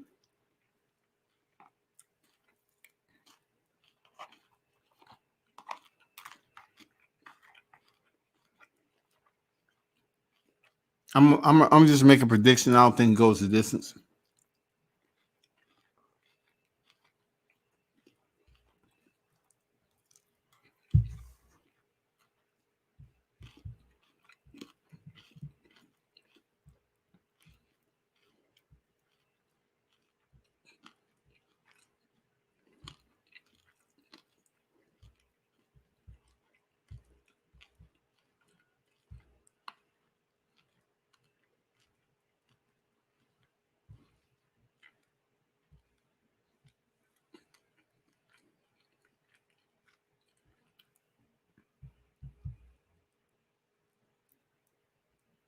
Win the second round.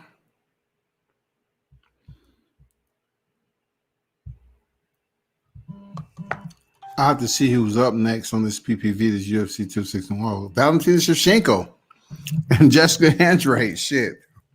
I'm sorry, people. I gotta watch this fight too. Shit, it's PPV right here.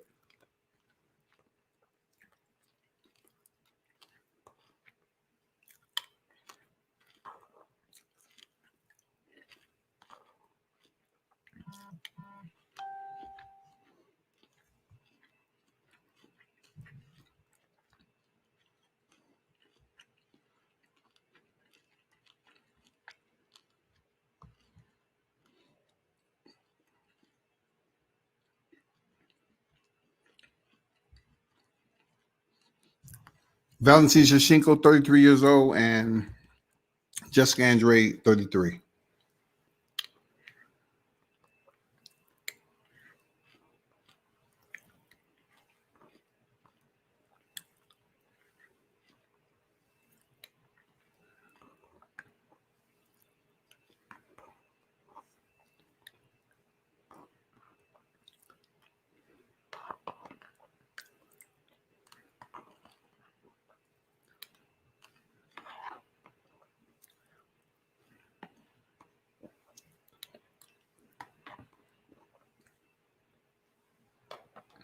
Flyweight championship is on deck.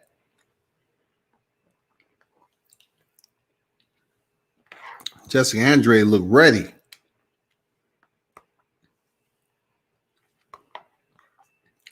This is going to be crucial. This is going to be crucial. She looks much more bulkier now. I wonder, can she go strength for strength with Valentina Shevchenko when it comes to the clinch? That's all I'm saying.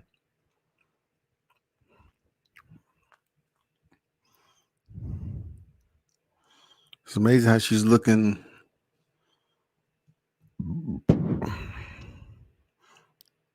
Just win, Valentina, so we can see a post-fight dance. 20-3. Valentina Shevchenko. Second round, 10 seconds remaining.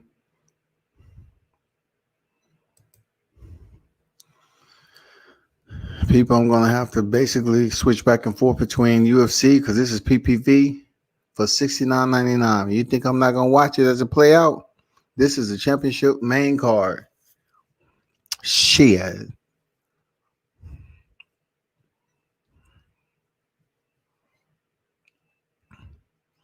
Damn, Jessica Andrade looks just like a dude now. Real talk. She looks much bigger. Every time she's in the ring, she looks much bigger than her opponent. But she might get head kicked into the damn fifth row. Valentina Shevchenko is a machine. Let's see if Jessica Andrade has something different for her. Let's see.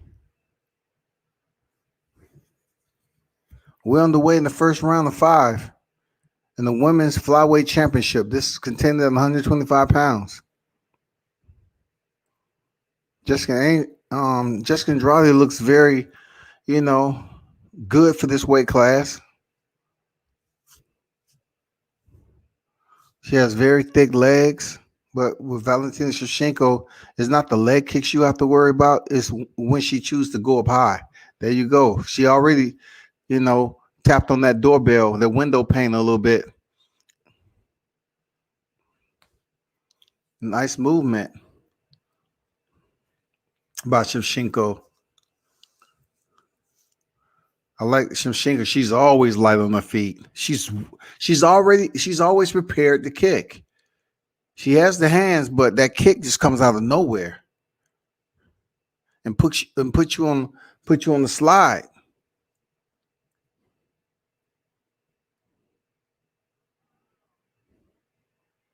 Nice head movement by Jessica, but this ain't boxing.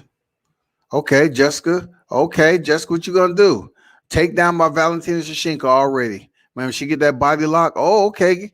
Jessica was able to get up. Good job. Oh, wow. She decided to switch around. Now she's going to try to do the same thing since it was so easy. Nice way to ride that 50-50 position that she has. Way to ride that body lock out. Ride the body lock out and not give it up. Because she is taking some short elbows to the face. Another takedown by Shevchenko. Oh, try to sense that right kick up once she let it go. Smooth. Shevchenko's a machine.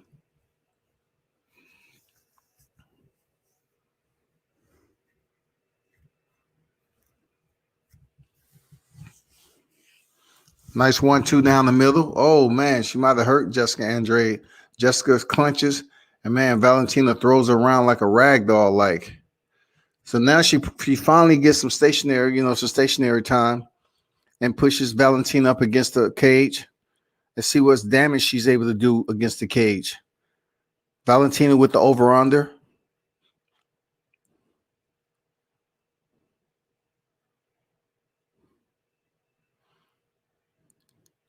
Andrade with some punches. She tried the outside sweep. Good takedown, Valentina. Very solid takedown. Man, her hips are solid.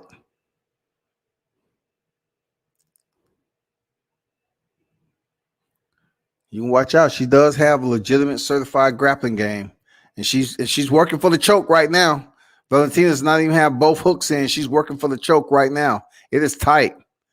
It's tight. It came out of nowhere. But Jessica, she may be handling it pretty well. She might have a chin in there just a little bit. We'll see. She's out. Good job.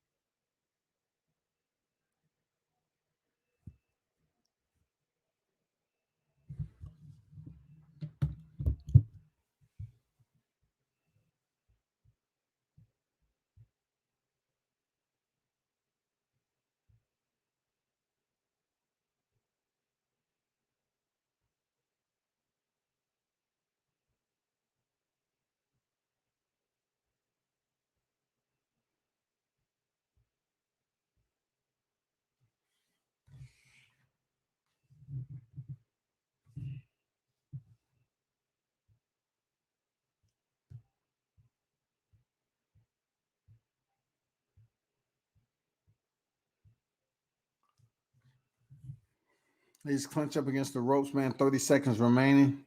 Good fight so far. Valentina clinch game is just freaking unbelievable. She's strong. Her core is amazing. The bigger, condensed, compact fighter and Jessica Andrade cannot do nothing with Valentina Shevchenko on the ground. Now she's, pretty much inside control. He's working heavy. She might try for a Kamaru key lock, or she might try to pass her guard. The round is over with. Dominant round by Valentina Shevchenko.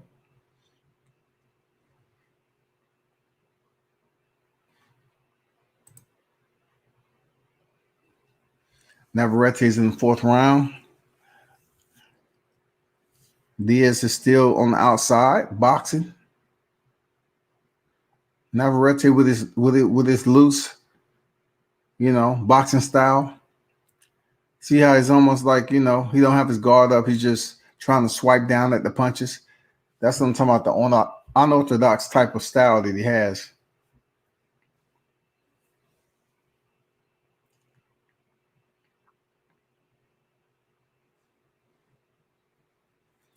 Navarrete be dancing in that motherfucker.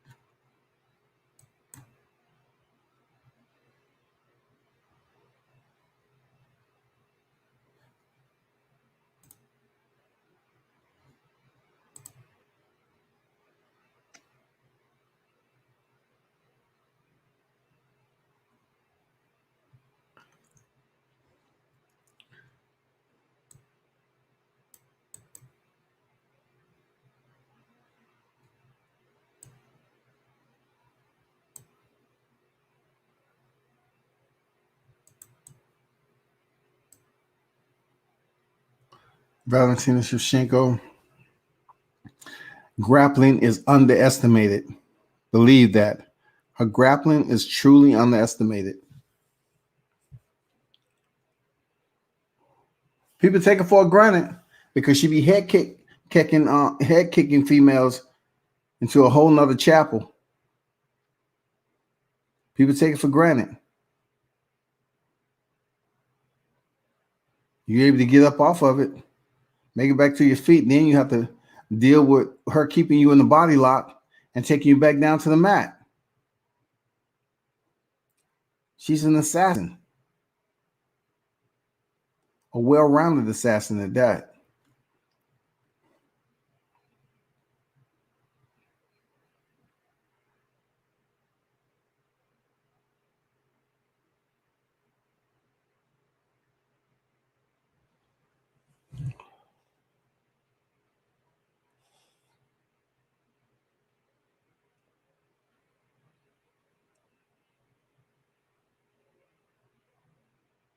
Another takedown. Right into side control.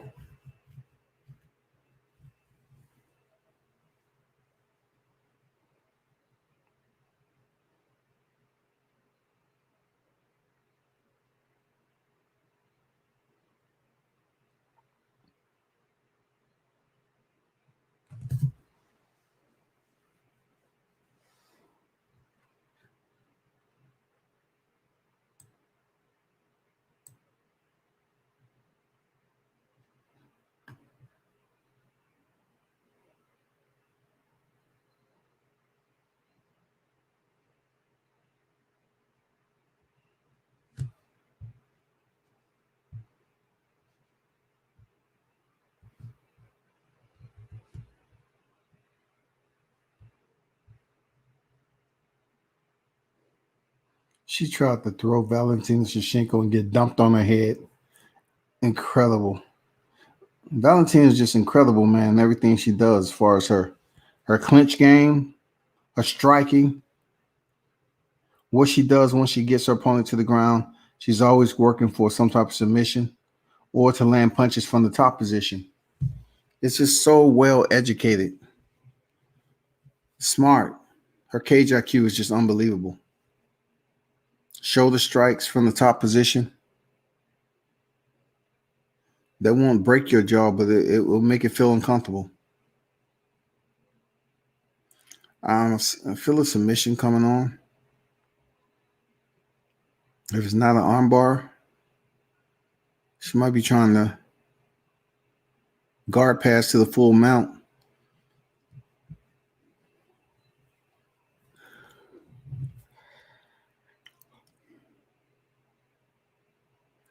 She's very close to full mount of Jessica Andrade. She's just working patiently.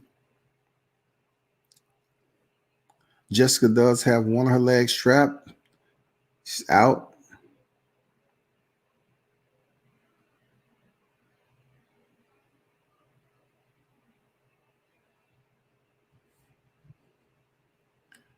Seems like a submission attempt. Guillotine.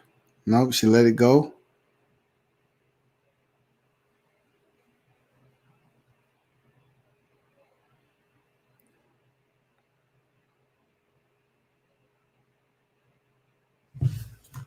Let's see what Navarrete doing. Navarrete doing what Navarrete does.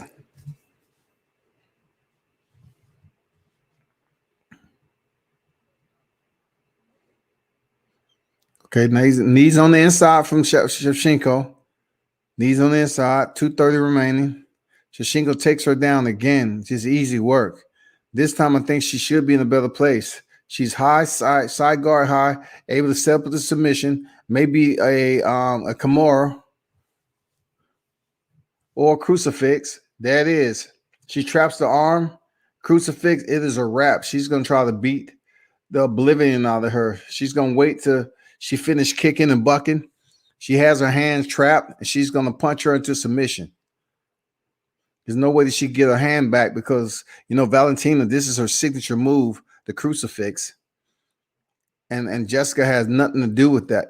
She either gets out of it, but she's taking some serious elbows, man. Serious elbows. She's done. She's done. Valentina with another win via crucifix. She is a lethal striker in his best. She is one of the best mixed martial artists in this sport, for real.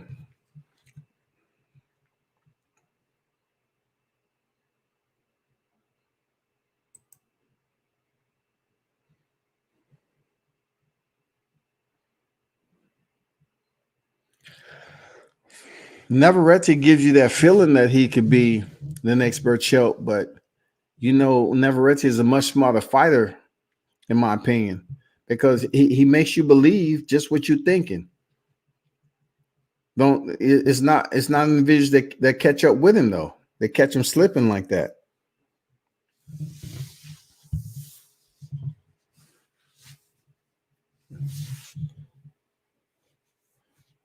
The way he dig to the body, man, how long and lanky he is.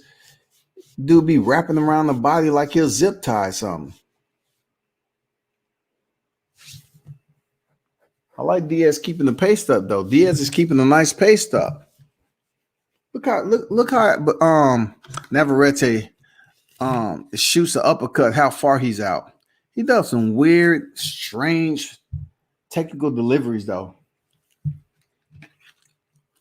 It looks like he's way off target from that distance.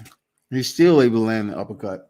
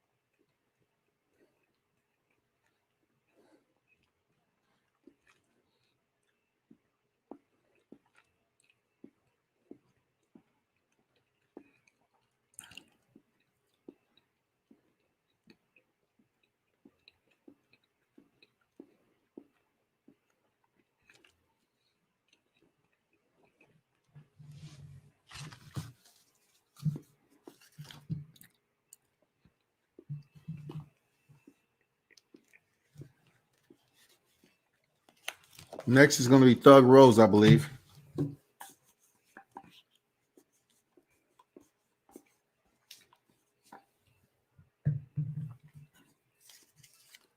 me see what she has to say.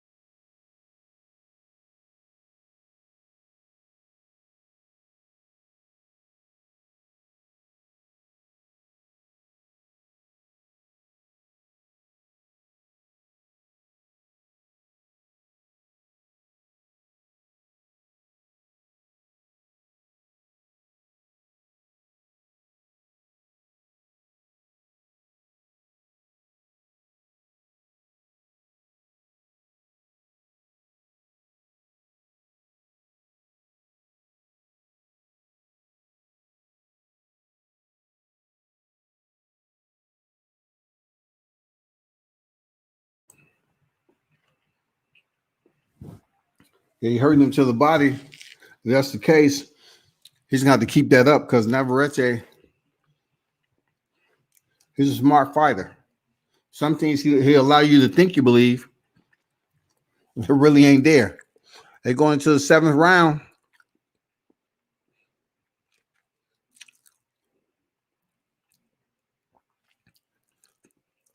Navarrete comes out in this round banging.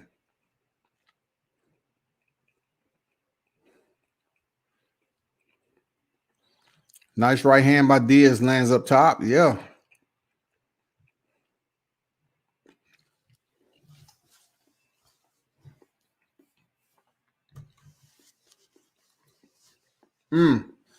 Nice left cross by Diaz. Oh man, Navarrete, good shot on the inside. Stiff, sharp, quick, concise.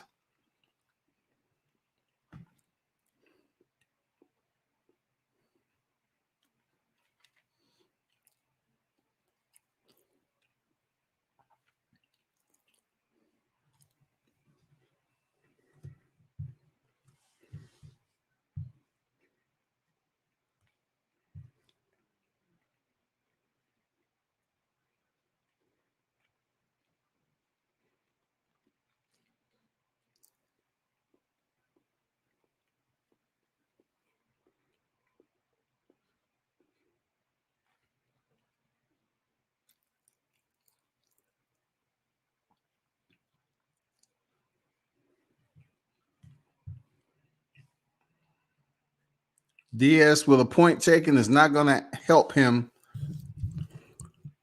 to win this fight. Hitting behind the back like that is just stupid. He didn't even hit him that hard.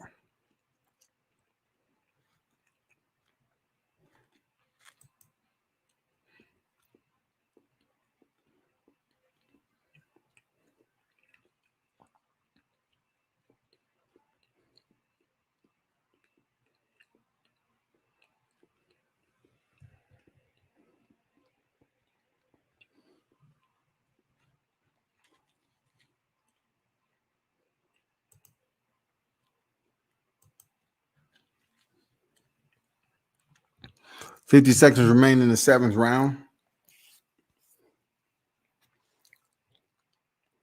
Diaz seemed to be taking the punches pretty damn well.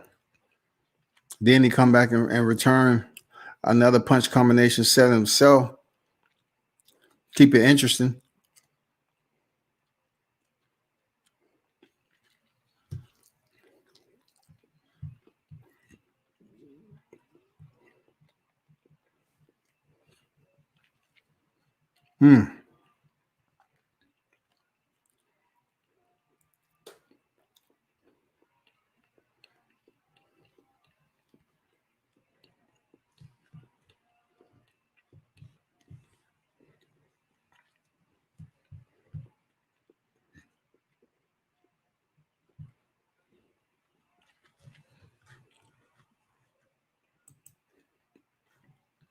Rose Namajunas and Weili Zhang is up next.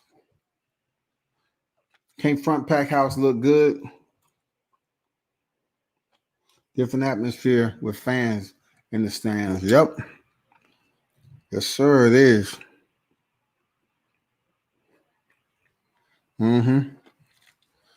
Let's go, Thug Rose.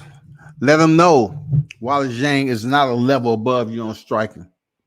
Whoever said that early in your live chat is about to get this work. About to get this work. They said Weili Zhang was levels above. Level. I said, excuse me, elucidate, please. What you mean by levels above? I find that quite hard to understand that.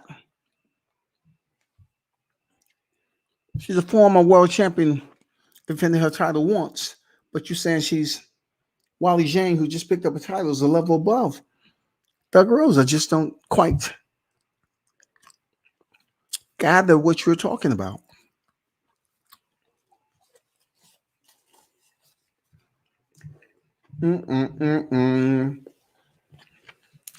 That's my girl, Thug Rose. I'm going for Thug Rose and Namajunas in this co-main event. Let's go. I ain't paid $69.99 for nothing. I don't know about y'all, but I'm watching this co-main event, the main event.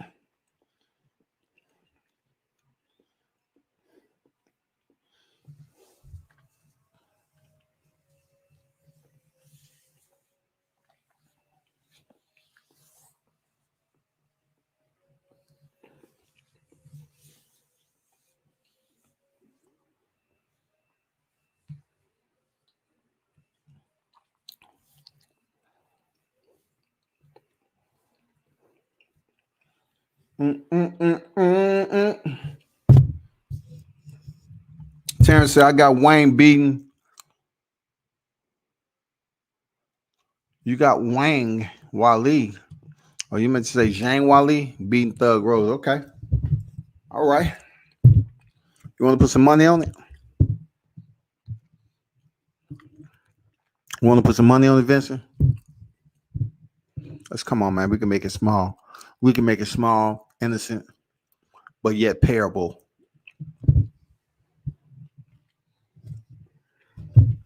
Let me know now, shout. The fight's about to start now. Don't have cold feet, shawty. Don't run away and change your name and come back in the fake account when you got to come off that paper. What you gonna do, shawty? You got Wayne Ali, and I got Thug Rose. You want to bet something on it? Look, Mitch, I've been hearing you talk about this power all day, right? So it's you know, unbeknownst to me, I'm just putting it out there. I just say, well, if you believe her power is what's going to get her through this fight, then put something on it, put some money on it. 20, keep it light, 20, 30. Well, keep it light. What we talking about?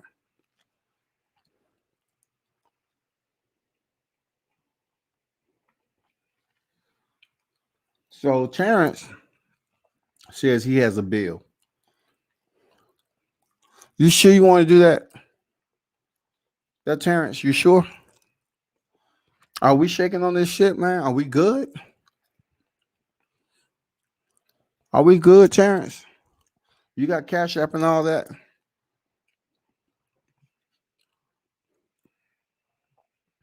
Because Thug Rose is walking out to the cage.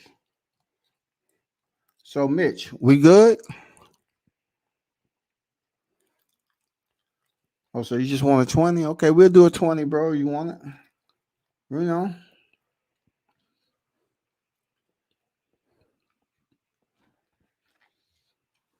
I was just checking, see if you wanted to do it. I didn't say you had to switch it up.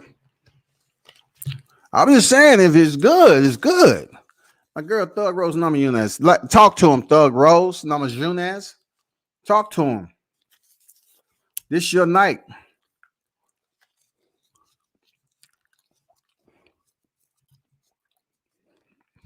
Let's do 50. Let's do 50. Let's do 50, Terrence. Let's do 50, dog.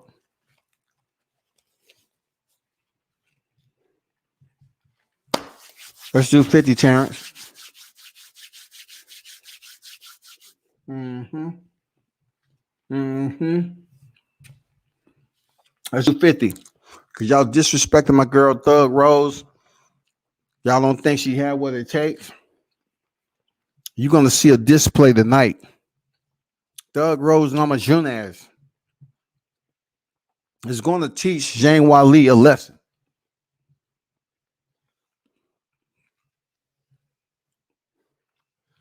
Let's go, Thug Rose. Let's go, Thug Rose.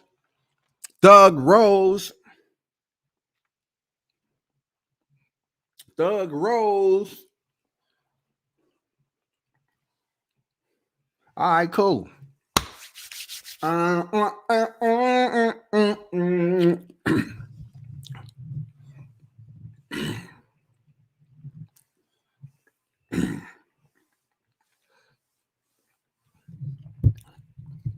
This is going to be easy work for Rose. It's going to be easy work, shout. I don't know what better way to tell you. It's easy work in the dirty. Thug is used to this type of environment, getting ready for combat. She fucks with World Combat Sports. She said, you got the only name that encompasses everything. I said, show you right. Show you right. I said, but tell me one more time before you go ahead and kick off in Zhang Weili's ass. I said, World Combat Sports, you got the name that covers everything. And I said, show you right. Zhang Weili is walking out to the cage. She looks ready. Will she be able to keep her title? Will she understand that Thug Rose has been underestimated in her day? But this fight may indeed be taken down. And Weili Zhang is basically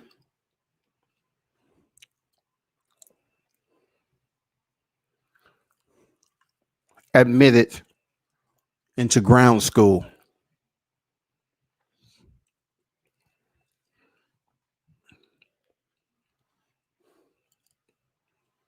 Let's go, Thug Rose. Let's go, Thug Rose.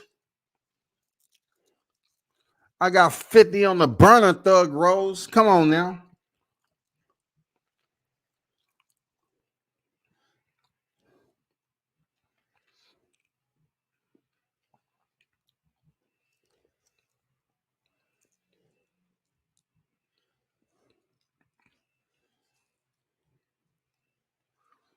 It don't matter if she ain't fought since she got slammed. She's healthy. She's back in the cage and she ready to get this 5-0.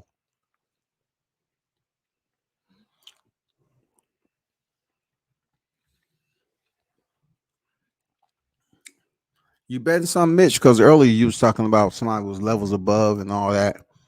I felt a little bit of, animus in your voice, and like you was, kind of just sliding on my girl Rose Namajunas. So I'm just here, trying to find out if you really on her side. You reaching to the pocket.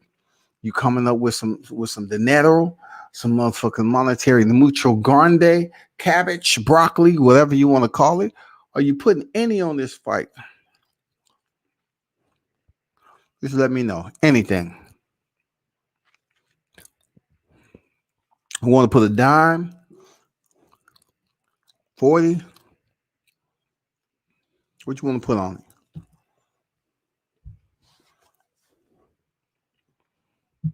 it? Earth to Mitch. Earth to Mitch. Over. Calling Earth to Mitch. Over. Do you read? Over. Earth to Mitch. Are you putting anything on the fight that's on deck right now?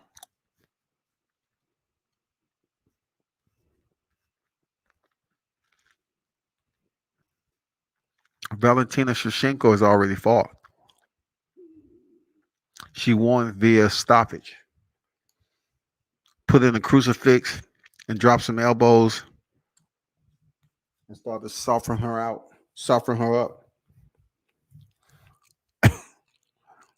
Like ground beef on the 4th of July. And she's looking good shape, though, Zhang Weili. She's looking great shape.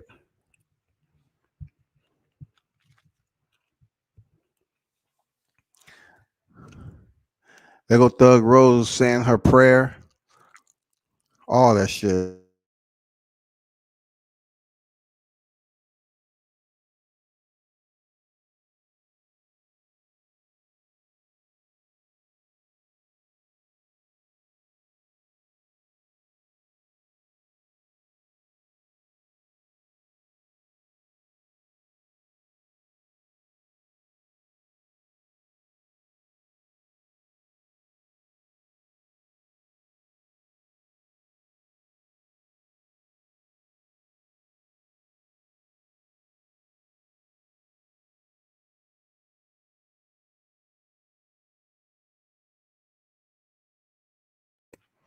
Man, Zhang Weili always looks in incredible shape. She looks ready.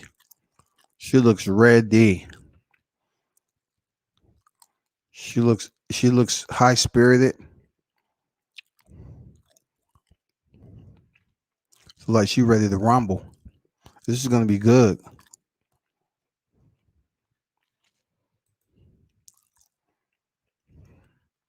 They're in the 10th round.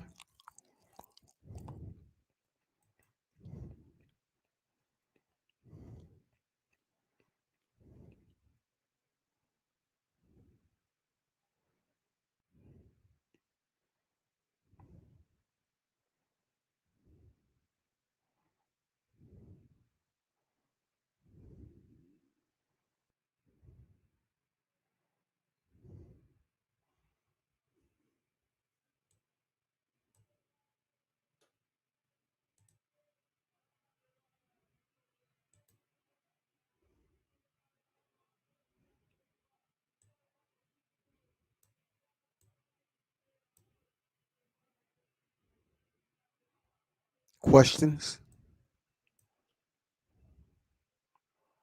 Questions?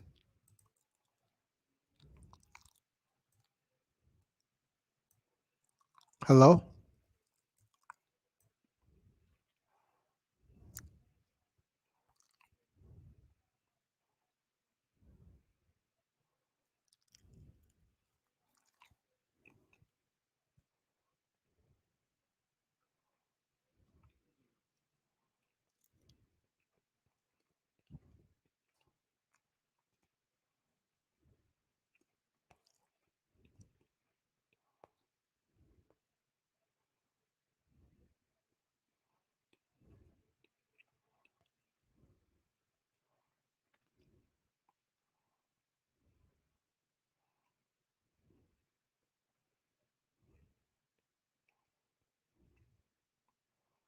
Hello? Questions?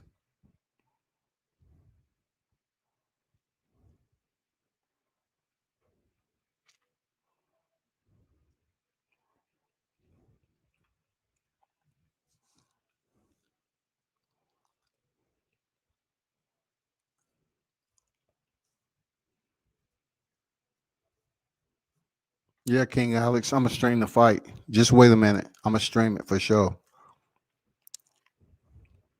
They want a question. I'm waiting for the chat. J.A. King Mitch and all the levels above Thug Rose. Thug Rose a beast. Did you see that footwork? I've been saying what? I'm waiting on my lawyer supporters, man, to understand. Thug Rose is no joke.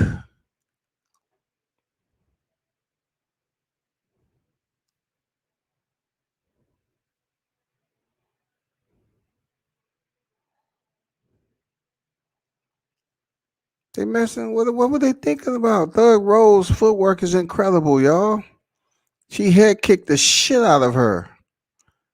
Two-time strawweight champion. Two-time. And somebody said levels above what? Levels above what? My Cash App is in that chat. My Cash App is in that chat, Shawty. That's good money right there, Shawty. Don't run. I don't see my boy in the chat no more, man. I know you didn't run. My Cash App is in the chat, Shawty. Y'all can't fuck with Thug Rose, man. He had kicked her. Look, she had kicked her, man. Look how this came out of nowhere. Look at that. She didn't know what was happening.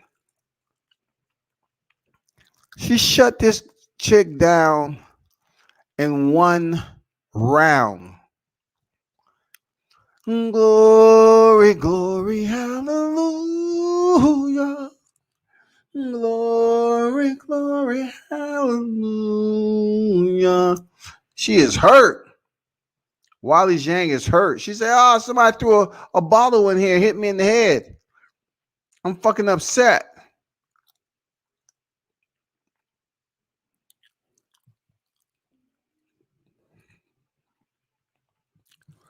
Terrence, I know you didn't disappear. If you did, that is just unfortunate that you bet money and you bounce. Why would anybody be in my chat, bet money, and then bounce and then pay up? I put my freaking Cash App in the chat, man.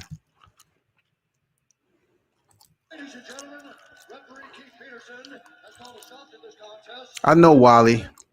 Listen, Weili Zhang.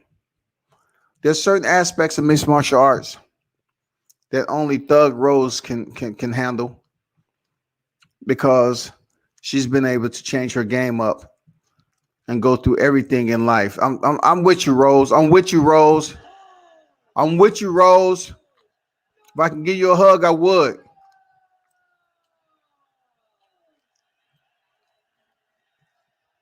We with you, Rose.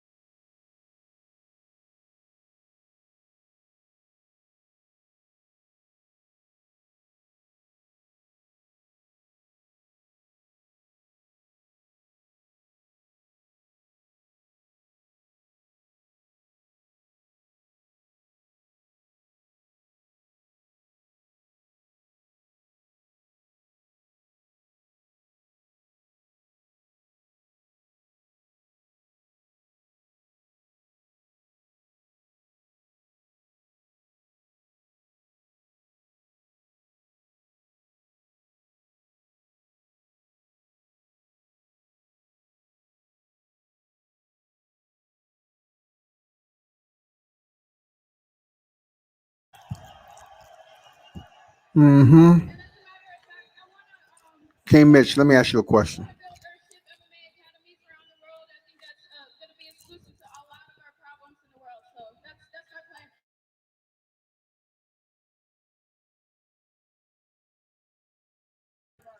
Terrence betted me $50 in your rank.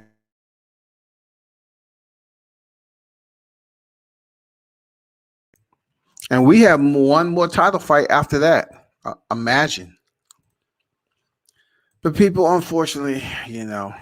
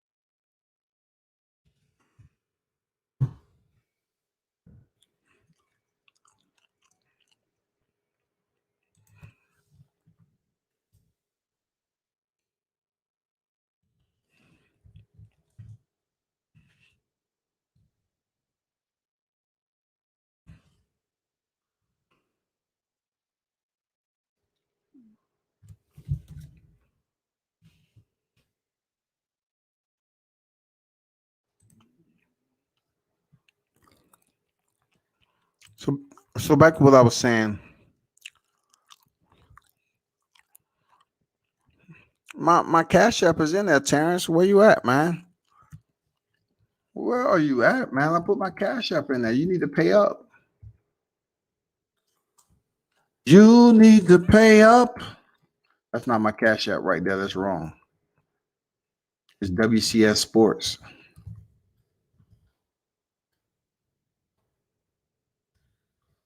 Once again, this is my Cash App I'm sending. WCS Sports.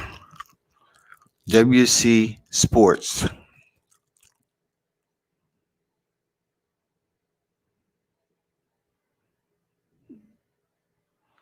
I don't know what's the big deal.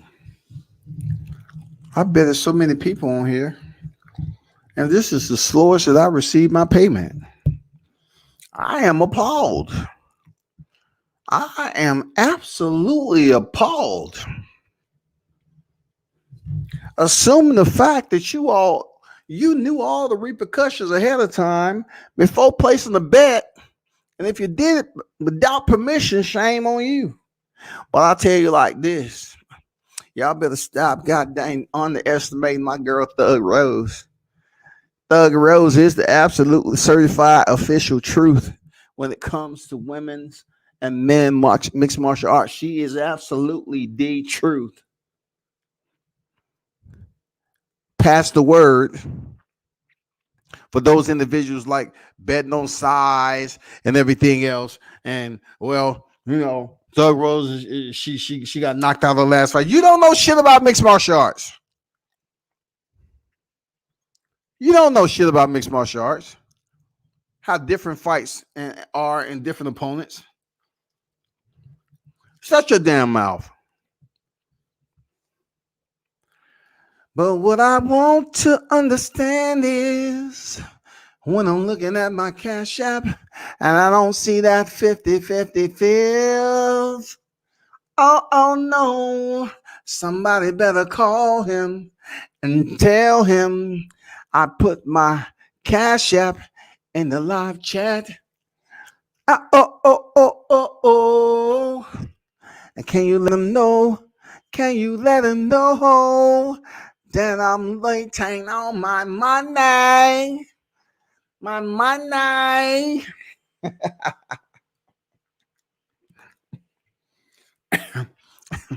Terrence, I know you didn't put my Cash App is $WC Sports. That's the Cash App. WC Sport. WC Sports.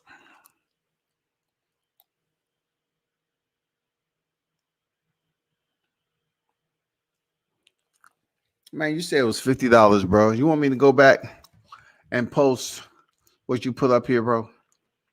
You said $50, bro. You said $50, man. You see that up there? Are you reading that? Okay, let's do 50. You reading that up there? You trying to play me and you trying to play my girl Thug Rose? Because I told y'all that her stand-up game is just on a whole nother level. Nope. I got other people up here saying, oh man, Jane, her stand-up is just levels above. What? Levels of y'all, I told y'all, stop playing with me when it comes to this MMA. Stop playing with me when it's coming to this boxing. Terrence said $50. I put it right up there. He said 50.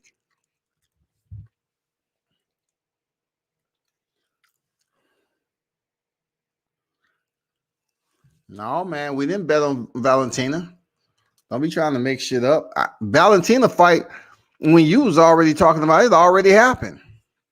You was looking for the Valentina fight to be after Thug Rose. It was before Thug Rose. They switched it up.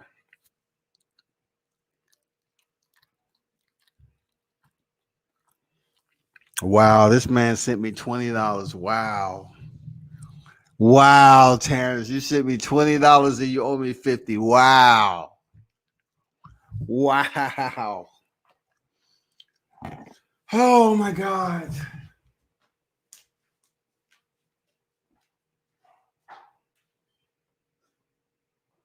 We just not paying. We just not paying our debts now.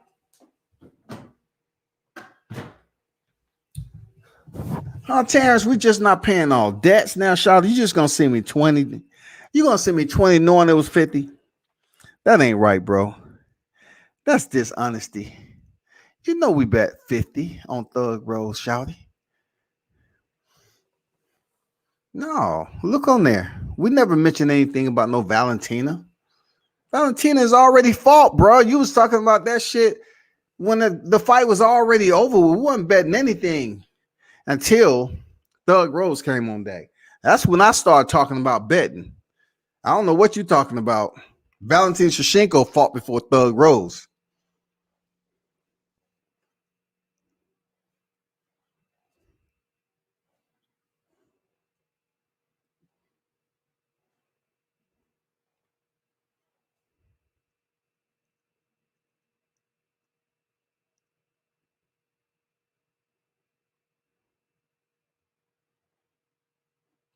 I say you want to bet 50 on Thug Rose, and it's up there.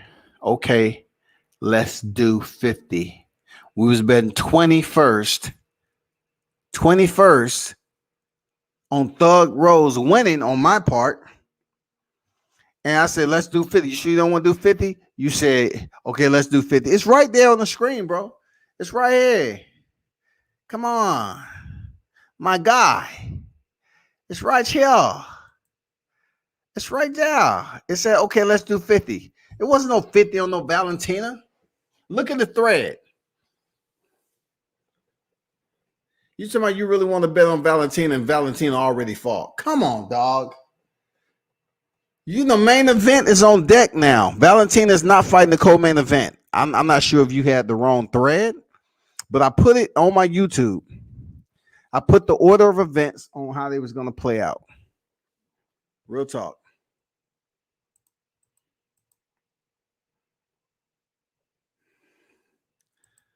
But listen.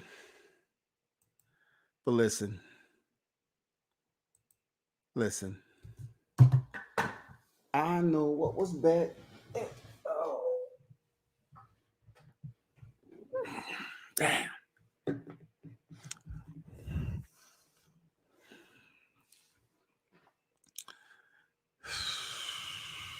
Keyman said, come on, bro. It's impossible in the chat to shake. Throw man his bread. Hello, no. Look up this chat. I said I can't bet against my girl Thug. Okay.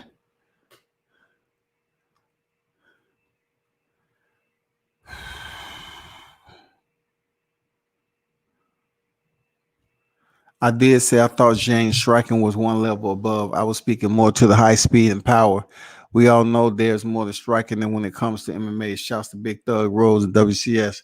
That's my shawty, dog. Thug Rose, my shawty. I've been rocking with her for a while. Like, I've been rocking with Thug Rose more than Amanda Nunes and Valentina Shevchenko. You heard me say Valentina is the second. Man, her foot movement is crucial, man. She got this different type of mobility. Jorge Masvidal is bringing his BMF belt to the cage. This is the time when he's going to have to show and prove. It's all good, man. It's done. You sent the 20. Appreciate you. We're done. We definitely not going to talk about, $25. 30.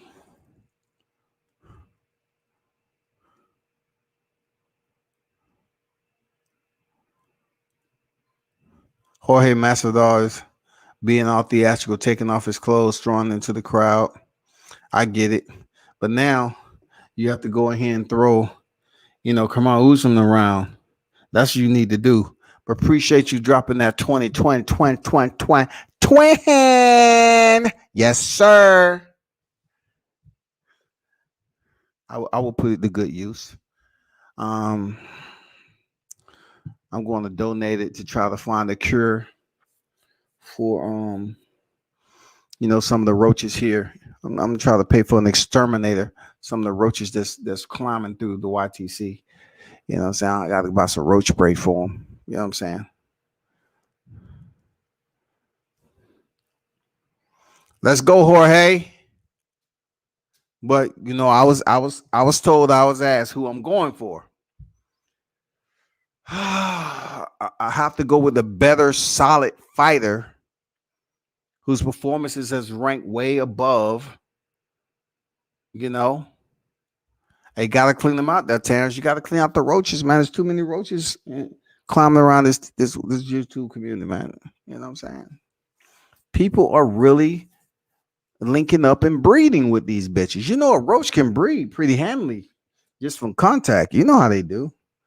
They come out the motherfucking dark. It used to be 2 up under the refrigerator, and then it's goddamn 250 up under that bitch. Jorge Masvidal is in the cage. He looks in better shape than he did the first time. He looks ready. Can he pull off another 5-second knockout of Kamaru Usman? Can he provide us with a visual in combat sports that we have never witnessed before? Well, we know Emmanuel Navarrete won. I mean, come on now. Was that a barn burner? Like, was that a shocker? We knew he was gonna win. Let's go, Kamaru Usman. Hurry up and get to the cage. Let's get it. Let's get it. Now, once again, Terrence, I will allow you to earn your money back. Do you want to bet on this fight? Do you want to step up to the plate tonight? Let me know. Let me know you want to bet that green change. I said, let me know what you're trying to say. If it's gonna be yay or nay. 20, 30, 40, 50. It don't matter to me. Just let me know what's on your mind. There go Kamaru Usman right there. Let's go. Let's go, Kamaru. Kamaru. The African colors on deck. Hey, Charlie, what you say to me? What you say to me when it comes to this? Hey, Charlie, what you say to me? What you say to me? Okay. Kamaru Usman doing some little African dance, He's feeling himself. He should. He's dispersed of Jorge Masvidal, Kobe Covington, Tyrone Woodley, Gilbert Burns. He's had a very much phenomenal run. He has never lost in the UFC. That is factual. That is factual facts. He has never been beat in the UFC.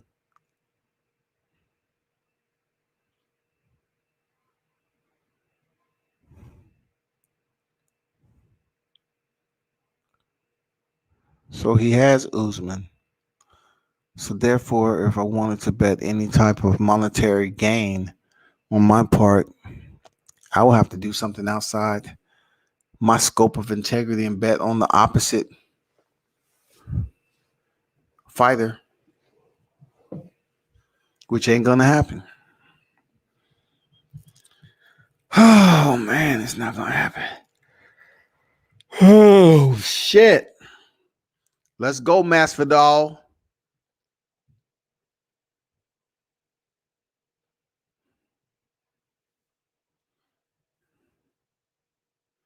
Masvidal's always in shape, dog. I think it's gonna be some takedowns in the first round, or if he isn't, he's gonna try it. He's gonna put him up on the cage and try to wear him down early.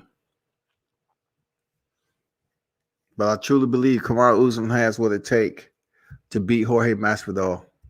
That's all I'm saying.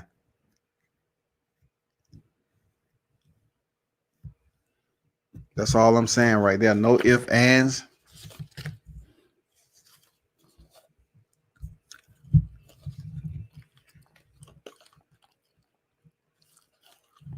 Yeah, right now, I mean, I wouldn't say the best jab. You know, Max Holloway can box too now. His jab is pretty solid. Stipe has a pretty decent jab.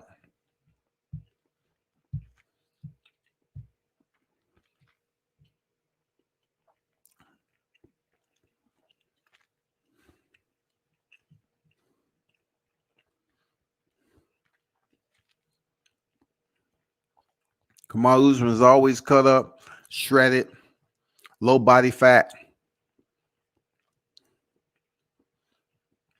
Let the games commence.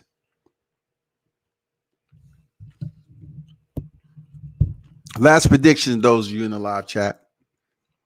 Once again, hit the like button. UFC 261 main event is on deck. It is on deck.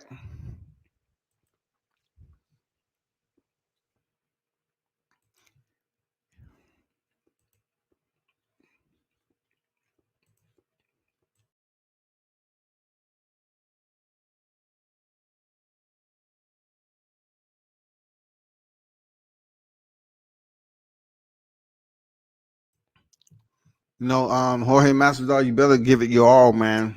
Above and beyond. You need to come with something different. Don't come talking about retirement talk after this shit. I don't want to hear none of that.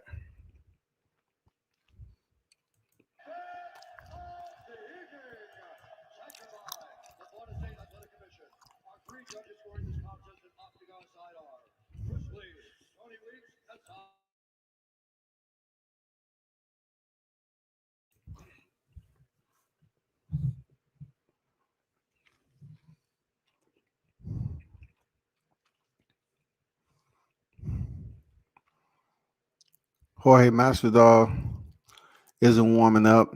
Really don't know how to read him right now. He doesn't look any different than usual. Except when he was fighting Ben Askren. But I know looking across the cage at Kamaru Usman, he knows it's a tough fight. Masvidal knows this is a tough fight. He knows it. He totally gets it. It's a tough ass fight.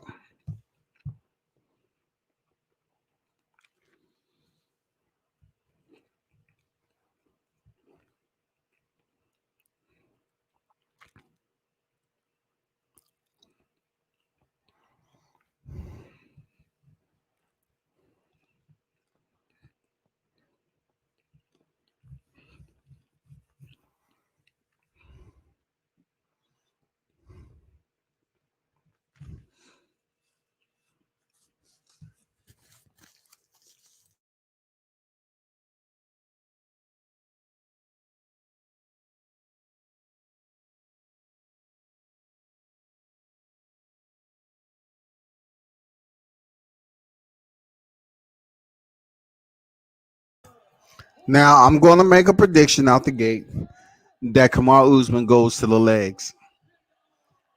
I believe he's going to go to the legs and start the kicks early. I do believe that before he actually started to get in for a takedown.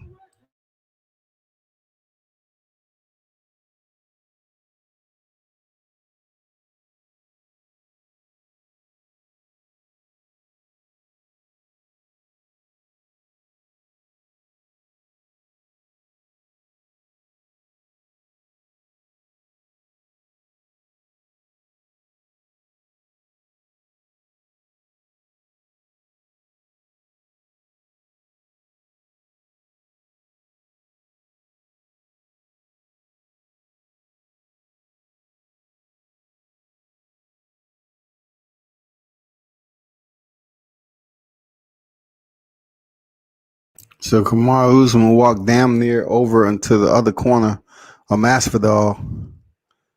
You know, when he was being introduced, he damn near walked all the way over to his damn space. But hey, this is it. Here we go. 5 rounds, 5 minutes each. Masvidal has his hands behind his back. You know, whenever that is the case, it's showtime right now. Goddamn, Kamaru Usman looks like he's set. He's done. He's ready. Watch, I'm telling you, it's going to be kicks early. It's going to be kicks early in this fight. There go the first kick. It's going to be kicks early. He thought about that takedown. Nice feint, though, that wrestling. Nice feint. Second kick by Jorge Masvidal on the outside leg. If those are hurting, then you're going to see change levels from Kamaru Usman early. We'll see if he keep it on the feet. Nice punching so far from both. Look at those feints to the hip. Damn, that's time and time remediation what Kamaru's doing. Beautiful feints. Get a reaction every time. Oh, he lands that right hand on Kamaru Usman. Face to the double leg comes up. Kamaru's opening up already on Jorge. Just so many tricks. Usman has so many tricks up his sleeve. Those damn leg feints is just unbelievable. They're smooth.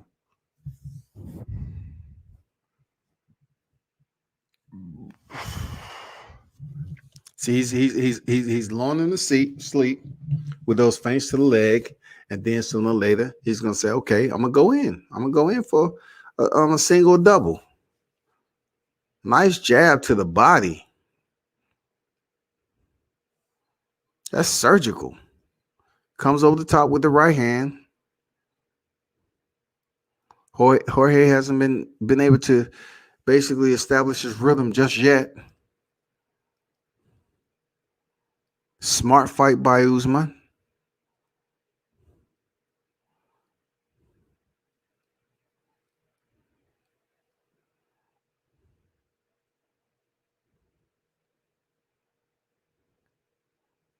Usman with Masvidal with pretty decent takedown defense. Now he takes him down. There it is right there.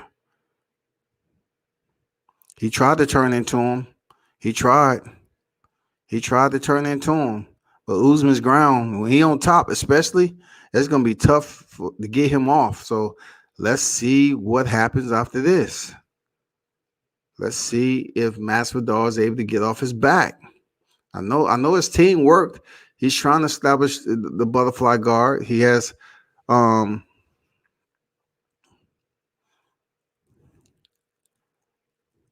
half butterfly guard right there. He should be trying to like push off at the hips. That's out. He's in closed guard right now. We have 1:55 remaining in the first round. Kamaru Usman was able to take him down. It was only a matter of time, especially if he was having success on the feet. It was only a matter of time before he take him down.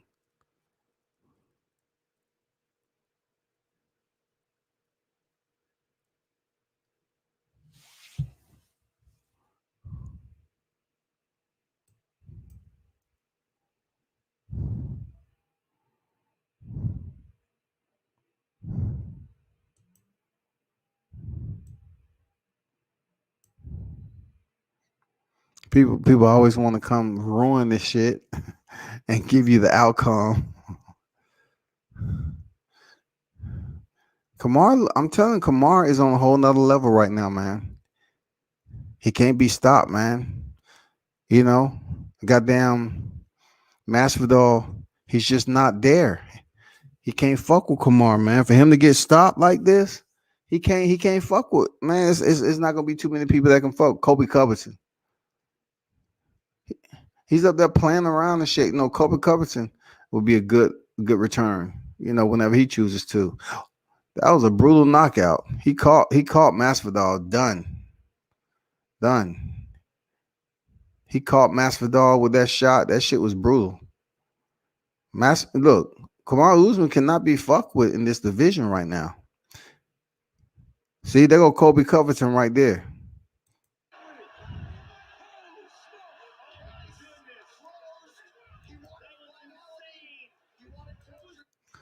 That was an insane knockout, though. I'm not gonna lie to you. It was an insane knockout. That shit was brutal with the motherfucker right hand. That shit was brutal. What Kobe Covington? He going over there to Kobe Covington, huh?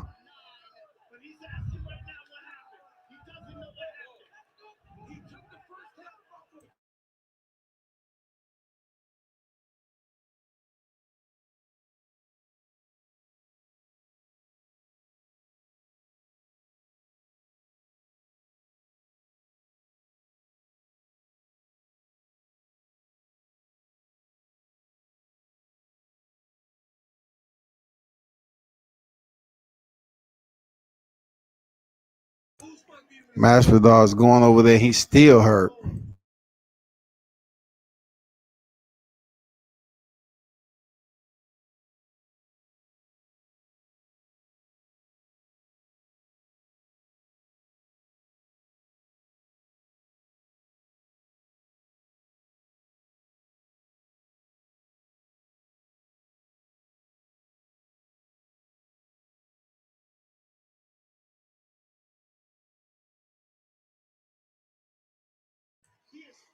I wonder what that press conference is going to be like. You pay $69.99 for 1.5 round. Perfect. I'm in the wrong business. Oh man, he knocked them out cold. He is fucking out. Done. Super necessary. I told you I was going for Kamaru Usman. He can't be fucked with right now. I told you. Kamaru Usman is just, he's on a tear right now, dog. He's on a tear right now. Dude, what y'all think about that knockout?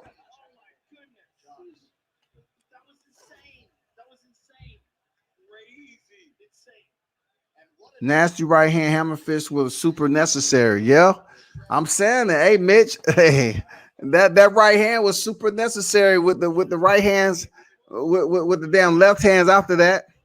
And they were probably saying, well, you know he was out. Why? It was super necessary, just like he said about Ben Askren. God damn it, they were super necessary there.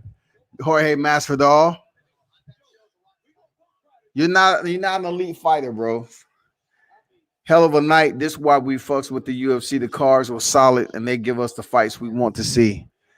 Damn, man, that shit was brutal. Appreciate that, Mitch. That was a brutal knockout. Now he gonna talk his shit. Masvidal up there just talking. I got paid. Tam said he knew he was gonna win. I went with Kamaru Usman too, man. You can't go against him. Dude is a beast right now, dog. And just to think, there was a time where I thought he's the most boringest fighter in this motherfucker, dog.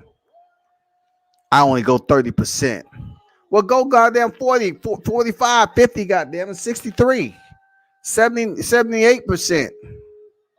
Now this dude is on a hundo, 150%. That's his pops. That's his pops.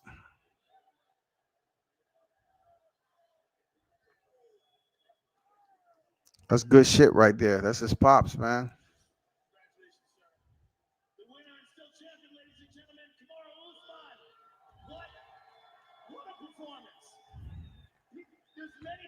Kamaru Usman, no, he doesn't. He doesn't need snapbacks as a sponsor. That dude got a motherfucking cranium.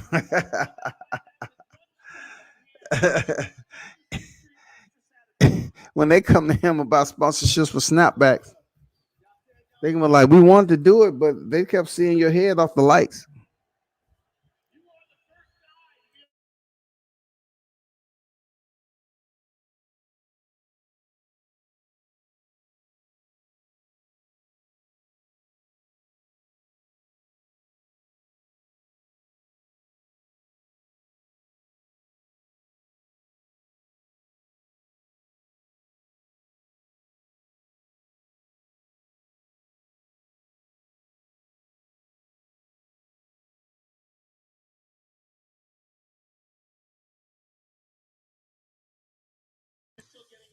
Now you need to step up and challenge Israel Adesanya, bro. That KO was beautiful. Oh my God, right in the chin, dog.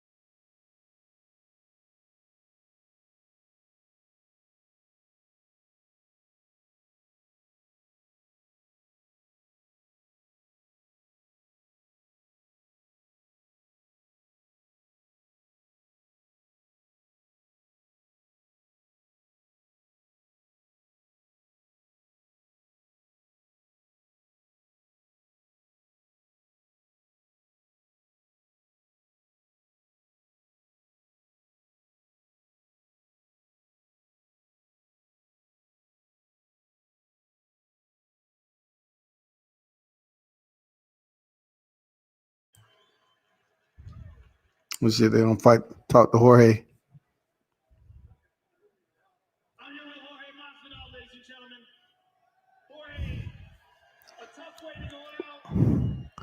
Retire.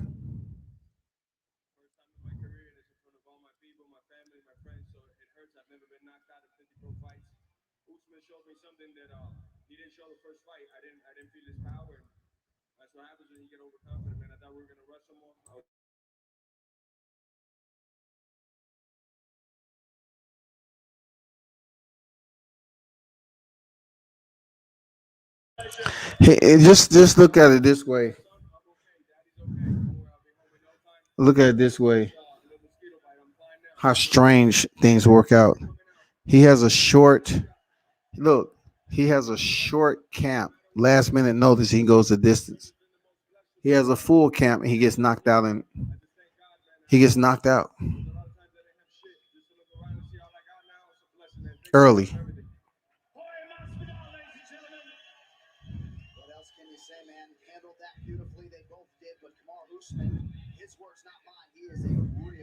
Damn.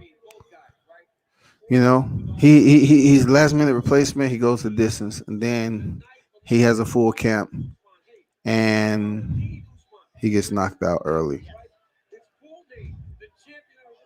I feel like I need a reimbursement, partial prorated reimbursement. That shit didn't last as long as I thought. But shout out Kamaru Usman. You know, still undefeated in the UFC. He has one loss outside the UFC. The man has established himself as one of the best welterweights ever. Real talk. And and what he's gonna have to do if he truly wants to change the game, he's gonna have to go up and fight at 185. He's gonna have to move up the middleweight and fight 185 and make some money and establish a legacy. They go two female champions, Thug Rose and Valentina Shevchenko. Good shit. You know, that's good shit.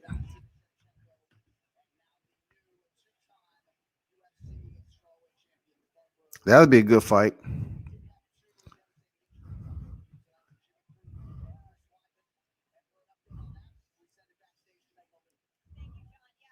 She's undisputed world champion, reigning defending. Damn.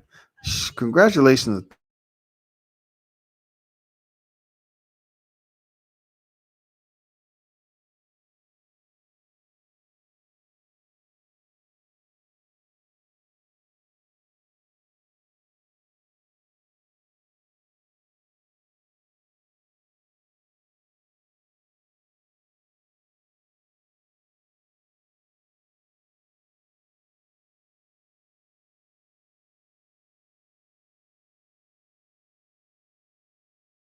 Yo, man, he is basic and predictable.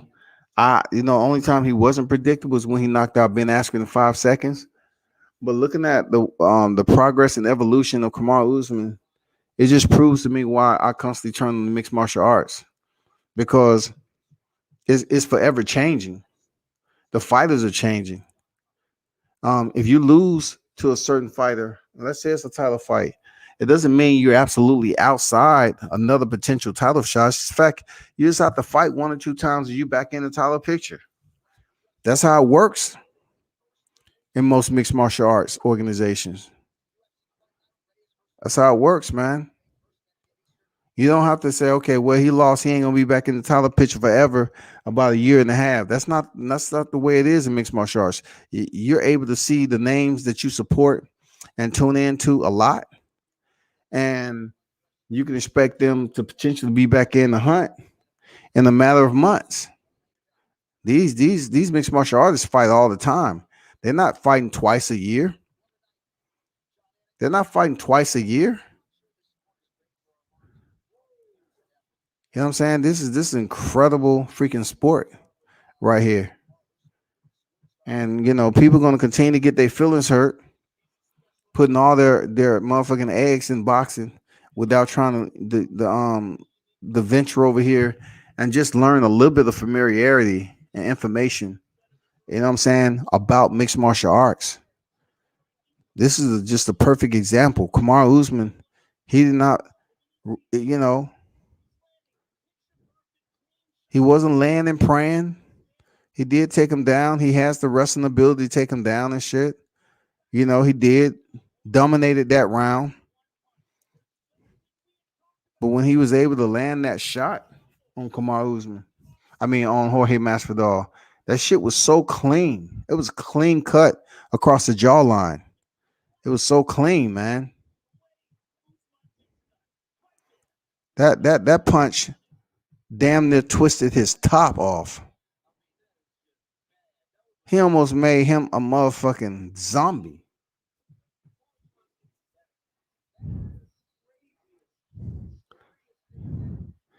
Now they're going to be talking about this knockout of Jorge Masvidal from Kamaru Usman, and then they're going to get the knockout from Francis Ngannou and Alistair Overeem. They're going to start going through, retrieving all these knockouts and comparing who had the better knockout. I can already tell you that's going to happen. But, man, shout out to the game. Shout out to boxing tonight. Put on an incredible card, man. Incredible card, Top Rank. Shout out to Top Rank. Put an incredible card. Great entertaining fights. You know what I'm saying? The Dorno brothers. Jorge Vargas. Edgar Berlanga.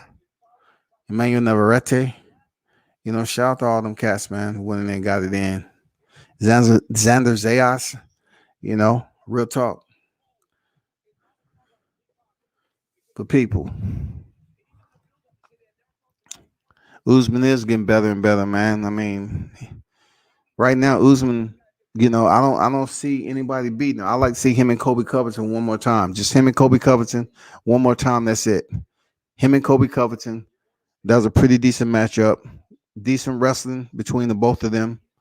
And Kobe Covington has underrated hands.